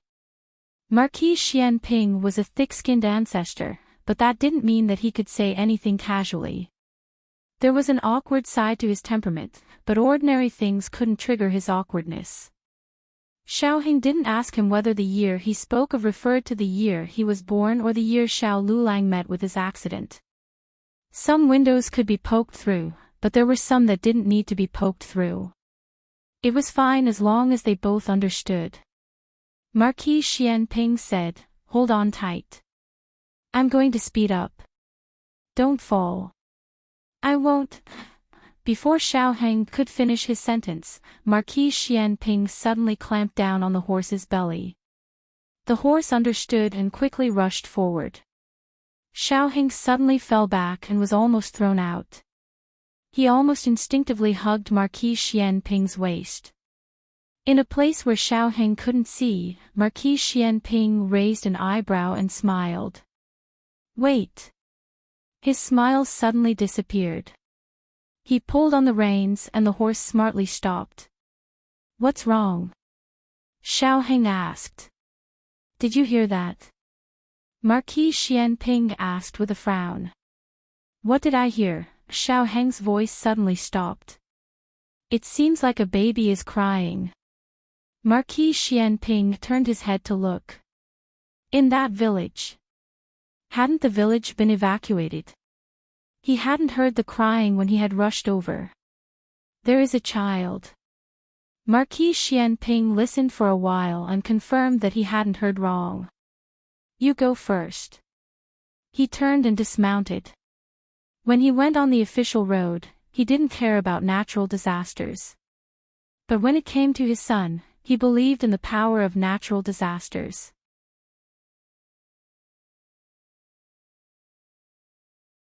"It's faster to ride a horse," Xiao Heng said. "Is there still time?" Marquis Xianping asked. "If we find it quickly, there is," Xiao Heng said. "Good, sit tight." Marquis Xianping's eyes turned cold. He pulled on the reins and changed direction, galloping towards the village below. Who would have thought that when the two entered the village, the crying would stop?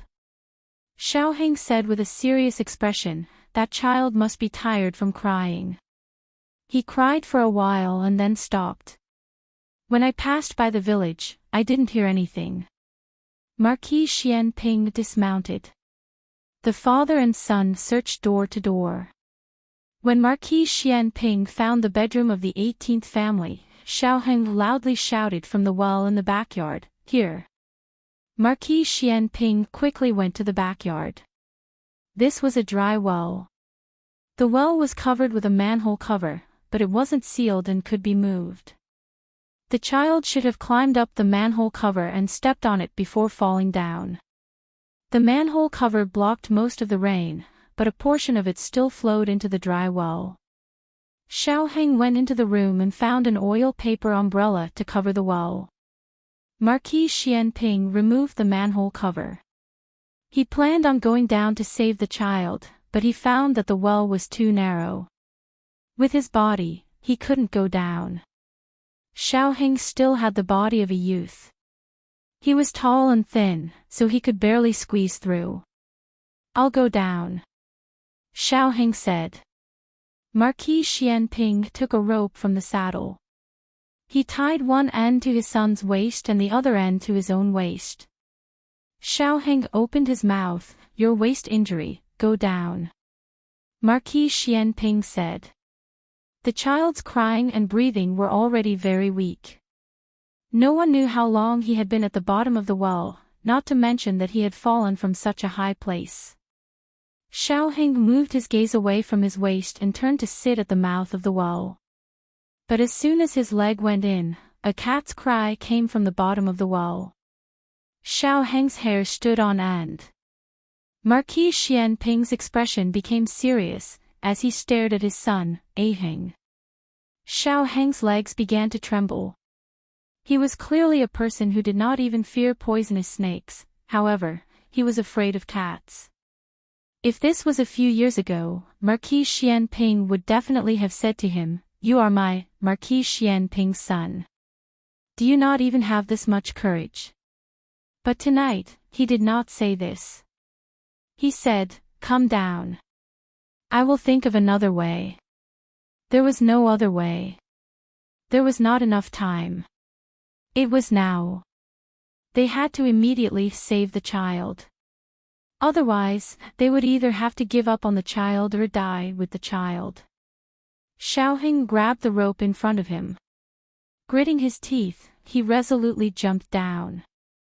It was this seemingly normal jump that caused Marquis Xianping's heart to heat up. His son had grown up.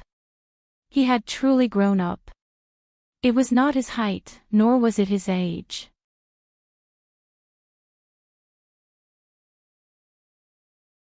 Instead, he had truly grown into a man of indomitable spirit.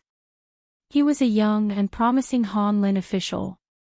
He did not go into battle to kill the enemy, but he used his hot blood to protect the citizens of Zhao country. I found him. We can go up now. Xiao Heng's trembling voice came from the bottom of the well. He was afraid. But he was not defeated by his own fear. Sure enough, it was my Xiao Ji's son. Marquis Xianping quickly pulled on the rope, pulling Xiao Heng and the child out of the well. Xiao Heng's movements were very careful. After all, the mouth of the well was so narrow. If he was not careful, he could hurt the child. He raised the child high above his head. Marquis Xianping received the child with one hand and placed him on the umbrella that had fallen to the ground. With the other hand, he pulled his son up. At this time, he noticed that there was a cat in his son's embrace. Xiao Heng's entire body was stiff, and his face was pale white. He looked like a small statue that could not move. Can you quickly take it away? Marquis Xianping laughed out loud. He grabbed the cat and threw it into the bag hanging on the saddle. The child's situation was not very good. There were many injuries on his body. He needed to quickly find a doctor. Xiao Heng found a piece of cloth from the house and wrapped the child in his arms. Marquis Xianping was quite surprised. Oh, you know quite well. Are you ready to be a father at any time? Xiao Heng rolled his eyes. There is Gu Xiaobao at home. This child was older than Gu Xiaobao, but he should not be more than a year old.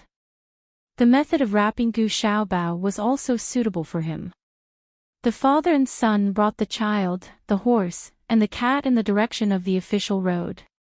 Just as they were about to walk out of the village, a mountain in front of them suddenly collapsed. The huge sound was like muffled thunder in the dark night. The ground at the village entrance seemed to feel the tremor. The landslide would not slide into the village, but the mudslide caused by the landslide would be a disaster for the village. Hiya! Marquis Xianping shouted. The horse quickly stepped on the official road. At this moment, the old banyan tree at the village entrance broke with a snap, and the huge tree trunk pressed down on them. At the critical moment, Marquis Xianping stepped on the stirrups and jumped into the air. He hugged the thick tree trunk with both hands and forcefully knocked it away. The tree trunk was successfully knocked away, but because of this, he was also pressed under the tree. The injury on his waist instantly flared up, and the wounds on his thigh and back were also on the verge of reopening. His face was instantly pale. Xiao Heng tightened the reins and stopped the horse. He flipped off the horse and rushed towards him, ignoring his sprained right leg. Marquis Xianping endured the pain and said to Xiao Heng, "Quickly go. Let's go together. I'll move the tree away."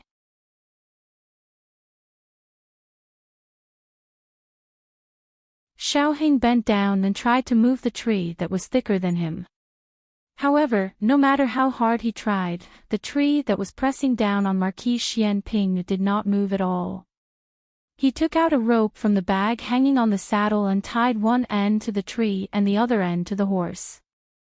The man and horse used all their strength to pull. However, this tree was too heavy and thick. Xiao Heng's palms were scraped, and mottled blood dripped down the rope. The mountain in front of them continued to collapse. Marquis Xianping looked into the distance and said with his remaining strength, "You guys go first. I'll take a break and I'll be able to push it away myself." Xiao Heng's eyes turned red and hot liquid flowed out. "You're lying." Marquis Xianping smiled weakly. "Don't doubt your father. Your father is a first-grade martial marquis. Just this tree. I can lift it with one hand." Xiao Heng tugged at the rope with all his might, choking with sobs as he roared, "Then lift it. Lift it." Marquis Xianping laughed carelessly. "I said I wanted to rest for a while. You go first. Don't let this child get wet. It wasn't easy to save him from the bottom of the well. I'm not going." The rope sank deeply into the flesh of Xiao Heng's palm, but he was still unable to move it. "I regret it. I should have gone to practice martial arts. I shouldn't have gone to school. I should have grown up in the military camp. You're right. You're a useless scholar. I'm useless. He cried in despair, large drops of tears rolling down his face. Marquis Xianping's smile disappeared from his face. He looked at Xiaoheng through the heavy rain. I said it on purpose. I am your father. I don't know as many words as you do. I can't get over my face. So I wanted you to come practice martial arts. I'm good at practicing martial arts. You will definitely admire me. These words, Xiaoheng had never heard them before. He had never even thought about them. Someone as proud as Xiao Ji actually had such an inferior side. Perhaps it was because he felt that his life was coming to an end. If some words were not said today, there might not be a chance to say them in the future. Marquis Xianping slightly tilted his head so that he could look at his son one last time. Heng, I never told you, but I was actually very smug. To have a son like you. Those uncouth old men always boast that their sons are capable. TSK. Are they as capable as my son? My son could go to the throne room and recite poems at the age of 3. Can their sons do it? My son entered the Imperial College at the age of 4. Can their sons do it? My son is a 13-year-old youth chancellor. Are those small soldiers? My son is an 18-year-old top scholar. Can their sons do it? My greatest pride in this life is not military achievements, nor is it the title of nobility. It is you. You are the son that I am most proud of. You have always been.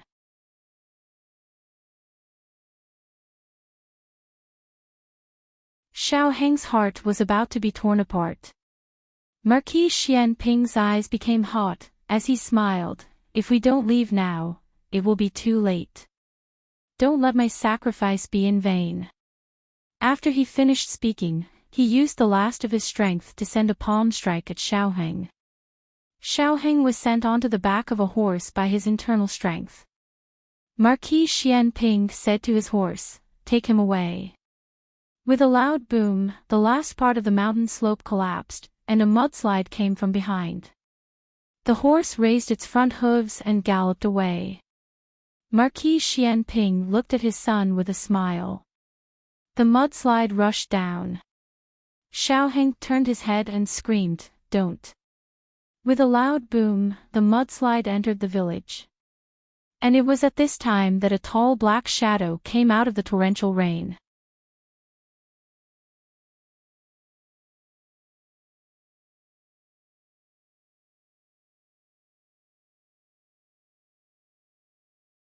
Chapter 608. He was as fast as lightning and as fierce as a dragon. He grabbed the big tree that was pressing down on Marquis Xianping and threw it out. Marquis Xianping had already prepared to die. He wondered if this was the feeling of death. His whole body was light as a feather. Where was the promised big tree? Where was the rushing mudslide? He heard the sound. Why wasn't he crushed and suffocated to death? Just as Marquis Xianping was puzzled, he felt a powerful aura rush towards him. Marquis Xianping had lived to this age, but he had never admitted that anyone other than himself was strong. To be able to make him feel this way, it was enough to show how deep the other party's skills were. Moreover, this aura was a little familiar. But thinking about it, it was impossible. Before Marquis Xianping could think about what was going on, whether it was reality or an illusion after death, he was picked up from the ground. Marquis Xianping, who was completely unaware of the situation, Xiaoheng's heart almost jumped out of his throat. In the end, he saw a scene that made his heart surge. He let out a long sigh of relief, Long Yi. The moment Long it picked up Marquis Xianping and flew away, the mudslide rolled over and almost drowned the entire village in the blink of an eye. The mudslide chased behind Long Yi. Long Yi's qigong was outstanding. Every time he was about to be submerged, he could tap the tip of his foot on the big tree. He flew away and the big tree was swallowed. He stopped on the roof again. He soared into the sky again and the roof was also swallowed. This was a contest with the King of Hell and King of Hell. Xiaoheng couldn't see their figures, but he believed that Long Yi's skills would definitely be able to win this mudslide. The mudslide didn't just swallow a village, even the official road where Xiaoheng was located became its prey. It was like a 1,000-year-old beast that had been awakened, opening its bloody mouth behind Xiaoheng. Xiaoheng hugged the baby in his arms and held the reins tightly with both hands. Along the way, rocks kept falling down. If it were any other horse, it would have been scared out of its wits. However, Marquis Xianping's mount did not. It was the king of warhorses that had walked out of the Golden Spear Iron Horse. It was well-trained, agile. It accurately avoided every rock.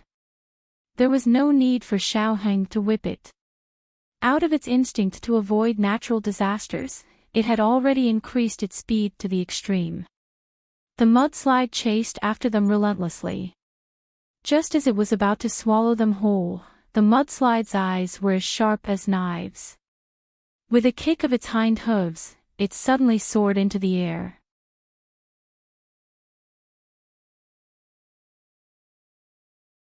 Xiaoheng looked at the broken bridge and flowing water under his feet, his heart once again in his throat.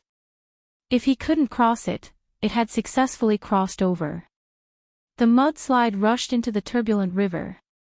Xiaoheng turned around and looked at the mudslide that was about to catch up with him in shock. His entire body was drenched in cold sweat. The horse carried Xiaoheng all the way back in the rain. On the other side, Marquis Xianping and Long Yi's situation was more dangerous than Xiaoheng's.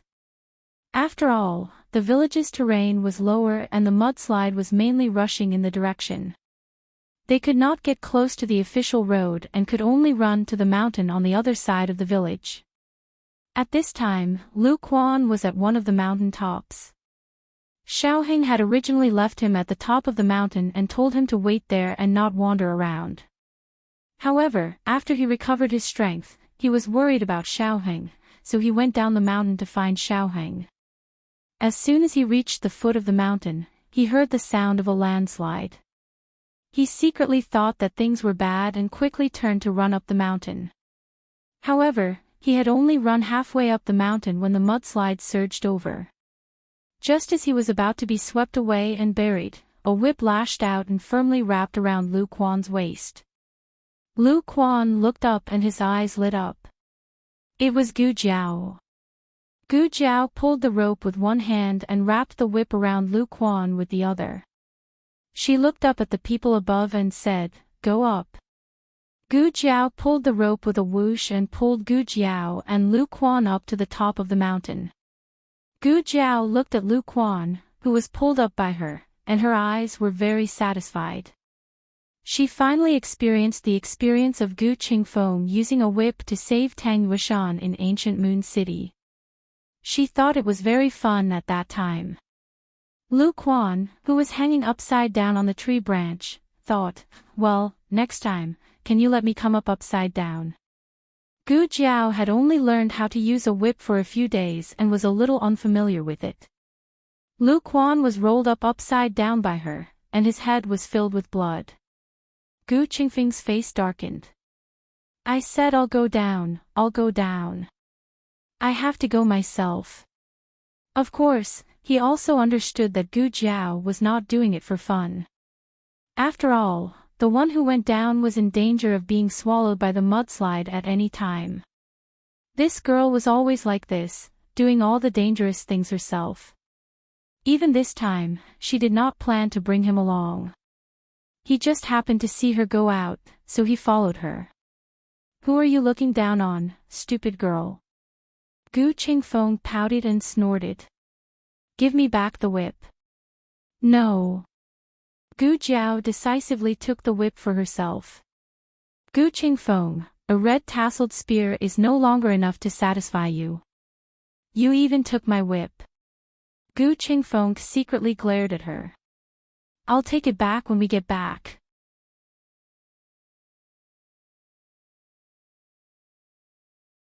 Although the terrain here was high enough, there was no guarantee that there would not be a second wave of mudslide. They still had to leave as soon as possible. Gu Qingfeng grabbed one in each hand and used his qinggong to rush to the top of the mountain. Wait, what's wrong? Gu Qingfeng clenched his teeth with difficulty. You little girl, what have you been eating recently? Why are you so heavy? Gu Jiao played with the newly snatched whip. I don't have it. If you can't do it, just say it. Gu Qingfeng, men can't do it without it. Gu Qingfeng pulled his hair with all his might. It's you who has grown heavier. No, enough, he can't move anymore. Seeing three people about to fall down, Long Yi flew over and caught Gu Jiao from the hand of Gu Qingfeng.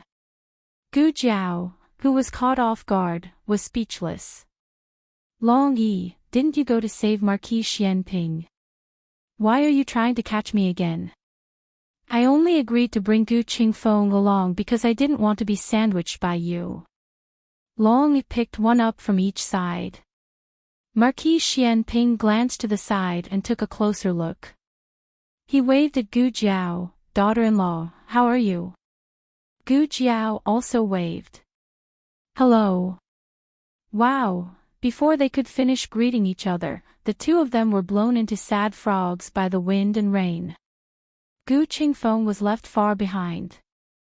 He was completely lost. Damn it. How could he run so fast while carrying two people? Do you belong to the wind? A man like the wind. Long Yi passed through the forest. The journey was relatively long, so by the time he brought Gu Jiao and Marquis Xianping to the nearest relay station, Xiao Heng was already changing clothes in the room. Marquis Xianping saw Princess Xinyang in the corridor instructing the servants to boil water and decoct medicine. He was stunned for a moment. But when he turned to look at Long Yi, he seemed relieved. Yujin came out of the room next door with a basin of hot water. Princess, I gave the child a bath. I didn't have any baby clothes, so I used adult clothes to wrap him in swaddling clothes. Princess Xinyang nodded. Marquis. Yujin went to pour water. When she turned around, she saw Marquis Xianping at the door. Princess Xinyang also looked at him. Marquis Xianping's current appearance was as pathetic as it could be. He himself didn't know and still thought he was as handsome as before. He raised his eyebrows and smiled carelessly. Qin Fengwan. Princess Xinyang looked at his lame eyebrows and her eyelids twitched. She answered vaguely, where are Jiao Jiao and the others? Gu Jiao walked out from behind Marquis Xianping and spat out a mouthful of rainwater expressionlessly. Not long after, Gu Qingfeng and Lu Quan also arrived. Princess Xinyang said indifferently, go and change your clothes. Princess Xinyang was worthy of being a mother. Wherever she went, she would bring her child's clothes. But now, she had more than one child. Gu Jiao was also the same.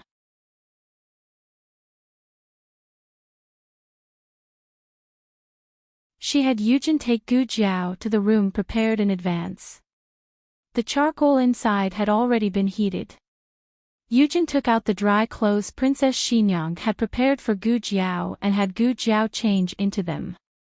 She had brought a few more sets of Xiao Heng's clothes. One set was given to Gu Qingfeng, and the other was given to Marquis Xianping. Their figures were quite suitable. Lu Quan had a bit of a middle-aged man's belly, so he couldn't wear Xiao Heng's clothes. He went to find a guard to get a set. Marquis Xianping looked at his son's clothes in his hand and said to Princess Xinyang at the door, that's true.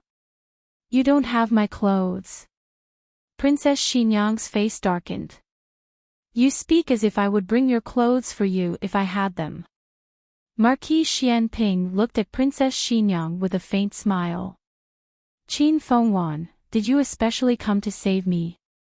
Princess Xinyang could still tolerate him if he didn't speak, but the moment he did, she really wanted to beat him up. Princess Xinyang said in annoyance, I came to save my son. Could he not think so highly of himself? Oh. Marquis Xianping raised his brows and put the clothes on the table. I don't believe you. Princess Xinyang, how did this person become more and more shameless after so many years? In order to not get a heart attack from anger, Princess Xinyang decided to ignore him. Princess Xinyang went to Gu Jiao's room, where the rescued baby was also placed. Gu Jiao had already changed her clothes and was treating the baby. How is he? Princess Xinyang asked as she entered the room. Gu Jiao opened the small medicine box and took out a stethoscope. The bones are fine. There are some scratches and abrasions, slight dehydration, and high fever. That's all I can see for now. I heard that the dry well is quite deep. This child is lucky. I'm asking how you are, Princess Xinyang said. Gu Jiao put the stethoscope on her ear and listened to the baby's heart and lungs. She paused. Princess Xinyang took in her expression. She sighed and asked, Are you hurt? I'm fine, Gu Jiao said before Princess Xinyang could ask. My old injuries have long healed. Princess Xinyang nodded in satisfaction and then looked at the child on the table. He's fine, right? After Gu Jiao finished listening to his heart and lungs, she took out the stethoscope and said, Pneumonia. He must have been infected before he fell into the well. After soaking in ice water for so long, his condition worsened. Princess Xinyang's expression changed when she heard pneumonia. Xiaoheng had this disease when he was young. He coughed and had a high fever, and almost died. Princess Xinyang still had lingering fears. What should we do? Gu Jiao said, Give him medicine first. If he can't take it, give him an infusion. This was a serious illness in ancient times, but it wasn't difficult for the small medicine box.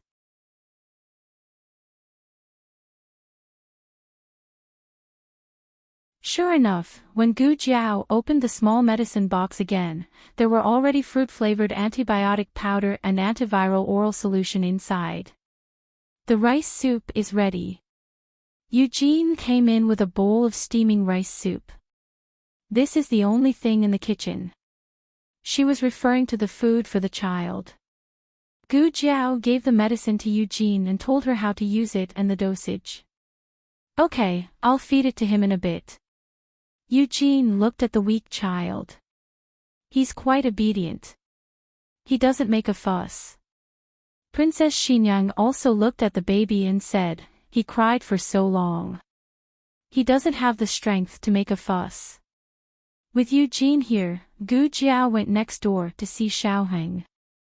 Compared to the baby, Xiaoheng's condition was much worse. He was originally half a mummy, but now his whole body was wrapped in gauze.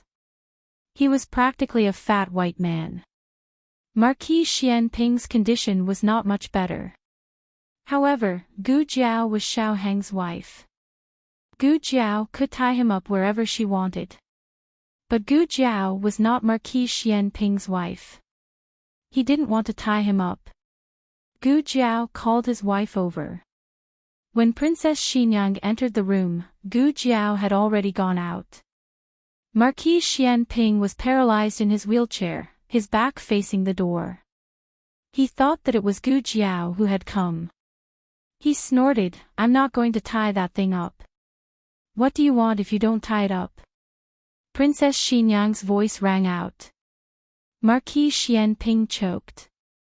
He wanted to turn around, but the pain in his neck made him gasp. Why is it you? Princess Xinyang came in front of him and looked at him. Why aren't you receiving treatment? Marquis Xianping said carelessly, It's just a small injury. He still had to kill old Liang Wang. If he didn't go now, that old thing would die of old age. Marquis Xianping thought that she was going to say that the road was blocked. He had already thought of a way to go around the neighboring county. Perhaps he wouldn't make it in time, but he had to try. He was someone who would not give up until all hope was gone. But Princess Xinyang did not say that. After a moment of terrifying silence, she faintly said, "I've thought about killing him countless times. At first, I used the dragon shadow guards, but they didn't move." Marquis Xianping muttered to himself for a moment, then frowned and analyzed. "They are death warriors that old Liang Wang bought from the Yan Kingdom. The master who trained them also came from the Yan Kingdom. Old Liang Wang participated in the entire training process, so he secretly ordered them to never kill him." Princess Xinyang nodded in agreement. "I ordered all of them from Long Air to Long Wu, but they didn't listen to me. I only left out Long Yi. Long Yi just happened to go out. When he first came to my side, he was a little restless. He always didn't follow the rules at home. At that time, I didn't know that he had randomly entered.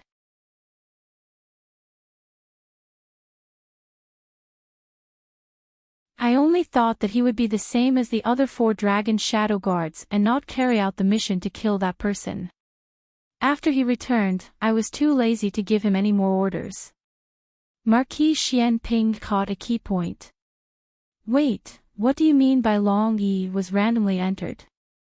Princess Xinyang said, "A few days before the death of the late emperor, he summoned me to the palace and said that he would give me 4 dragon shadow guards. In the end, there were only 5. I thought that the late emperor changed his mind after I left and gave me 1 more." Marquis Xianping was puzzled. "You didn't ask." Princess Xinyang said as a matter of course, "Why should I ask? What if I don't ask?"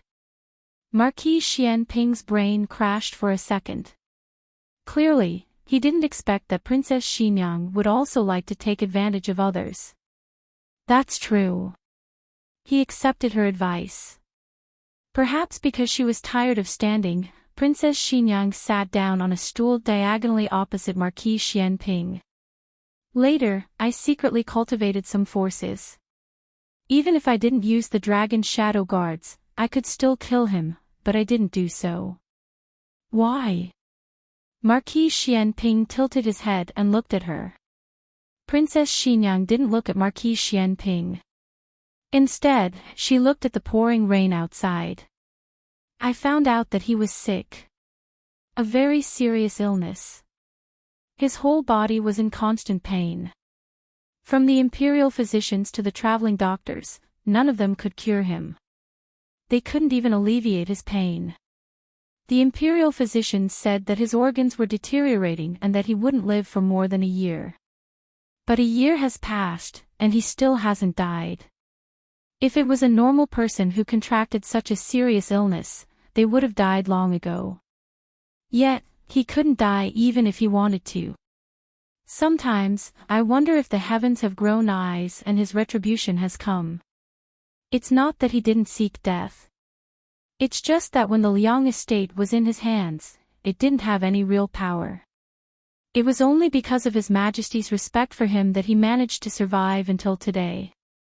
If he were to die, the Liang estate would completely decline. How could his family be willing to let go of the glory and wealth in front of them? They spared no expense to preserve his life. He was used by his family and suffered the torment of his illness. His life was worse than death. Tell me, if this isn't his retribution, then what is? Marquis Xianping looked at her with a frown. "Qin Fengwan." Princess Xinyang said indifferently, "So you don't need to kill him. He already got the retribution he deserves. There's no need to dirty your hands." Then she turned and left the room. Marquis Xianping turned his wheelchair around and looked at her back. "Qin Fengwan." "What?" Princess Xinyang turned around and looked at him strangely. Marquis Xianping patted the armrest and smiled. "2 wheelchairs.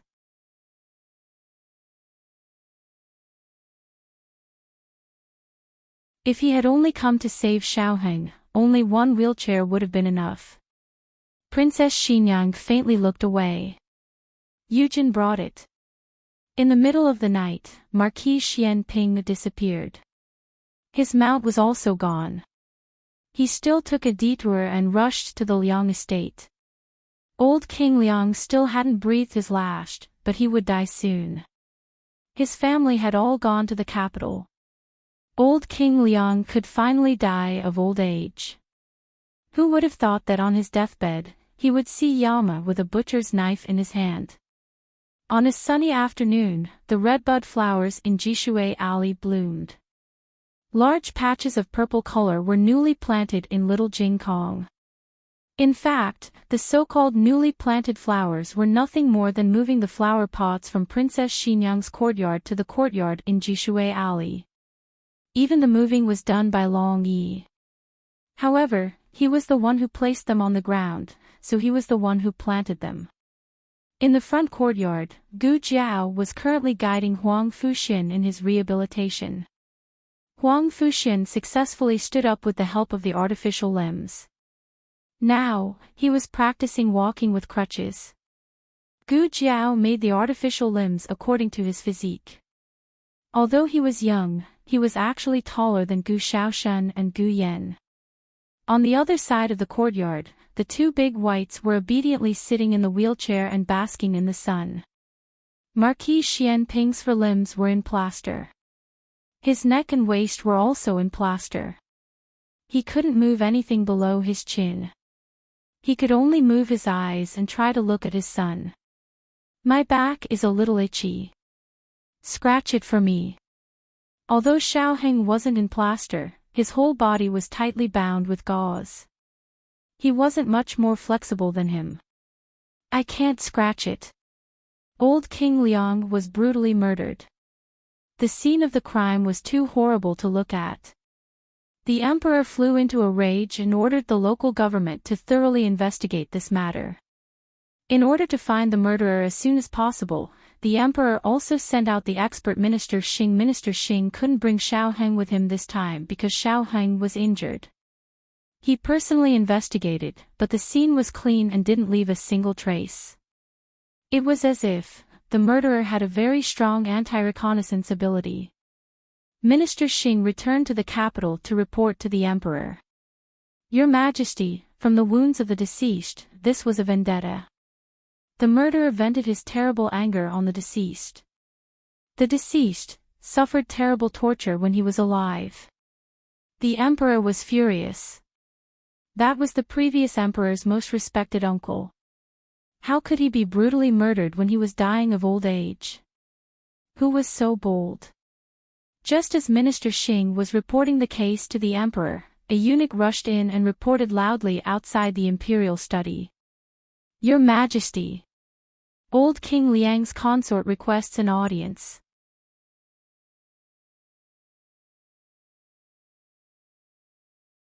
She says she knows who the murderer of old King Liang is.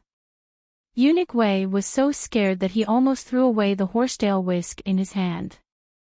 The eunuch who was shouting outside the imperial study was obviously not one of their own.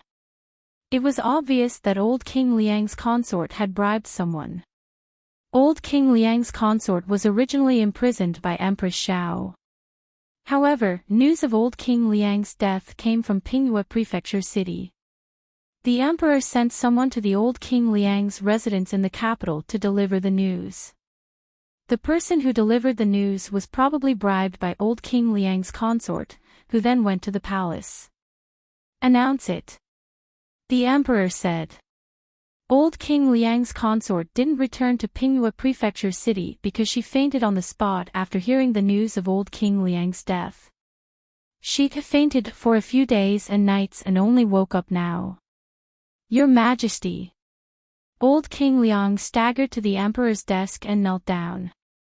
The emperor quickly got up and went around the desk to help her up. Ninth Grand Aunt, please get up.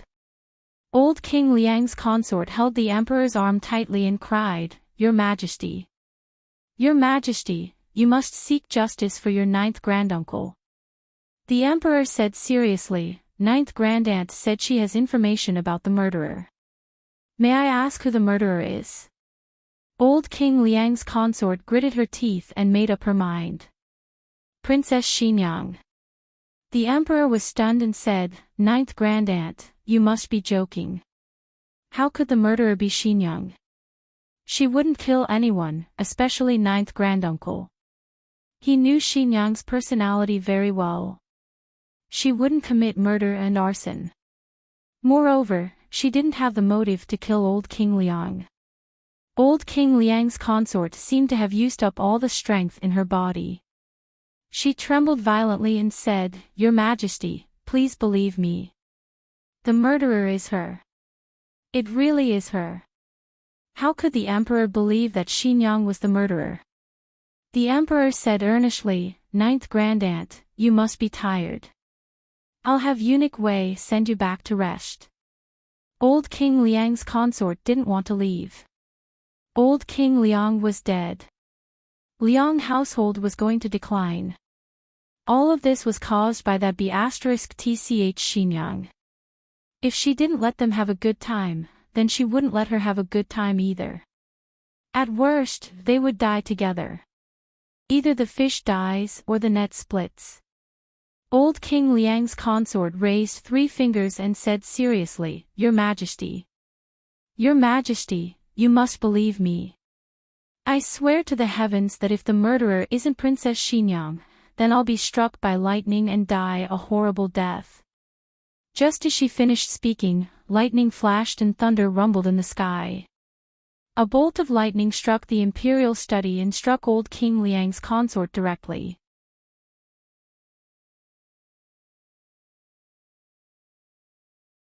Old King Liang's consort, Minister Xing, the emperor. When the emperor had eunuch Wei call Gu Jiao to the palace, Old King Liang's consort had already breathed her last. Empress Xiao also came. She looked at Old King Liang's consort in the imperial study and used a handkerchief to cover her nose. She said in disdain, How unlucky. She actually died in Your Majesty's imperial study. The emperor also felt unlucky, so he didn't refute Empress Xiao's words. However, he still called for Princess Xinyang to come to the palace. Ninth Grandaunt said that you were the murderer. I find it very strange. Did you do something that caused her to misunderstand? No. Perhaps she was traumatized and became delirious. The emperor thought about it and didn't rule out this possibility. However, for some reason, he still felt that something was wrong. He stared at Princess Xinyang. On the day of the incident, where were you? I heard that you left the city. Princess Xinyang's expression didn't change. I went to visit Ninth Granduncle. Ninth Grandaunt came to find me that day and said that Ninth Granduncle's health was not good and wanted to see me before he passed away. I quickly went, but who knew that I would encounter a natural disaster along the way? I was stopped at the relay station. If Your Majesty doesn't believe me, you can send someone to ask. Princess Xinyang stayed at the relay station for a night before returning to the capital the next day. The people at the relay station could testify. Where is Marquis Xianping? The emperor asked. It had to be said that the matter between imperial concubine Jing and Qin Fengyan had allowed the emperor to grow up. If it was in the past, he definitely wouldn't have suspected Princess Xinyang, but now, he was much more cautious. But Princess Xinyang was not someone to be trifled with. She seamlessly said, I didn't know about the storm. Aheng heard that I left the city and was worried that I would encounter a landslide or mudslide, thus she quickly chased after me.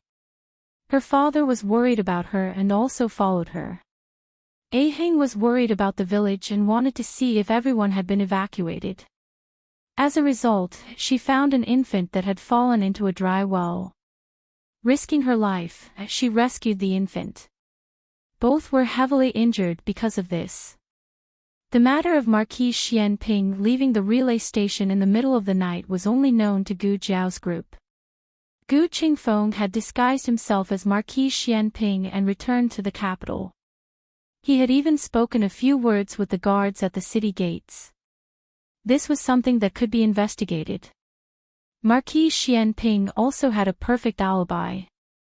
Princess Xinyang continued. After that, the two stayed in by Shui Alley to recover. They never left. The one recovering a few days ago was Gu Qingfeng, but his face was covered in bandages. Who could recognize him?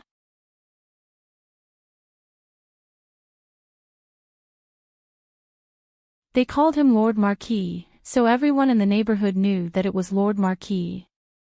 The emperor could go ahead and investigate. Everyone in the alley would say that Marquis Xianping had been there for a few days. The emperor nodded. The second day after Ahing returned to the capital, she went to the palace. We saw her at Rinshou Palace, but we did not speak much. She was too tired and fell asleep. This was also to provide an alibi for Marquis Xianping ahead of time. Both of them were recovering in by Shui Alley.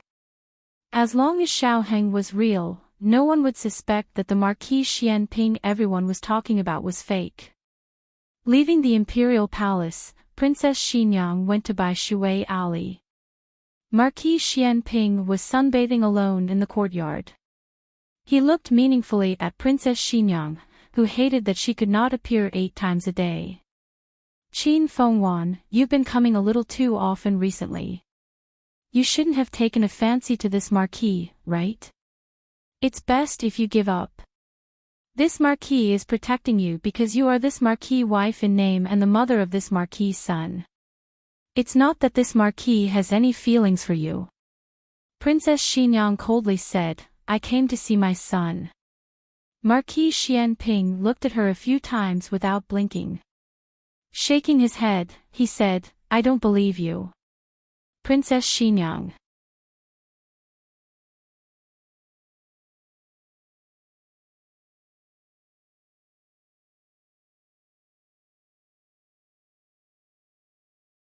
Chapter 609.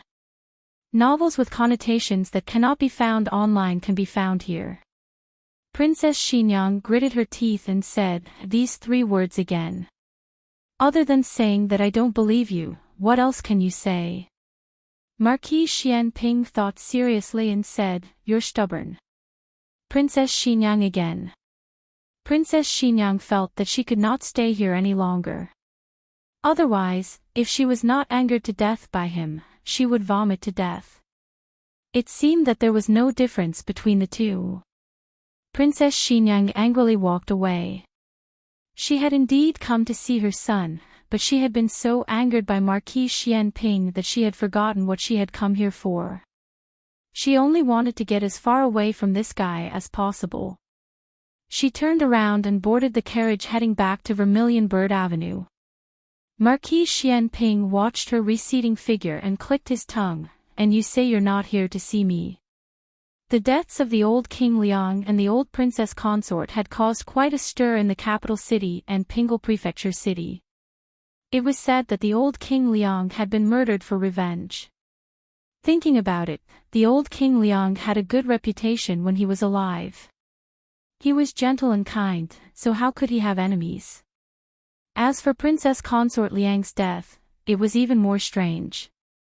She had been struck to death by lightning. The ancients were superstitious. How much sin must a person have committed to be struck by lightning? Could it be that Princess Consort Liang hired someone to kill King Liang? In the tea house, people were discussing this matter. A young man said, Princess Consort Liang. Where did this come from? A middle-aged uncle said, have you never been married? How many couples appear to love each other on the surface, but secretly become enemies? If you ask me, who in this world wants me to die the most? It's definitely my wife. Many people in the tea house could empathize with these words, especially the women who had come to buy tea for their husbands. Every day, they wished they could beat their husbands to death. But then again, it was one thing to be angry, and another to actually do it. If old Liang Wang really forced old Liang Wang Fei to kill him, at the very least, old Liang Wang must have done something that she could not tolerate. A destitute scholar in his 30s walked over with a jug of wine in his hand. He was half drunk and half sober. He sat down at their table and said, "Ah, I heard that King Liang dotes on the son of a concubine. He wants to remove his eldest son from the throne and make the son of a concubine King Liang. Is that so?" the young man from before asked. The scholar took a sip of wine and took out a folding fan to fan himself.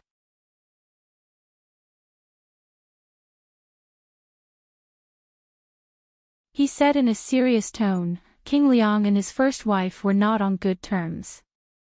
For the sake of an outsider, he could even beat up his eldest son.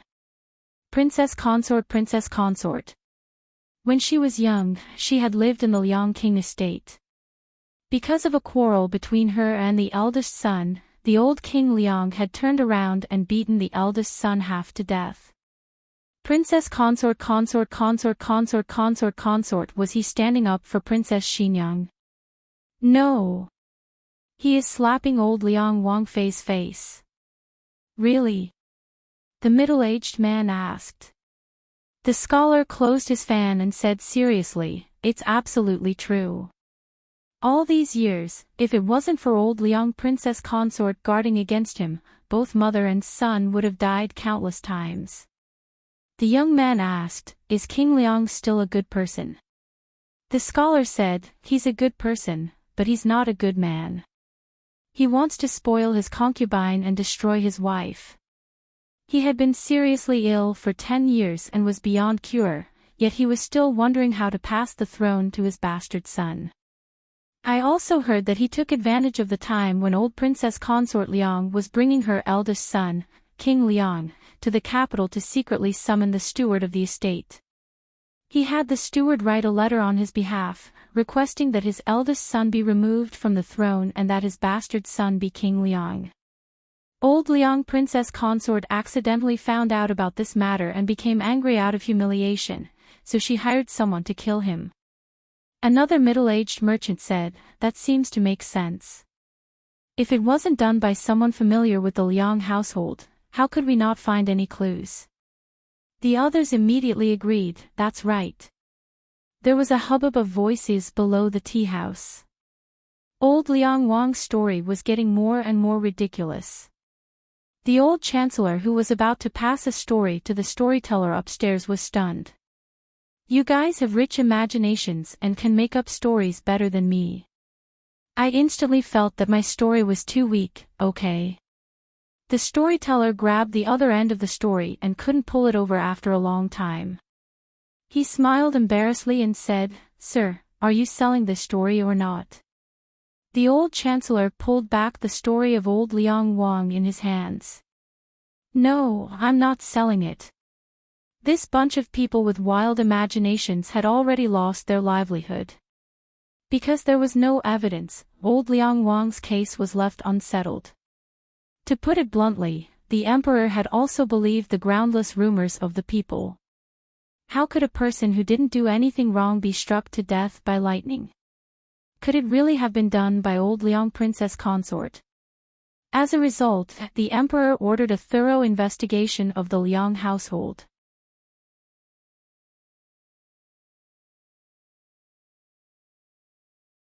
It didn't matter if they didn't investigate, but once they did, old Liang Wang's scandals of accepting bribes, colluding with local officials, privately opening mines, and forcefully kidnapping women were all dug up. This was great. He went down in infamy for 10,000 years. The emperor confiscated the Liang household, and old Liang Wang's children were all demoted to commoners. From then on, they had nothing to do with the imperial family. On this day, Gu Jiao was drying medicinal herbs in the courtyard when a few soldiers brought a couple in their 20s to her door. The soldiers came from the yamen of Pingyue Prefecture. The leader bowed to Gu Jiao and asked, "Is this Dr. Gu's house?" "Yes, is there anything you need from me?" Gu Jiao stopped drying the medicinal herbs. The leader hurriedly said, "Dr. Gu, my surname is Liu. Dr. Gu can just call me Lu Quan." Another person called Lu Quan came. "Who called me?" Lu Quan walked over from the newly opened door next door with a spatula in his hand. Gu Jiao turned around and said, "No, Uncle Lu. His name is the same. He's also called Lu Quan." Oh. Lu Quan wasn't surprised. This name was very common. Over the years, he had encountered many people with the same name. He went back to cooking. Perhaps it was because of the name, but Lu Quan actually felt closer to the name. He smiled and led the couple behind him over. They are from Shishui village. They went to the yamen to report that their child was missing. We asked about their child's situation. He looked very similar to the child that Marquis Xianping and official Xiao rescued from the ancient well. According to the yamen, the child was brought back to Jadewater Alley and handed over to Dr. Gu for treatment. Gu Jiao nodded. I was the one treating him. However, we didn't have enough manpower. After he recovered, he was brought to Princess Xinyang. Please wait for a moment. I will send someone to deliver a letter to Princess Xinyang. Hearing this, the couple almost knelt down. Their son was brought to the princess to raise. Princess. Princess. Heavens. Was there smoke coming out of their ancestral graves? The couple was young, but they married early in ancient times. Thus, they already had 5 children. That infant was the youngest. As for why they left the child in the village, it wasn't because they were heartless. It was because they made a mistake. The woman blamed herself and explained the cause and effect to Gu Jiao. That day, the people from the yamen came in a hurry. They said that there was going to be a rainstorm and that it might destroy the hillside. There was also some kind of flood. It was a mudslide. But forget it. There was no need to bother explaining this. Gu Jiao patiently listened to her. They said to evacuate quickly, the sooner the better. The carrier pigeon arrived at the relay station at noon.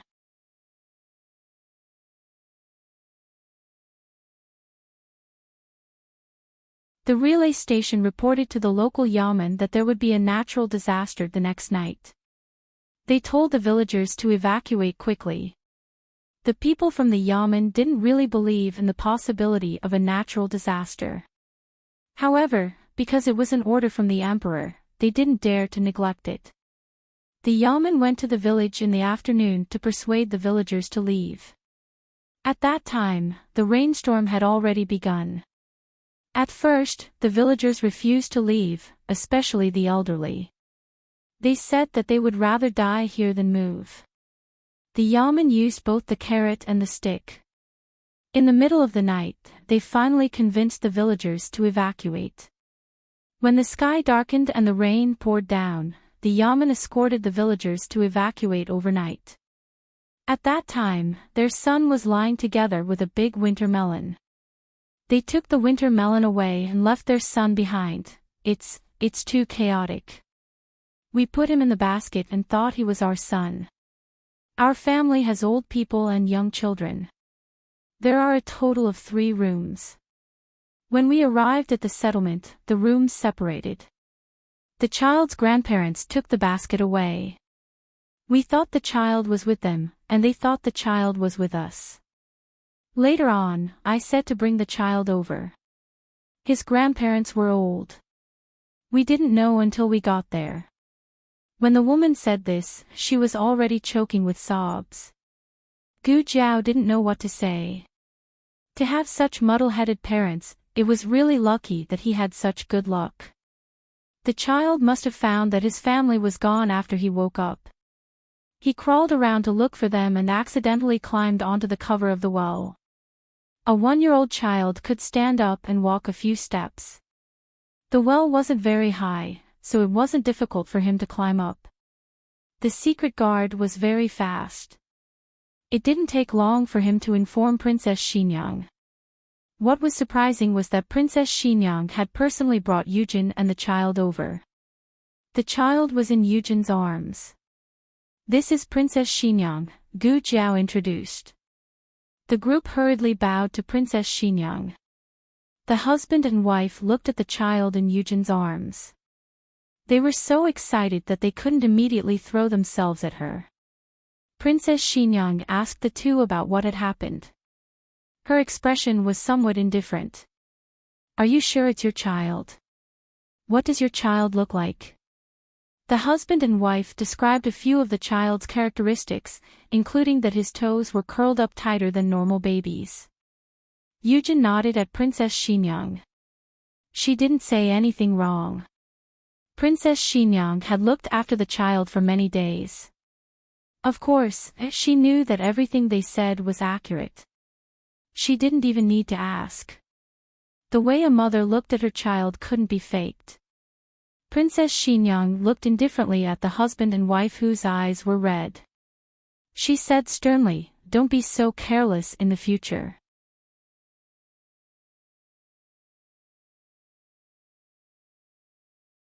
You can even carry your own child by mistake. He fell down the well, and now he has pneumonia. What if no one went to your village? No one heard his cries. No one could cure his illness. Halfway through, Princess Xinyang seemed to realize that her words carried emotions. She stopped in time and looked at the child one last time. She restrained herself from reaching out to hold him. She only said to Yujin, "Carry him over." "Yes." Yujin complied. She walked over and carried the child to the woman. The child was asleep at the moment and didn't react. Princess Xinyang glanced at the child a few times. It wasn't clear if she was hoping that he would wake up. The lost child was recovered. The husband and wife were moved to tears. After expressing their thanks again and again, they left with the child under the guidance of the officials. Gu Jiao continued to dry the herbs. Yujin helped her. Princess Xinyang went to see her son. In reality, the child was saved by Marquis Xianping and Xiaoheng. The husband and wife also wanted to thank them. However, they didn't like this kind of scene and stayed in the room the whole time.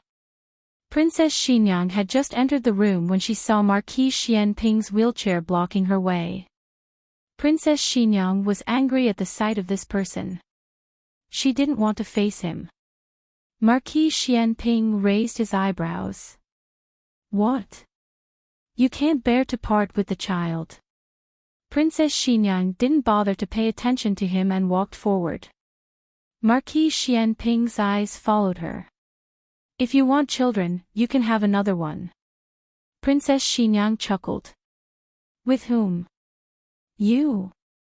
Marquis Xianping boasted shamelessly.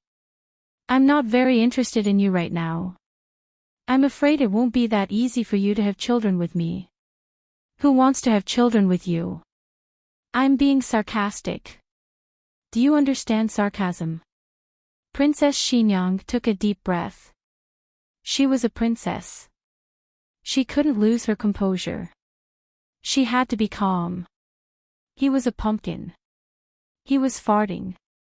Princess Xinyang walked forward without looking back. Marquis Xianping sneakily stretched out his plaster leg. I'll block." Princess Xinyang. Princess Xinyang's temper flared up. Coincidentally, Gu Jiao's medicine box was on the table next to Marquis Xianping. She grabbed the medicine box and threw it at Marquis Xianping. Marquis Xianping raised his plaster arm and firmly caught the medicine box. I'll block again." Princess Xinyang wanted to take out the medicine chest, but after a few tries, she failed. Marquis Xianping was smug. Princess Xinyang was so angry that she wanted to kick him. Marquis Xianping's entire body, including his neck, was in a plaster cast, so she couldn't find a suitable place to kick him. Suddenly, her gaze landed on an unspeakable part of him. Marquis Xian Ping's eyebrows twitched, and he hurriedly blocked the medicine box. Princess Xinyang's kick directly overturned the medicine box, and the medicine inside poured out.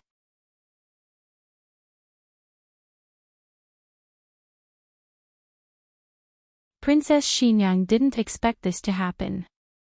Her expression changed, and she hurriedly squatted down to pick it up. These herbs were very precious. She couldn't spoil them. The herbs spilled all over Marquis Xian Ping's body, so Princess Xinyang could only pick them up one by one. Marquis Xian Ping looked deeply at her and said righteously, "Qin Fengwan, can you not use this method to take advantage of me? Princess Xinyang, give me a knife. I can really kill you right now." After she put away the medicine box, she stood up and looked down at Marquis Xian Ping. In the end, she decided not to lower herself and squabble with this kind of person. After Gu Jiao finished drying the herbs, she returned to the main room. Marquis Xian Ping and Princess Xinyang weren't there, so she took the medicine box back to the east room to count the herbs. Then, she realized that something was wrong. What kind of medicine are these blue bottles? It looked like the calcium gluconate oral liquid she gave little Jing Kong. But when she picked it up to take a look, she almost smashed the medicine box. Psychedelic number 1. This was the kind of medicine developed by the Research Institute. It was commonly known as an aphrodisiac. The entire psychedelic series was like this, but number 1 was a top-notch medicine. Who needs this kind of thing? I. Do I need this when I pounce on my husband? If you continue to be so indecent, I'll really burn you. A gust of evening wind blew past, and the medicine box was as quiet as a chicken.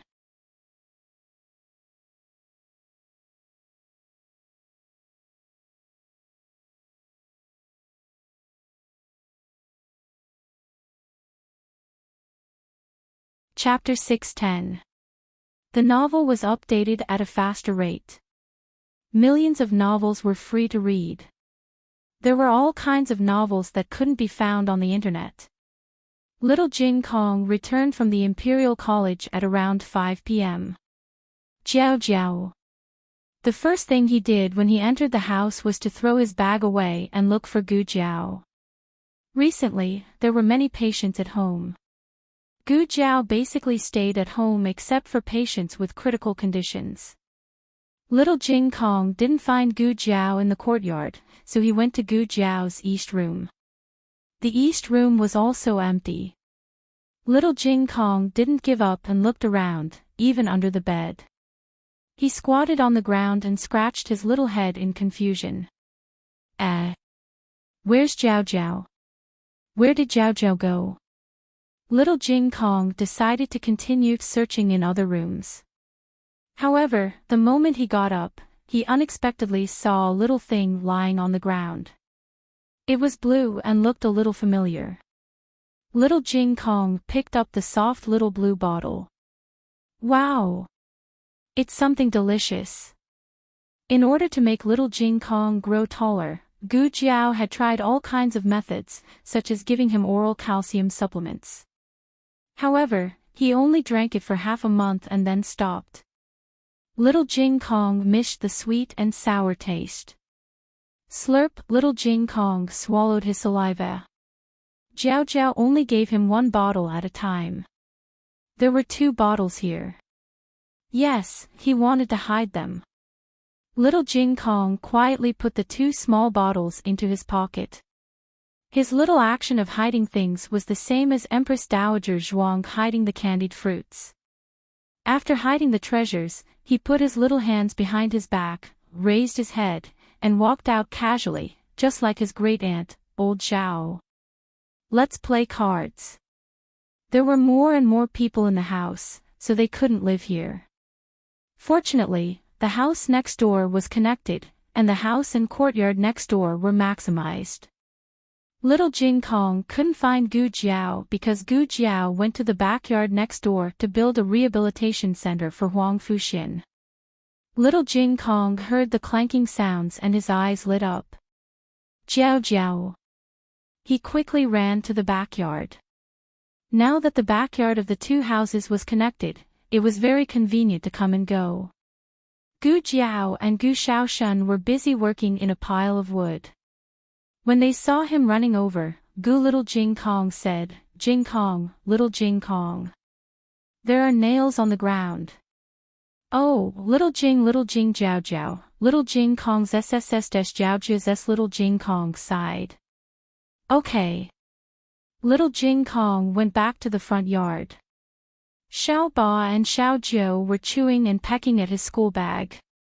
The dog and eagle still had the habit of tearing down the house. Little Jing Kong picked up the school bag he threw on the ground, lowered his head, and dragged the school bag to the west room.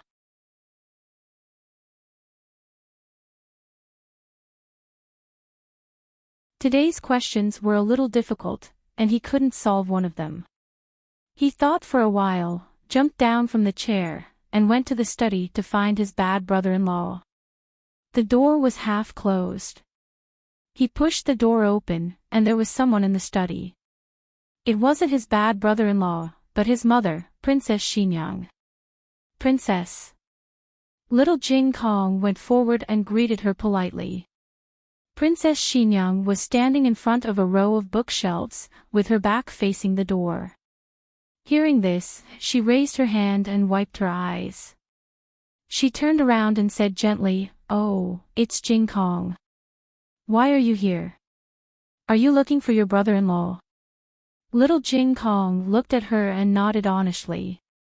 Yes, I don't know how to solve one question. Princess Xinyang reached out her hand and said gently, Your brother-in-law isn't here. Let me take a look. Okay. Little Jing Kong handed her the paper in his hand. Princess Xinyang took it, read it carefully, and said, This is a sentence from the Book of Songs. You haven't learned this part yet, right? Little Jing Kong nodded again. Yes. Come, I'll teach you. Princess Xinyang reached out her hand to him. Little Jing Kong came to Princess Xinyang's side, climbed onto the chair, and sat down. Princess Xinyang read the sentence for him, but he kept staring at Princess Xinyang. Princess Xinyang noticed his gaze and asked, What's wrong? Have you cried? Little Jing Kong asked. No. Princess Xinyang subconsciously denied. Oh. Children were easy to believe in certain things, especially Princess Xinyang, who had a good reputation. Little Jing Kong thought for a while and said, You don't look very happy. Is there something bothering you? Princess Xinyang paused for a while and said, It's not a big problem. Little Jing Kong said, Then it's just a small problem. Are you worried about my bad brother-in-law? Alas, don't worry. Although my bad brother-in-law is a little clumsy, his cooking is terrible, and he's not very smart. He always comes in last place, but at least he's an official. Look at Master Zhao's grandson next door. He's about the same age as my bad brother-in-law, but he's always idling around. He's so worried that his hair has turned white. He said earnestly, which amused Princess Xinyang. Why did a 5-year-old seem to be worried about a 50-year-old? Little Jing Kong always said that he disliked Xiaoheng, but he respected Xiaoheng's mother very much, just like how he respected Gu Jiao's mother. He thought for a while and reluctantly took out a small bottle from his pocket. Princess, this is for you. After thinking for a while, he took out another bottle. Forget it, I'll give you both. What is it? Princess Xinyang asked. Little Jing Kong said, It's something very delicious. Adults can drink it too. I saw Jiao Jiao give it to Great Aunt last time. Princess Xinyang looked at the small blue bottle in her hand and asked, Is it medicine?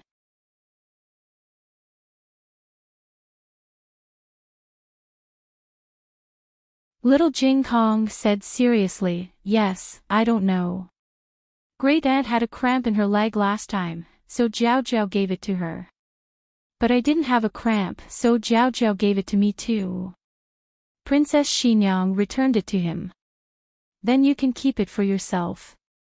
Little Jing Kong stuffed the small blue bottle back. No need, I'm not sad.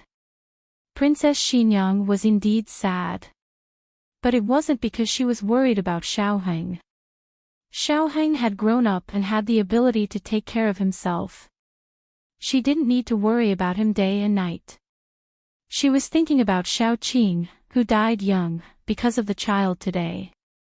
She held the small bottle in her hand, endured the pain in her heart, and asked, "Will you really not be sad after drinking it?" Little Jing Kong nodded like he was pounding garlic. Yes, yes. I'm very happy every time I drink it. Princess Xinyang choked with sobs and smiled. Then I'll accept it. Thank you. Little Jing Kong took the questions back to the west room and continued to do his homework. Princess Xinyang went next door to say goodbye to Gu Jiao and Xiaoheng, then returned to Vermilion Bird Avenue. During dinner, Eugène's leg was limping. Princess Xinyang asked strangely, "What's wrong with your leg?" Eugène said in pain, "I just had a cramp." "Let me take a look," Princess Xinyang said. Eugène smiled. "No need, it's not a big deal. I'll be fine tomorrow." Princess Xinyang was silent for a moment, then took out 2 small bottles from her purse and handed them to her. "Take these and drink them. They can cure your leg cramps." On the other side, Gu Jiao and Gu Xiaoshun were busy for the whole afternoon. They finally finished building a full set of rehabilitation facilities. Starting tomorrow, Huangfu Xian could start systematic rehabilitation training. This was going to be a long and painful process. During this time, Huangfu Xian needed to have strong endurance and willpower. Walking was not as easy as he thought. After throwing away his crutches, the pain caused by every step was like 1,000 arrows piercing his heart. "Are you scared?" Gu Jiao asked Huangfu Xian. "If I'm scared, is there any medicine that can stop the pain?" Huangfu Xian asked back. "No," Gu Jiao said. Painkillers all had side effects. It was best not to use them if possible. Huangfu Xian took a deep breath. "Then I'm not scared." He could only be scared. Gu Jiao handed him the crutches. "Get used to it first." "Okay." Huangfu Xian took the crutches and slowly stood up with Gu Xiaoshuan's help. Half of his weight was on the crutches, and the other half was on Gu Xiaoshuan's arm that was supporting him from behind. In fact, he could already feel the pain in his stump. He couldn't imagine what it would be like to throw away the crutches. Gu Jiao began to clean the courtyard. Yuya suddenly walked over with an unfinished bowl. "Eldest young miss. What's wrong?" Gu Jiao asked. Yuya did not speak.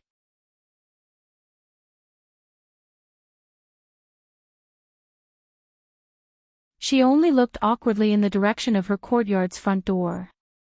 Gu Jiao had heard the sound of a carriage just now. She did not pay much attention to it, but seeing Yuya's movements, it seemed that an uninvited guest had come. "Okay, I'll go take a look." Gu Jiao put down the broom. Yuya said, "I'll clean later. I'm almost done washing." Gu Jiao made a sound of acknowledgement and went to the main room. Then, she saw Gu Jinyu, who had not been married for a long time. Gu Jinyu had been peacefully waiting for the marriage in the past few days and had not left the house. Not long ago, the Zhuang family's property was confiscated. Other than Royal Prince An's entire family being exiled, Gu Jinyu and Royal Prince An's marriage was also affected. "You're here to find Zhuang Yuheng?" Gu Jiao asked. "Zhuang." Gu Jinyu was surprised by how Gu Jiao addressed Royal Prince An, but she did not say anything. She said in a low voice, "I'm here to find elder sister." She looked much more haggard.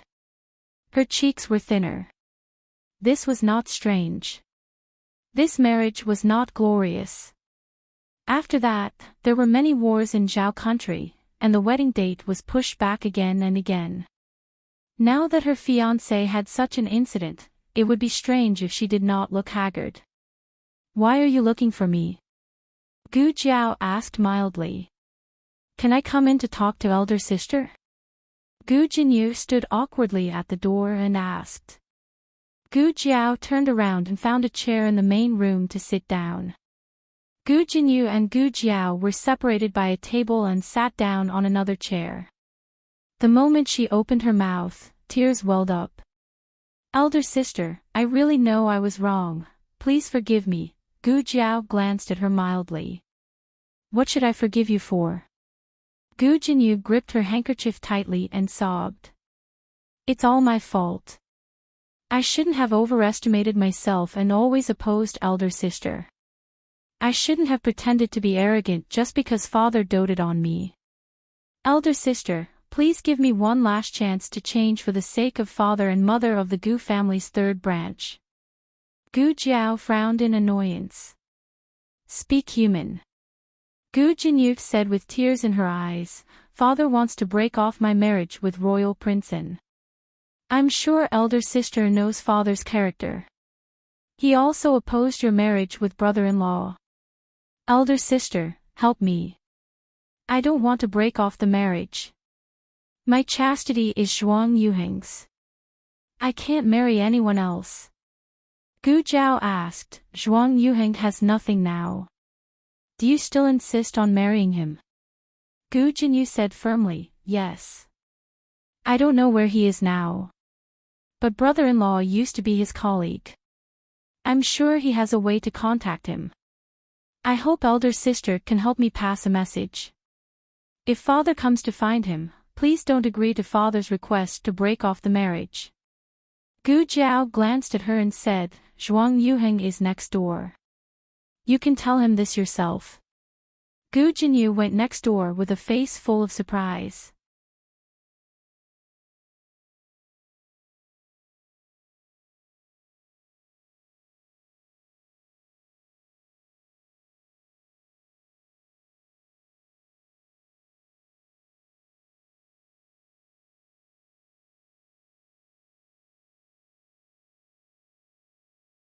Chapter 611.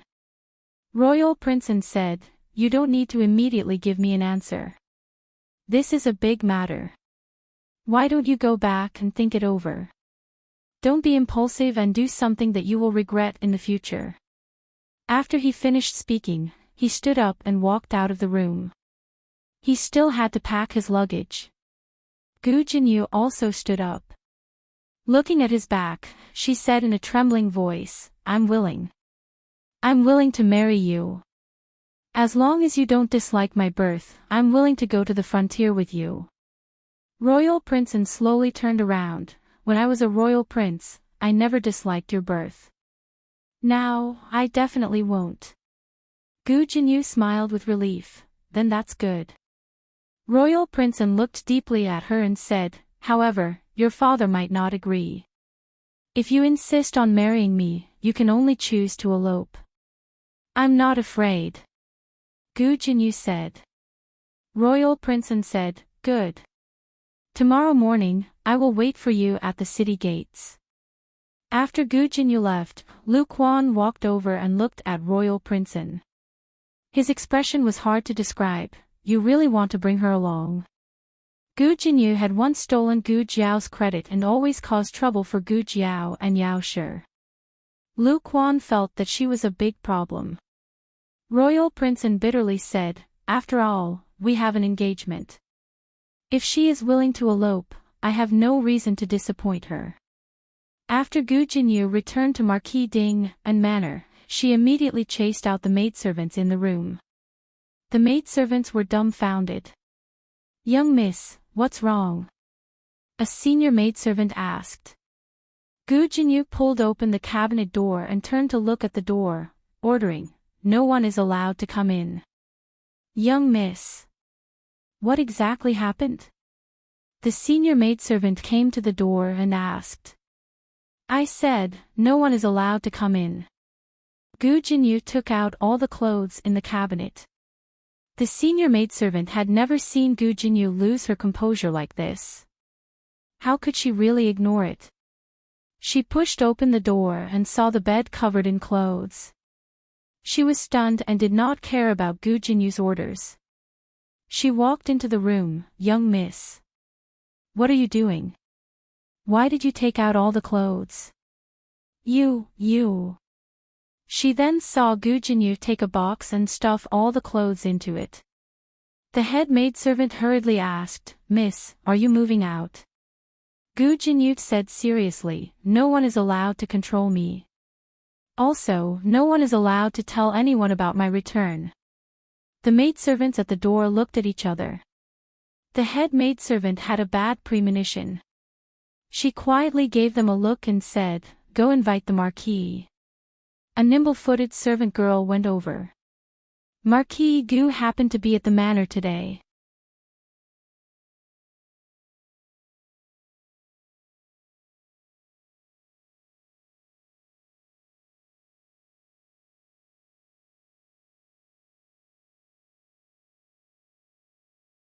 Now, he looked down on royal Princeton. He was no longer the legitimate grandson of the #1 aristocratic family. What right did he have to be his son-in-law? She was his daughter after all. Marquis Gu could not bear to be too fierce. He softened his tone and said, Jinyu, you're my most beloved daughter. I won't let you go to the frontier fortress to suffer. But father, Jinyu, don't disappoint father. Marquis Gu unconsciously became more stern. Gu Jinyu had never angered Marquis Gu in her life. The maids were also shocked. Marquis Gu said coldly, you must have been led astray by that girl.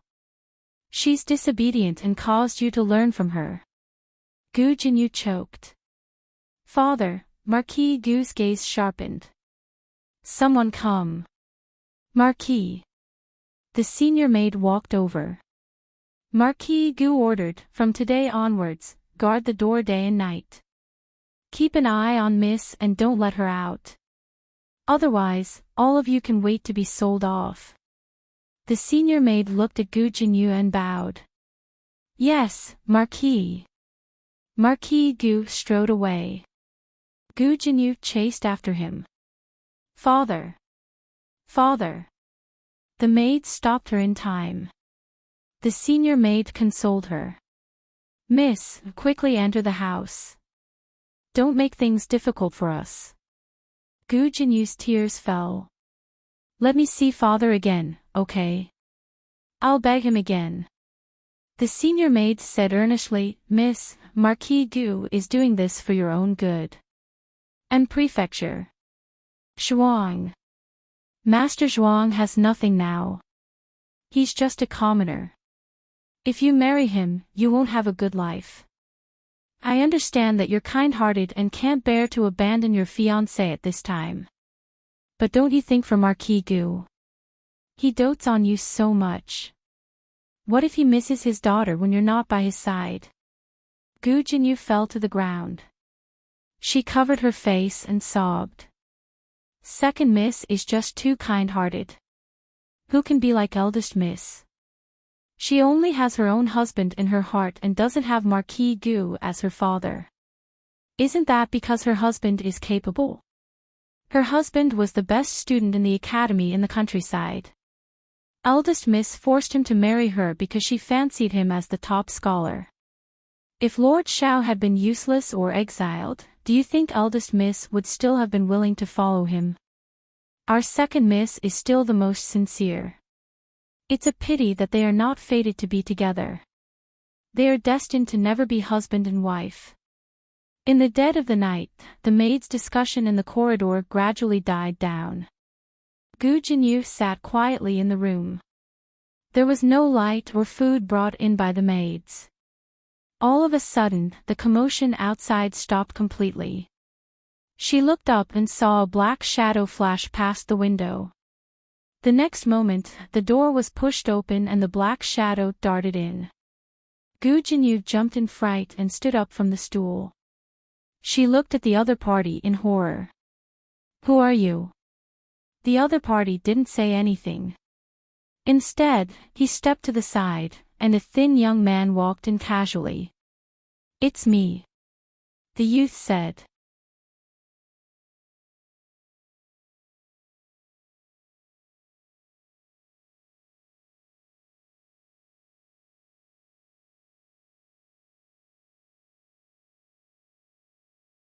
Gu Qingfeng walked over quickly, and Gu Qinglin was with him. The two brothers looked at the swaggering Gu Yan and then at Gu Jinyu, who was being carried on the secret guard's shoulders. They were both shocked. Gu Qingfeng asked, "What are you doing?" Without waiting for Gu Yan's reply, Gu Jinyu sobbed and said, "Second brother, please persuade Yan, He wants to help me escape from the residence, but I don't want to implicate him." Escape from the residence? What are you talking about? Gu Qingfeng looked at Gu Yan in confusion. Gu Yan sighed, "Isn't my second brother-in-law going to the frontier fortress on his own? Second sister has deep feelings for him and doesn't want to betray him when he's down and out. So, she decided to elope with him and continue to fulfill their marriage agreement at the frontier. Ordinary families could not do something like eloping. It was a disgrace to the family, and it would greatly affect the marriage of other children." Gu Qingfeng frowned and thought for a while. "Gu Yan, what you're doing is indeed inappropriate." Gu Jinyu was delighted. Second brother was going to stop her. "All right, put her down," Gu Qingfeng said to the secret guard. The secret guard looked at his young master. The young master nodded and the secret guard placed Gu Jinyu back on the ground. Gu Qingfeng said to Gu Jinyu with a complicated expression, "We're siblings. I'll still help you with this small matter. I'll take you out of the city." Gu Jinyu. Gu Qinglin said, "Second brother, I want to leave the city too." Gu Qingfeng said unhappily, "What are you going to do? Has your hair grown out?" Feeling wronged, Gu Qinglin touched his half-grown hair on his head. Gu Jinyu felt a lump in her throat. "Second brother," Gu Qingfeng waved his hand. "All right, don't say anything else. Let's go." Gu Jinyu's eyes flashed. "Second brother. I'll implicate you. I can't be so selfish. I'll go by myself. I can think of a way." Gu Qingfeng looked sideways at her. "You're still thinking of us at a time like this. It looks like I've wronged you in the past. You're not a heartless person. Don't worry, my Qinggong is better than Gu Yan's secret guard. No one will discover that I've taken you away." These were Gu Qingfeng's heartfelt words. Gu Qingfeng grabbed Gu Jinyu's wrist. "No. Second brother." Gu Jinyu was really about to cry now. "Second brother. Second brother. Eldest brother." She saw Gu Changqing, who had returned to the residence on horseback. "Eldest brother, why are you here?" Gu Qingfeng frowned. Gu Changqing rode up to them and looked down at them. His gaze landed on the crying Gu Jinyu. "What's wrong?" Gu Yan told Gu Changqing what he had said to Gu Qingfeng just now. Gu Jinyu sobbed and pleaded, "Eldest brother, second brother and Yan, didn't do it on purpose. I won't go. I'll be good. Don't be angry with them. Don't tell grandfather and father. I'm afraid they'll punish second brother."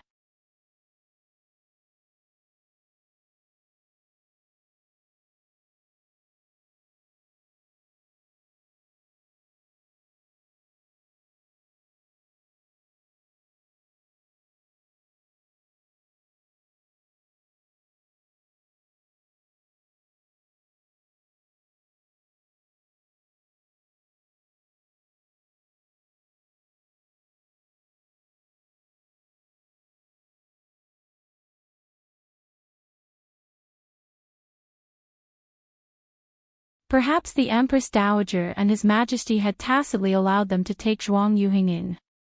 From the looks of it, the Empress Dowager and His Majesty had not completely given up on Zhuang Yuhing.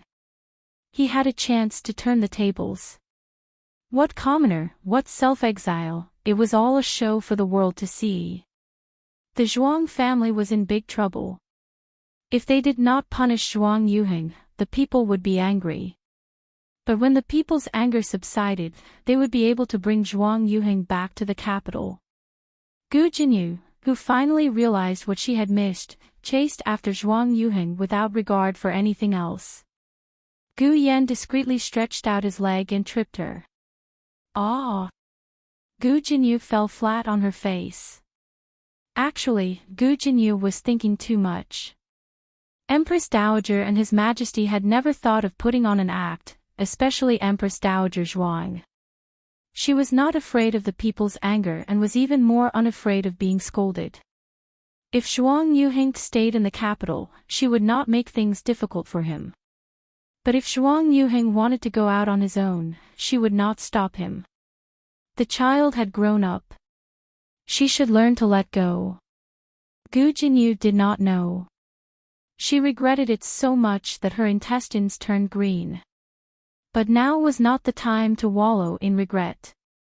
Zhuang Yuhing had left, but there was still Marquis Gu, Gu Chongqing, and the other brothers. Gu Chongqing and the other two were very disappointed. Tonight's show was planned by Gu Yan. Gu Yan did not inform them in advance.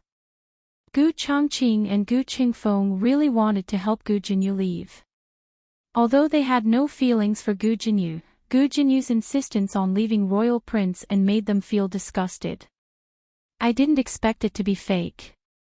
As expected, I shouldn't have had any expectations for you. Gu Qingfeng said disdainfully. Gu Chongqing regained his usual cold expression. Ah Yan, let's go. Gu Yan did not leave. He wanted to watch the show. Gu Chongqing directly pulled him onto the horse. It's so late. You should sleep. Staying up late is not good for your health. But I want to watch the show. Don't be naughty. Can't I be naughty? You've been naughty all night. When have I been naughty? Gu Yan's indignant snorts gradually faded away. Shadow Guard A and B also disappeared into thin air. Gu Qinglin also wanted to watch the show, but was pulled away by Gu Qingfeng. Only Marquis Gu and Gu Jinyu were left in the garden. Gu Jinyu looked at Marquis Gu helplessly. Father, let me explain, Marquis Gu asked in a daze, what's going on with the tea house? Gu Jinyu's expression changed. Father, Marquis Gu looked at her deeply. The tea house. Zhuang Yuhing was drugged and you were almost molested by him. Is that what happened? Gu Yan suddenly came out from behind the tree. Of course not. She found out that Zhuang Yueshi wanted to harm someone and went to join in the fun. She saw that prince and was drugged.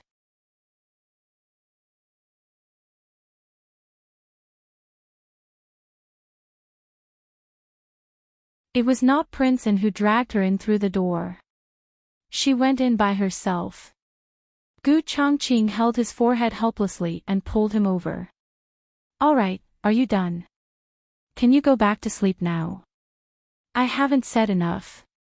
Gu Yan struggled out of Gu Chongqing's arms. He was taken away by Gu Chongqing and then coaxed Gu Chongqing to use his lightness skill to bring him over. It was not easy for him to come over. He wanted to finish. He shouted at Marquis Gu across half the garden. Prince An asked her to run away. She did not run away. Prince An could not control himself and had no choice but to stab himself. She kept saying, "What happened to you, Prince An? What happened to you? Do you want me to call a doctor for you? Call a damn doctor. You saw Zhuang Yueshi drugging him and you don't know what happened to him."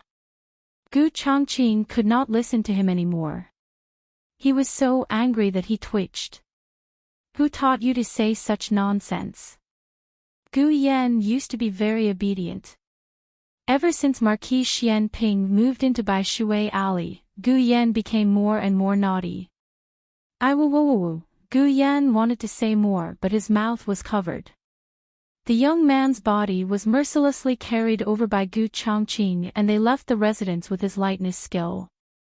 Marquis Gu was not interested in the dispute between Zhuang Yueshi and Zhuang Yuheng. He only cared about what role Gu Jinyu played in it. He clenched his fists and looked at her. Is what Gu Yan said true? If these words were said by Gu Jiao, Marquis Gu would not believe a single word. He would only think that Gu Jiao was framing Gu Jinyu. To put it bluntly, he did not know Gu Jiao well enough. But he knew Gu Yan. Did Gu Yan need to frame Gu Jinyu for bullying him? He was doing it openly. I just want to bully you. What can you do to me? The whole family dotes on me because I'm sick. This was Gu Yan. Another important point was that this matter did not involve Gu Jiao. As long as it involved Gu Jiao, Marquis Gu would unconditionally side with Gu Jinyu. But now that there was only Gu Yan and Gu Jinyu, Marquis Gu could look at this matter relatively rationally. If Gu Yan mentioned that Princeton had feelings for Gu Jiao, this matter would be ruined.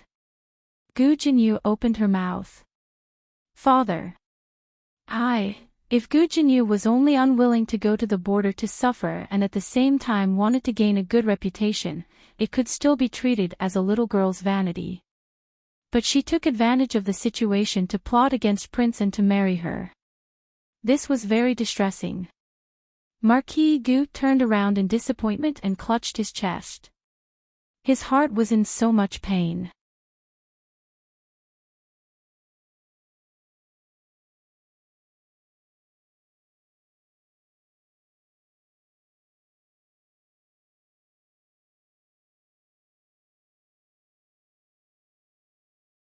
Chapter 613.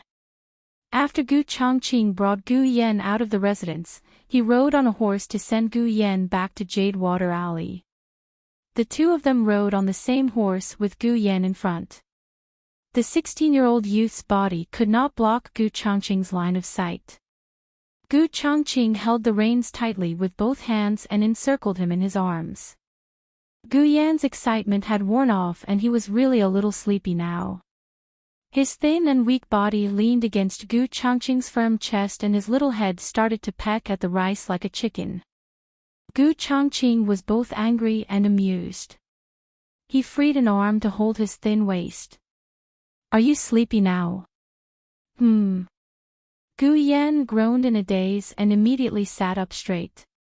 He widened his eyes and said very clearly, I'm not sleepy. Gu Chongqing saw through him but did not expose him. He smiled and asked again, how did you know about those things? Gu Yan said proudly, I investigated. I'm so smart. Gu Chongqing was so angry that he laughed and muttered, you're really not modest at all. He did not ask how Gu Yan investigated because Gu Yan had started to peck at the rice like a chicken again. But even if he did not ask, he could guess a thing or two. Zhuang Yuheng stayed in Jade Water Alley. Gu Yan must have accidentally found out about how Zhuang Yuheng was drugged by Zhuang Yueshi from him. Zhuang Yuheng did not suspect that Gu Jinyu's appearance was not a coincidence. He just thought that she was really just passing by and did not know anything. She was really concerned about him. Gu Yan, this little fox, was not so easy to fool. He might not have found conclusive evidence, but he had pieced together all the fragments of the incident and combined them with his understanding of Gu Jinyu to basically reconstruct the truth of that day. To put it bluntly, he was still guessing. But judging from Gu Jinyu's reaction, he had guessed correctly. Gu Chongqing looked down at Gu Yan, who had fallen asleep in his arms. He didn't know whether to laugh or cry as he said, you have such a bright brain. Why don't you use it on your studies? The next day, Zhuang Yuheng packed his luggage and boarded the carriage to the frontier fortress. Empress Dowager Zhuang also came to Bai Shui Alley to see him off. He was not an exiled person, but the frontier fortress was full of hardships. If he wanted to protect his sisters, he would have to suffer a little. Come back if you can't take it anymore. Beijing is your home. Empress Dowager Zhuang didn't say this out loud. Compared to going to the Qin nation as a hostage, Zhuang Yuhing's journey was far more important.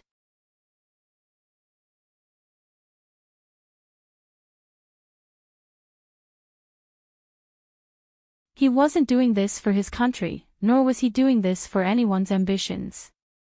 He was using a brand new identity to start a journey that was completely his own. He no longer relied on any power, nor did he receive any help. Every step he took, he had to start from scratch. This is for you. Xiaoheng took a book from the study and handed it to him. Didn't you want to learn the book from the Yan Kingdom? I organized it and made a few notes.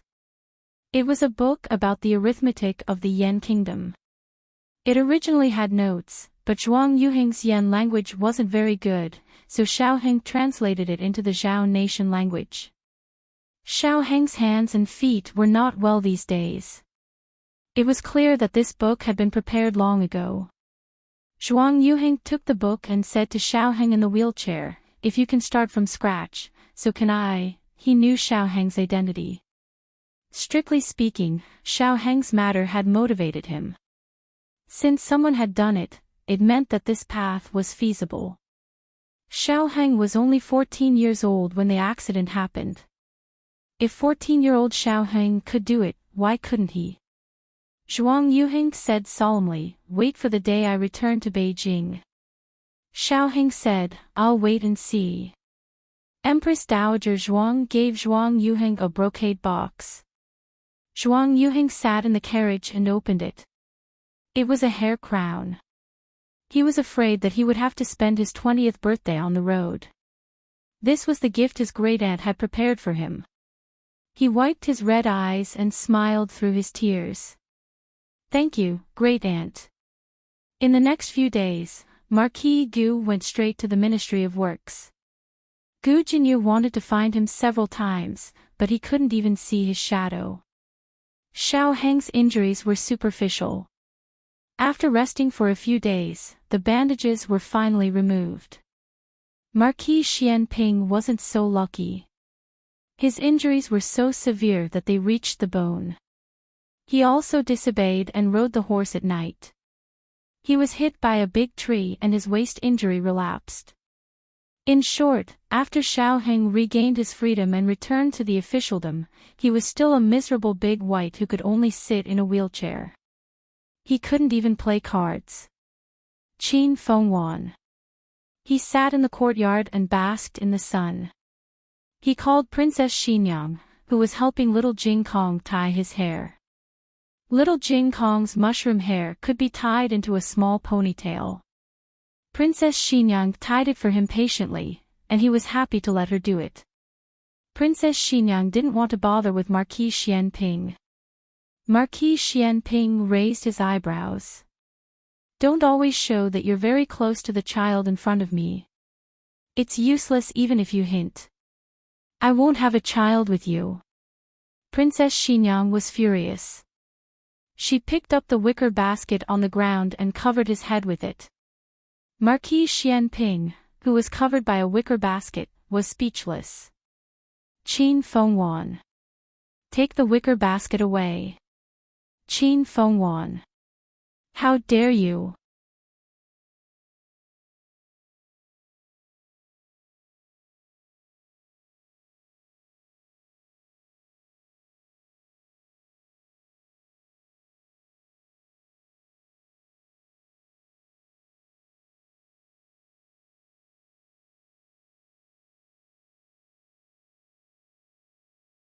In a few months, he would be able to tie his hair into a small bun.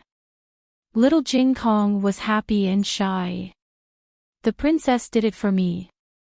Gu Jiao praised, "You did it well." Little Jing Kong said, "Jiao Jiao." Gu Jiao said, That. Little Jing Kong lowered his head and played with his fingers. do you still have that delicious drink? After he gave the 2 bottles he had picked up to Princess Xinyang, he regretted it. If he had known, he would have kept 1 bottle. Gu Jiao tidied up the small medicine box. What's the delicious drink? Little Jing Kong began to look into the small medicine box. It's blue. It's sweet and sour. Gu Jiao understood. Calcium supplement oral liquid. There's no more. That one only appeared twice, and then it never appeared again. Little Jing Kong was disappointed. He looked at the small medicine box and didn't understand. Why are there only 2 bottles this time? Didn't there used to be a lot of them? It was Gu Jiao's turn to be puzzled. Oral fluids were counted by boxes. There were 10 bottles in a box. Why did he say there were only 2 bottles? Well. Little Jing Kong grabbed his knots and told Gu Jiao about the blue bottle he found under the bed. Gu Jiao was very sure that there was no oral calcium supplement in the medicine box during this period. But if there was a blue liquid, then it could only be psychedelic one. Gu Jiao asked Little Jing Kong about the specific day he found it. Little Jing Kong said it was the day he sent the baby away. Gu Jiao paused. Did you send him to Princess Xinyang or back to his parents? Little Jing Kong said, his parents. His parents came to look for the baby. That was the day psychedelic one appeared. Did she accidentally drop 2 bottles on the ground when she put the medicine back? Gu Jiao closed the medicine box. Where did you put the medicine? He definitely didn't drink it. Otherwise, Little Jing Kong wouldn't be standing there in one piece. Little Jing Kong said, the princess was very sad that day. I wanted to comfort her, so I gave it to her. Gu Jiao felt like she was shot in the heart by an arrow. Wait, Princess Xinyang probably didn't drink it. Otherwise, she would have been in trouble. Little Jing Kong swallowed his saliva. Jiao Jiao, do you have more? I want to drink it. Gu Jiao rubbed his little head. No. If I have more in the future, I'll keep it for you. Okay. Little Jing Kong was an obedient child. Since Gu Jiao said there wasn't any for now, he could wait until later. By the way, where's the princess? She left. She left. Gu Jiao looked at the medicine box on the table, which was becoming more and more naughty. She resisted the urge to punch it and said to Little Jing Kong, I'm going out for a while. I'll be back soon. Little Jing Kong responded cutely, okay, Jiao Jiao. Although several days had passed and nothing happened, the medicine was a time bomb.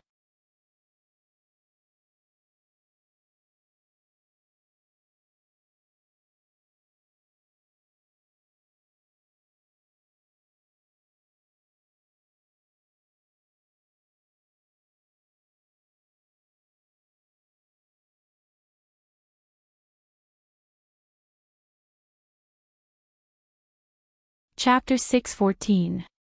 Gu Jiao's mind was filled with one sentence, it's over, it's completely over. Gu Jiao gritted out a few words from between her teeth, how could Princess Xinyang drink the medicine? Didn't Yujin give it to you? Wasn't it because someone had a cheap mouth, showing off and angering Princess Xinyang? In a fit of anger, Princess Xinyang didn't give him any medicine to stop the pain and directly drank it herself. Princess Xinyang didn't know what happened. She saw Gu Jiao in the courtyard and walked towards Gu Jiao. She didn't even look at Marquise Xianping beside Gu Jiao. Where did you go just now? I couldn't find you. I should be the one asking you that. Where did you go just now? Didn't you say you went to the cloth shop? Why are you here? As if seeing Gu Jiao's confusion, Princess Xinyang said, when I returned to Vermilion Bird Avenue, I remembered that I had finished making your clothes, so I went to the cloth shop to get them. Your clothes are in your room. Hurry and try them on. If they don't fit, I'll change them. Princess Xinyang had made clothes for all the children in her family, including Huang Fuxian. She came to the old chancellor's place to try on clothes for Huang Fuxian. However, she didn't expect to have a little conflict with Marquis Xianping. Forget it, it would be strange if this man ever made her happy. Why are you looking at me like that? Princess Xinyang sensed Gu Jiao's indescribable gaze. Would you believe me if I said you took the wrong medicine? I think you're beautiful, okay? Marquis Xianping said carelessly. Princess Xinyang glared at him and said to Gu Jiao, what are you standing there for? Hurry and come over. Oh. Gu Jiao silently followed. The two arrived at Gu Jiao's room. Princess Xinyang took out the dress that was folded on the bed. After unfolding it, she first compared it to Gu Jiao's body. It looks quite suitable. Originally, it was made according to your measurements. I was just afraid that some of the embroiderer's needlework wasn't good enough. Princess Xinyang had bought enough clothes for Gu Jiao, but a rich mother-in-law would never complain about more clothes for her daughter-in-law. At this moment, Gu Jiao was not in the mood to think about whether or not the clothes fit. She had been secretly observing Princess Xinyang's complexion and breathing. Princess, she said. What's wrong? Raise your arms, said Princess Xinyang. Gu Jiao raised her arm, and Princess Xinyang unfolded her sleeve and gestured. Gu Jiao allowed her to compare the clothes and said calmly, do you feel uncomfortable anywhere? Princess Xinyang said, no, why do you ask? Gu Jiao's fingertips moved.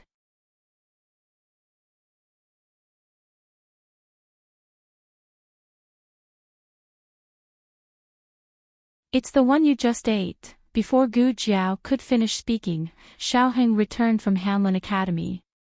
He came to Gu Jiao's door and saw the two of them. He hurriedly greeted them. Mother, Jiao Jiao. You're back. Princess Xinyang glanced at him. Hurry and try on your clothes. There were clothes again. Xiaoheng's mouth twitched. Okay. Sure enough, it was the same as when he was a child. He wished he could wear 30 sets of clothes a month and change every day. He didn't have any objections to wearing new clothes, but he didn't like to try them on. But his mother had spoken, so he couldn't do anything about it. Okay, try it on yourself. Princess Xinyang handed the clothes to Gu Jiao. Where are you going? Asked Gu Jiao. Princess Xinyang sneered. I'm not going. I'm going to ask Lu Quan if the horse I gave him a few days ago is still working. You can't go find Lu Quan. Gu Jiao hurriedly said, it's good, it's good. A fine steed. It's very fast. I've already tried it. How about? Princess, you go sit in the study. Princess Xinyang looked at Gu Jiao strangely. She felt that Gu Jiao's reaction was a bit strange, but she didn't take it to heart. Got it. She went to the study. Gu Jiao put down the clothes and went to Xiaoheng's room. Xiaoheng was unbuckling his belt. Her sudden entrance gave him a fright. Gu Jiao looked at his loose belt and calmly said, Husband, something happened. Xiaoheng tightened his grip on his belt. Why am I not satisfied with your reaction? He cleared his throat and sternly said, You turn around first. Oh. Gu Jiao turned around and muttered, It's like no one has seen it before. What did you say? Nothing. She was determined not to admit that she had seen him naked when she was drunk. Xiaoheng tidied up his clothes and placed the clothes he had changed out of on a shelf at the side. He asked, What happened? That's enough. Gu Jiao turned around and told him about the medicine. Most people's first reaction to this was either, oh my god, luckily Jing Kong didn't drink it, or Princess Xinyang is too unlucky. How could she drink it? However, Xiaoheng looked at Gu Jiao with a puzzled expression. Why do you have this medicine? Gu Jiao, would you believe me if I said it was the medicine box that gave it to me? Xiaoheng, it would be strange if I believed you. Xiaoheng looked at Gu Jiao with a complicated expression. She said that he would wait for her to grow up, but in the end, she couldn't help but drug him first. Gu Jiao, can your focus be any more skewed? Then what do we do now? Xiaoheng asked. They could talk about the drug later. Right now, they had to solve this problem first.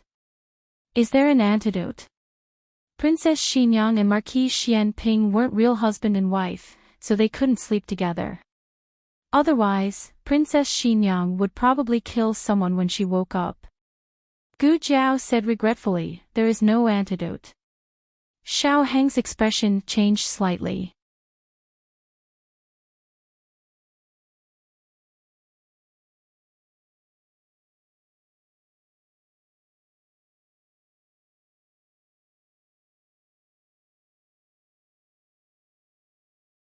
Is she trying to murder her husband? Princess Xinyang leaned against the door. The room was dimly lit, and her face was shrouded in shadows. Marquis Xianping couldn't see her expression clearly. He only felt that her eyes were especially bright but also had a strange feeling.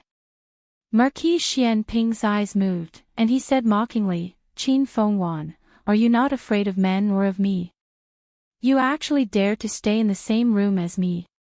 Don't tell me you're going to kill me. Let me tell you, even if I'm paralyzed to the point that I only have one finger left, you're still not my match. As soon as he finished speaking, Princess Xinyang grabbed him with both hands and threw him onto the bed. Marquis Xianping, who was dumbfounded by the throw, was speechless. Marquis Xianping curled his right lips wickedly. Qin Fengwan, did you take the wrong medicine again? Marquis Xianping closed his eyes and said faintly, Qin Fengwan, I'm injured and can't do it. Marquis Xianping exploded. Qin Fengwan, you beast.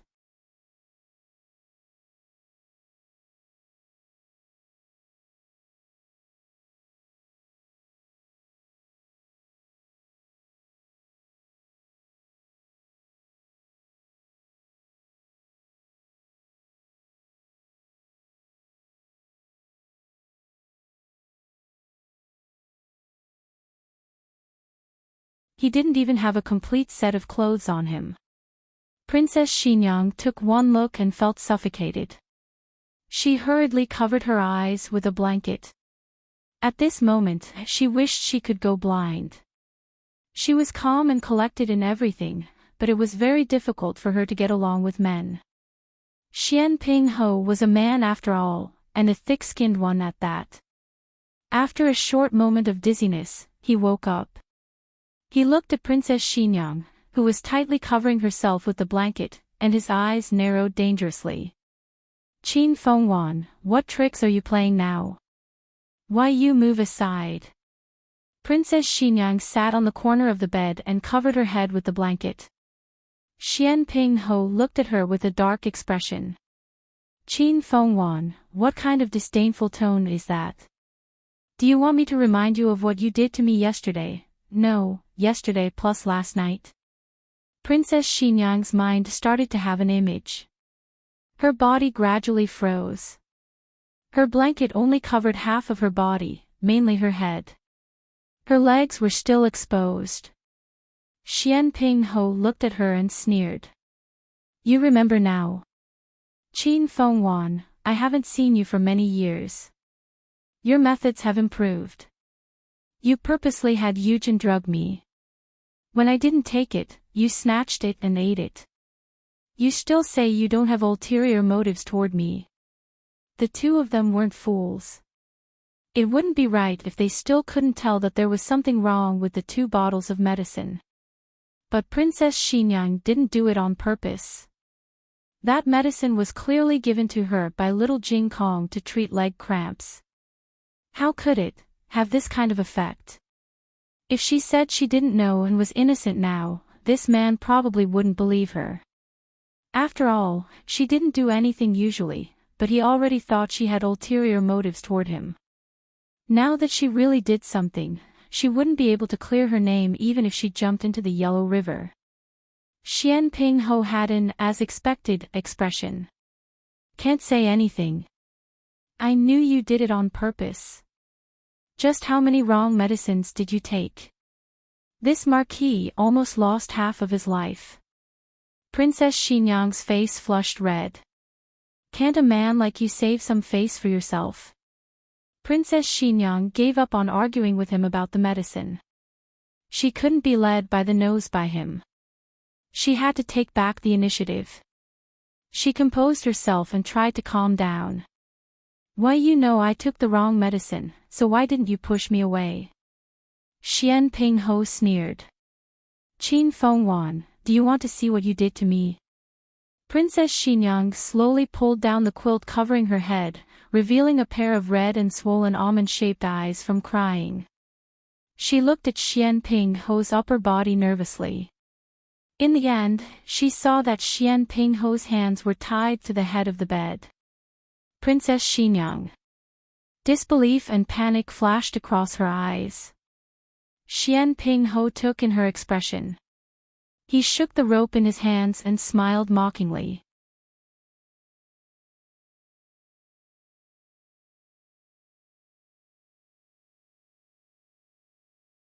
I couldn't tell, Qin Fengwan, that you have this kind of fetish. Princess Xinyang wished she could find a hole to hide in. What kind of fetish was she into? I was afraid he would run away, but that wasn't her. She took the wrong medicine and lost all rationality. She didn't know what she was doing. But don't you have? Princess Xinyang only wanted to change the topic. She quickly used any excuse she could think of. But halfway through her question, she saw the plaster pieces all over the ground and the hammer lying on top of them. Very well, the possibility of him using his internal energy to shake off the plaster and sleep with her also died. Princess Xinyang blushed and glanced at him from the corner of her eyes. Why, if you don't do that, I can't, Xian Ping Ho frowned. Qin Fengwan, I'm not a eunuch. This sentence directly hammered this path to death. The princess of Xinyang bit her lip tightly.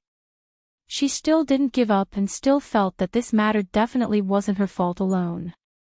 Suddenly, some images flashed through her mind. She sat up straight and said seriously, okay, even if it was my fault at the beginning, but later, wasn't it all yourself? If you have the ability, don't. She really couldn't bring herself to say the word yourself. Xian Ping Ho was so angry that he laughed and said with a chuckle, isn't that because your skills aren't good enough? And almost, speaking up to this point, he raised his eyebrows and said without changing his expression, sit and break. Princess Xinyang was about to explode. Heavens, someone come and sew his mouth shut. The next evening, Gu Jiao and Xiao Hang were called to Vermilion Bird Avenue by Princess Xinyang. Princess Xinyang had already returned to her room, washed up, and dressed neatly as if nothing had happened. But her aura was very cold. Gu Jiao and Xiao Hang both felt a chill on their necks. Xiao Hang took a step forward without leaving a trace and shielded Gu Jiao behind him, bearing his mother's fury alone. Princess Xinyang was furious. Get out. I have something to say to her. Xiao Heng obviously wouldn't leave Gu Jiao under Princess Xinyang's fury. He said, it has nothing to do with Jiao Jiao. It's me. Princess Xinyang said angrily, is it you? Get out. She really wanted to settle the score with these two little things, but now wasn't the time. She had more important things to do. Go. Gu Jiao whispered to Xiao Heng, she can't beat me. Princess Xinyang, Xiao Heng made an oh sound and left. Princess Xinyang was even angrier. She didn't know what she was angry about, but after what happened last night, she didn't like anyone. Close the door. Princess Xinyang yelled at the door. Xiao Heng's mouth twitched. Close the door. My mother is so fierce. Princess Xinyang took a deep breath and suppressed her anger. She said slowly, "Do you have any contraceptive?" Gu Jiao was stunned. Contraceptive? Was it that shocking?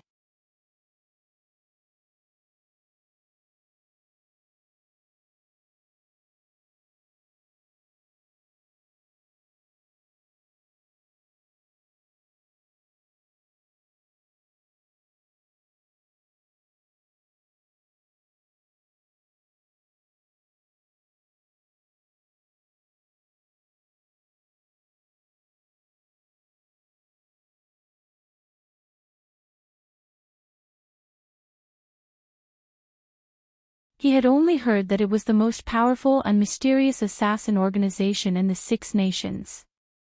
When he met Chang Jing, she was being chased by people from the Dark Knight Society. She accidentally got into his carriage and fell asleep in it. Marquis Xian Ping thought that he had offended the Dark Knight Society and was being chased by them. Chang Jing said that he was a member of the Dark Knight Society, but he did not want to return to the Dark Knight Society. He saw that Chang Jing had some skills, so he suggested that Chang Jing follow him. However, Chang Jing did not agree at first. He also found that Chang Jing liked to play marbles, so he practiced hard for many days and finally won Chang Jing back. Until now, Marquis Xian Ping still thought that Chang Jing was just a small traitor of the Dark Knight Society. How would he know that the person he kidnapped was actually the young master of the Dark Knight Society? But he won't live for long. I cut him several times, Chang Jing said. It was as if she wanted to get back at him for being unable to beat the guardian of the Dark Knight Society. Okay. Marquis Xian Ping smiled and looked at her. Are you okay? I'm fine. Chang Jing shook her head. Marquis Xian Ping nodded. If you're fine, then do something for me. Chang Jing's handsome face darkened. Was it too late to pretend to do something now? After several months of review and debate, the imperial edict regarding the rewards for meritorious service was finally drawn up. During the battle at the frontier fortress, the world's Grand Marshal, Tang Yushan, had meritorious service. He was conferred the title of Count Tang En and rewarded with 1,000 taels of silver. Marquis Ding An's heir, Gu Chongqing, was equipped with armor and took the lead. He led the Gu army to exterminate the remnants of the previous dynasty and defeated the Qin army. He was conferred the title of Major Third-Ranked Northern General and rewarded with 1,000 taels of silver. In addition, Marquis Ding An's second son, Gu Qingfeng, had meritorious service. He was conferred the title of Major Sixth-Rank Cavalry Captain and rewarded with 800 taels of silver. In addition, there were several generals who had outstanding performances in the battle that were also rewarded. Medical Officer Tong and Dr. Song had helped to pacify the plague. They were conferred the title of Zhao Country's famous doctor and rewarded with 500 taels of silver. The rest of the accompanying doctors also received their own rewards. Gu Jiao was naturally no exception. Not only was she the main contributor to pacifying the plague, she was also an important general who defended ancient Moon City. Not to mention, she had single-handedly exterminated 5,000 soldiers of the previous dynasty. The emperor conferred her the title of Hugua Junju. Marquis Xian Ping and Princess Axian Yang were also meritorious officials who defended Zhao Country.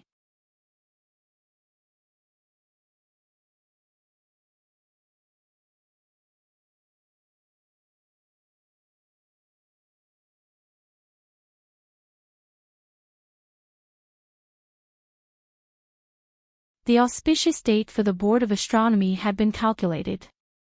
It was the 9th of the 3rd month. Marquis Gu received news that Empress Dowager Zhuang would personally come to inspect the Fu. He got up before the sun rose and tidied himself up. Neatly dressed, he waited at the entrance of the new Fu. He was very excited. Because he was going to see Empress Dowager Zhuang. It had to be known that with his official position, he didn't even attend court much less see the Empress Dowager who had the power to overturn the court. How could he know that not only had he seen her, he had also mocked and ridiculed her? The second reason for his excitement was that he was finally going to see the mysterious owner of this foo. This foo was built according to the specifications of a Princess Foo. At first, he thought it was built for Zhuang Yueshi. Later, he thought it was built for Princess Ning'an who had returned from the frontier fortress. But the Zhuang family had been exiled. Princess Ning'an was fake. So who was the owner of this foo? It couldn't be that little remnant Huang Fuxian, right? No, there was no news of Huang Fuxian returning to the capital in the early stages of construction. Who is it?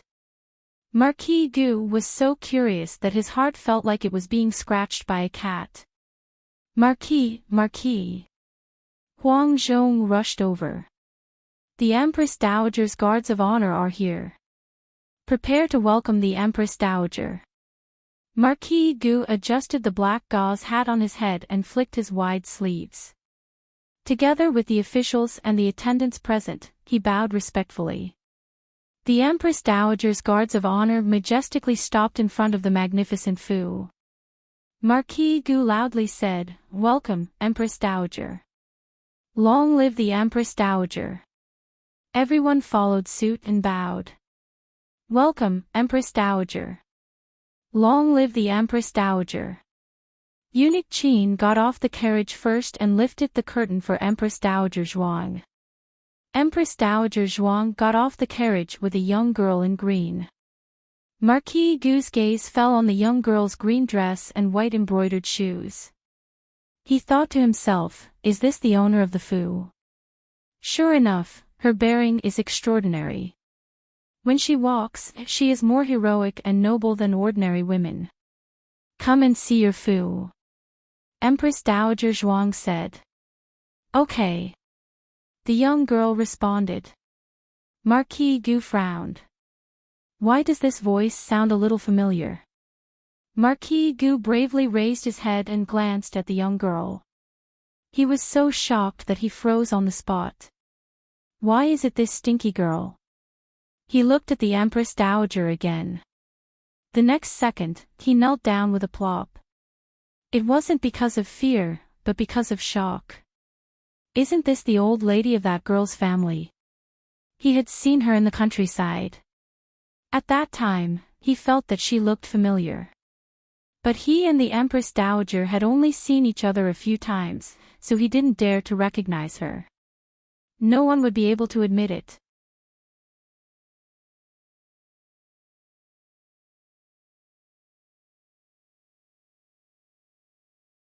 How could the Empress Dowager be a foodie old lady from the countryside? Did he say anything disrespectful to the old lady? No, the Empress Dowager. Oh no, I'm too nervous. I can't remember at all. Marquis Gu felt like dying. What on earth did this lass do? Why did she hide the Empress Dowager in her own house? Why didn't she tell him? Would it kill her to tell him? She only knows how to cheat him every day. Marquis Gu clutched his chest. He felt that he was going to have a heart attack. This girl is here to jinx me, she is here to take my life. Marquis Gu felt that he was most likely going to die. He gritted his teeth and closed his eyes. Unexpectedly, Empress Dowager Zhuang didn't even look at him and directly brought Gu Jiao into the foo. Marquis Gu was speechless. Do you like it? In the pavilion, Empress Dowager Zhuang asked Gu Jiao. I like it. Gu Jiao said seriously. She really liked it. There was a house that was built according to Clearwater Alley. There was also a courtyard that was built step by step according to the medical center. In addition, there were pavilions, waterside corridors, a library, a practice room, and a meadow for riding and archery. Empress Dowager Zhuang said, Clearwater Alley is almost full. Find a day to move in. Gu Jiao opened her mouth. Empress Dowager Zhuang took in her expression and asked, "What's wrong? You can't bear to leave." Gu Jiao clutched her chest. This was her reluctance. When she first left the village, Gu Jiao didn't feel this way. She seemed to be able to feel the complex emotions that she couldn't before. Empress Dowager Zhuang handed the deed to her. "Don't worry. You can move when you want." "Okay." Gu Jiao agreed. The two wandered around the Fu and then took the carriage back. In the carriage, Gu Jiao's heart suddenly twitched. She clutched her chest and frowned. Empress Dowager Zhuang noticed her strangeness and asked worriedly, "What's wrong?" Gu Jiao pointed to her chest. "It hurts." Empress Dowager Zhuang asked strangely, "You don't have a heart disease. Why does it hurt?" Gu Jiao pondered for a moment and her eyes narrowed. "It's not me. It's Yan." Gu Yan's heart disease acted up. It acted up without warning. The teacher was teaching when the students suddenly shouted. The teacher looked up and saw Gu Yan fall to the ground. Gu Shaoshun immediately rushed up and took out the medicine in the teacher's purse to feed him. Gu Yan's heart disease hadn't acted up seriously for half a year. Occasionally, he would feel uncomfortable, but taking a pill would immediately help. But this time, it didn't seem to work. Gu Jiao quickly ran back to Clearwater Alley. Yao Shi had already fainted from crying. Gu Shaoshun ran out of the central room. "Sister! Sister, you're back." Gu Jiao stared and asked, "Where is he?" Gu Shaoshun quickly said, "In your room." Gu Jiao entered the eastern room. Gu Yan's condition was very bad. His heart stopped again.